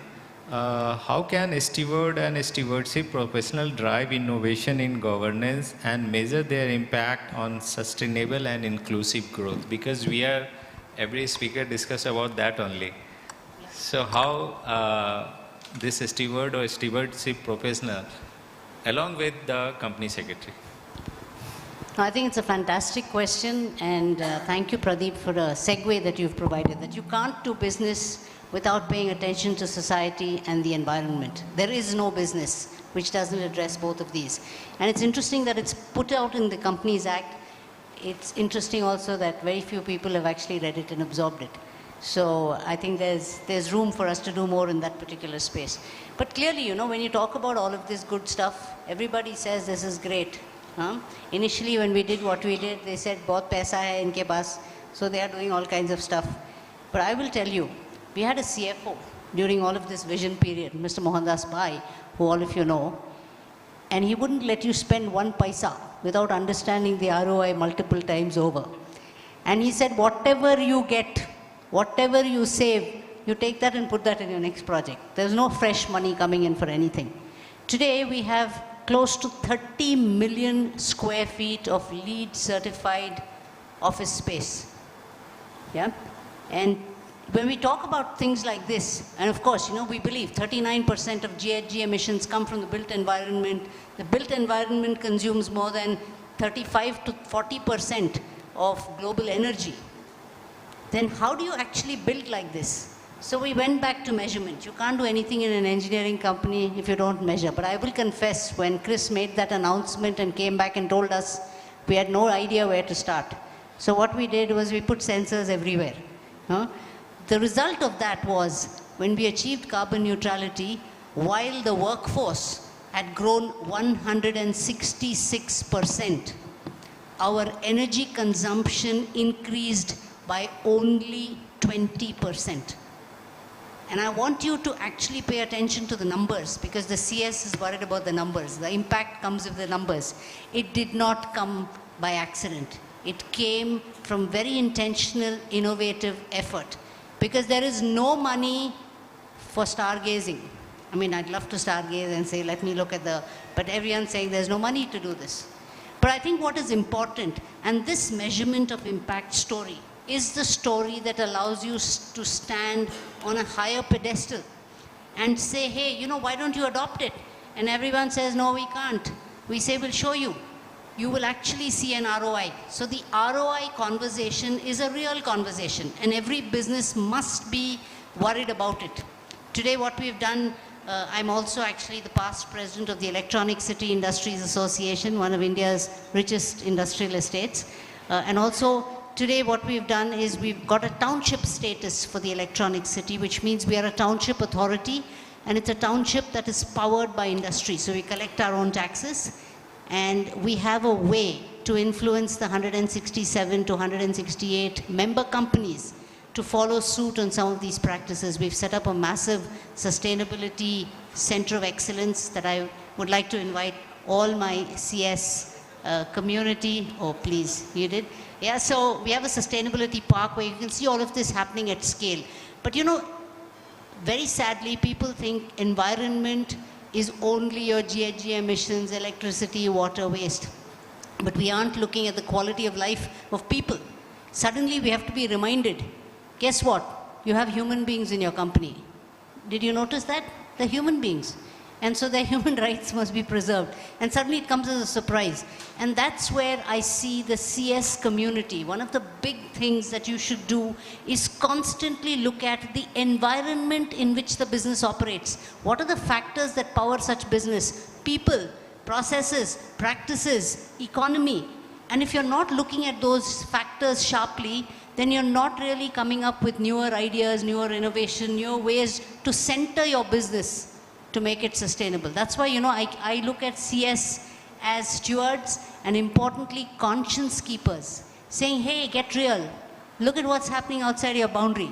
Suddenly you find that you're getting huge profits, but you've stolen an idea from Kolhapuri chappals in Kolhapur and advertised it on Prada, 3 lakh bucks for a Kolhapuri chappal, you know?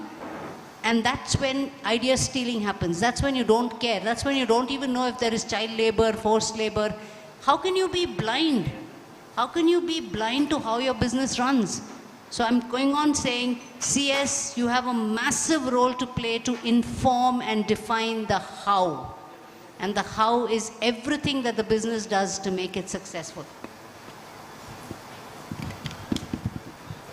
Thank you, ma'am. My last question to Sunil ji. Sir, what is the core objective of stewardship in corporate governance? And what are the key principles of effective stewardship governance? Thank you for the question. It's a nice question. Measuring effectiveness is always tough. And measuring effectiveness in corporate governance for sustainability is extremely tough. So how do you go about this? My answer would be to use something which my co-panelist Mr. Pradeep Ramkrishnan has contributed to, the BRSR reports. If you look at the BRSR reports and the disclosures which are mandated in them, you will find every single aspect of sustainability being captured there. If we can link these disclosures to an information matrix which links the corporate MIS to those disclosures, probably measuring effectiveness would become easier. In fact, in my remarks, I mentioned about the 80% BRSR reports in India for the year 23-24 being erroneous. There are basically 2 or 3 types of errors which are there. One is the errors of inconsistency. You say one thing in column A, you say another thing in column 6, and the 2 are contradictory. The second is contradictions between or across reports. You say one thing in BRSR report, for the same thing you say something else in the annual report. And the third is omissions. Now, if we can avoid these, we would have reliable data available to measure sustainability. After this data becomes available, I would say to measure effectiveness, it would be a good idea to evolve benchmarks. In fact, the handbook for BRSR, which your institute has brought out, has a chapter on way forward. And in that way forward, you talk about sustainability audit. I would say sustainability audit is far too ahead. Let us at least have sustainability benchmarks which could be there initially for internal to the company, then maybe across industry, and then maybe global. That could be a way of measuring effectiveness towards sustainability using stewardship. Thank you.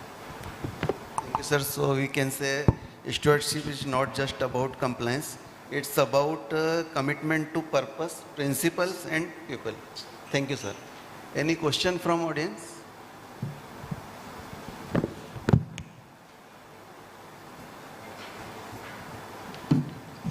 Please go ahead. Due to paucity of time. So, good afternoon, everyone. As we conclude this fourth and last technical session of this conference on stewardship governance for sustainable inclusive growth, I would like to extend my gratitude to all our esteemed panelists, Pradeep ji, Sunil ji, Aruna ma'am, for sharing your valuable insights on the topic. Friends, it is now clear that stewardship is no longer just a guiding principle. It is a strategic imperative for organizations' commitment to responsible and strong growth. Today's discussion have shed light on how effective stewardship practices can strengthen governance, align business with social goals, and foster long-term sustainability. The discussion today have underscored the importance of long-term thinking, responsible leadership, and multi-stakeholder collaboration in driving systematic change. Friends, last year under the visionary leadership of Narasimhan sir and Ranjit Pandeyji and Ashish Gargji, chairman of ESG and Sustainability Board, we introduced the ICSI guiding principle on stewardship. Friends, after experiencing the COVID-19 pandemic and in light of the current global scenario, we can all recognize that nature has been constantly communicating with us. प्रकृति लगातार हमसे कह रही है, प्रकृति लगातार हमसे संवाद कर रही है.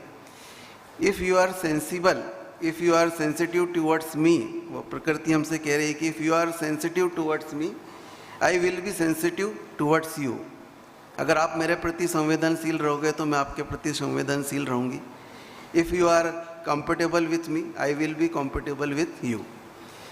So friends, it's a time we need of our that we truly understand the essence of sustainability and the need for inclusive growth.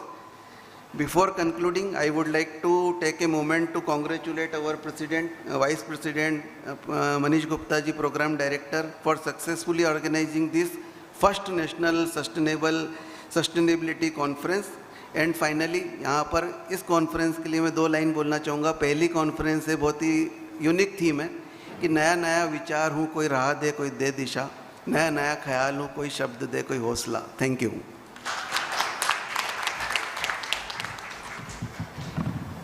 Thank you so much, sir.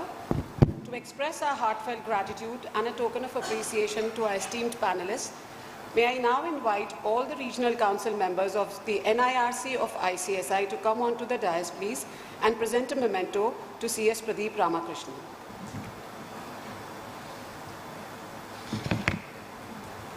A huge round of applause, ladies and gentlemen.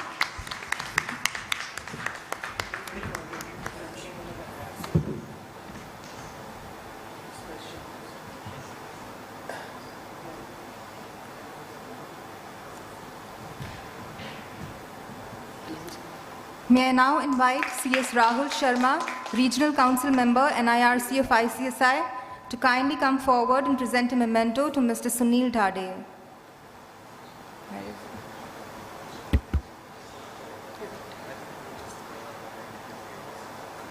Would request Chairman NIRC of the ICSI to kindly present the memento.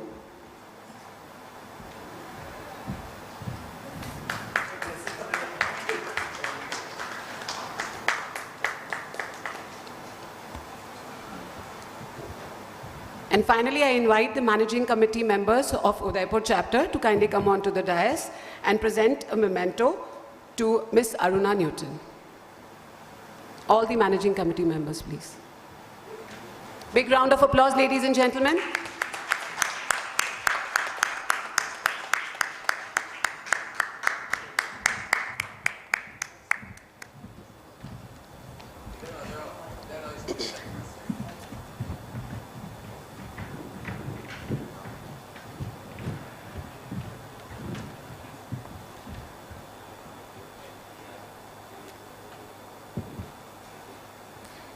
Thank you once again to all our panelists, coordinators, and participants for bringing such energy and depth to each and every session and the conference as a whole. As we come to the conclusion of the session, may I now invite CS Ashish Mohan, Secretary ICSI, to address the gathering and deliver the vote of thanks.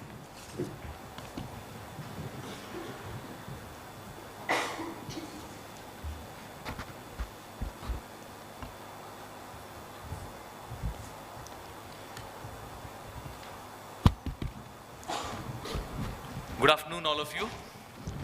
So we are at the flag end of the National Sustainability Conference 2024 here at Udaipur. Dear members, while we are at the concluding moment of this conference, I would like to put across three very important facts which are relevant. We are at the 10th anniversary of the SDG goals, and as I was introducing in my at the inaugural vote of thanks also, the Sustainable Development Report of 2025 mentions that none of the 17 goals are currently on course to be achieved by 2030. You would be astonished to know that food wasted in the world accounts to 8 to 10% of the global greenhouse gas emissions. 8 to 10%. And the annual death in India alone due to temperature rise and climate change reasons are almost coming to around 7,40,000. It's a huge thing. And these all have been done, these all have been caused due to unfettered use of burning of fossil fuels and other natural resources, and mainly has come on account of the industrialization, primarily on account of the business. So it has become more relevant for holding such conferences, and ICSI is trying to contribute its bit in making sure that we have a very, very sustainable future. ICSI, as you have seen in the last 2 days, has attempted towards this goal by releasing the stewardship principles, which are nothing but responsible investment. India is looking at the concept of Viksit Bharat, and a huge quantum of investments are going to come into this country. And it is very much relevant that we follow the stewardship principles so that the responsible investment takes place in the country. We also have, for the first time, I think we may be perhaps the first institute which has got an international reporting format through that stewardship principles, which is globally, which can be applied globally and to all the sectors, and it also has the capacity to capture the emerging practices. We also are planning, as a sequence to this year we are planning to come out with the engagement toolkits, because primarily stewardship works through engagement process with all the stakeholders. So this year ESG board is working on the engagement toolkits. I'm sure we'll be releasing it out soon. We are also working on a very interesting concept of climate change governance, because all this we see today is relevant, and so we are surely going to bring out climate change governance, where we are going to bring in the business climate change principles integrated into the boardroom decisions. And also the ESG board is working on the on guidance note for the third-party assurance on BRSR. With these words, ladies and gentlemen, I'm proposing this final vote of thanks for the entire panelists and the entire deliberation which has happened in these 2 days. We started off with the inaugural session, where we were fortunate to have as chief guest Dr. Premchand Bhairava, Deputy Chief Minister of Rajasthan. We also had the special guest Dr. Gaurav Vallabh, Member Economic Advisory Council to the Prime Minister. Both of them shared their valuable thoughts in the inaugural sessions. We then followed it with technical session 1 on the ESG redefining role of professionals, followed it by climate governance, SDG challenges and solutions. Then we had a good cultural evening last night. I hope all the members enjoyed it. We opened today with a special guest today. Today we had Dr. Manalal Rawat, the Honorable MP of Udaipur. We then had the open house session where the President, along with the entire council members and yours truly, were addressing to the President was sharing a lot of initiatives which the Institute has taken, and also answering a few of the queries raised by the members. We then followed up with the technical session 3 with ESG, AI and technology integration, and the final session just now concluded with stewardship governance for sustainable and inclusive growth. I thank all the panelists who have shared their thoughts, and I'm sure that a lot of things are there for you to take back home. And at this moment, I would like to thank all the sponsors, the gold sponsor NASDAQ, the silver sponsor Boardpack Private Limited. I thank for the sponsors for the stalls, NASDAQ, Boardpack Private Limited, NSDL, Taxman Publications Private Limited, Reliance Softtech Limited. I also wish to place on record my sincere thanks for the hospitality provided by the premises Ramee Royal Resort. Also thank for the services provided by Himanshu and team for the technical.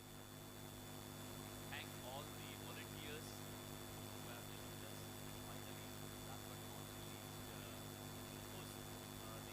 Finally, sorry, I think this mic is not working. Okay. The leadership led by President C.S. Dhananjay Shukla, Vice President Pawan Chandak, all the Central Council members, the former presidents who were present here. I thank the Regional Council Chairman and all the Regional Council members. A special thanks to all the Chairman and all the MC members of Udaipur. You deserve a big round of applause. I also thank I'm really fortunate to have great HODs in the Institute. I really thank the HODs who have been the brain behind entire conference. Thank the HODs and all the employees. A special thanks to Sonu and Ankita for navigating the 2 days. Thank the entire volunteers, as I said earlier. So thank you, each one of you, and a special thanks for you, the members who have attended this physically, as well as all of you who are connected to us virtually.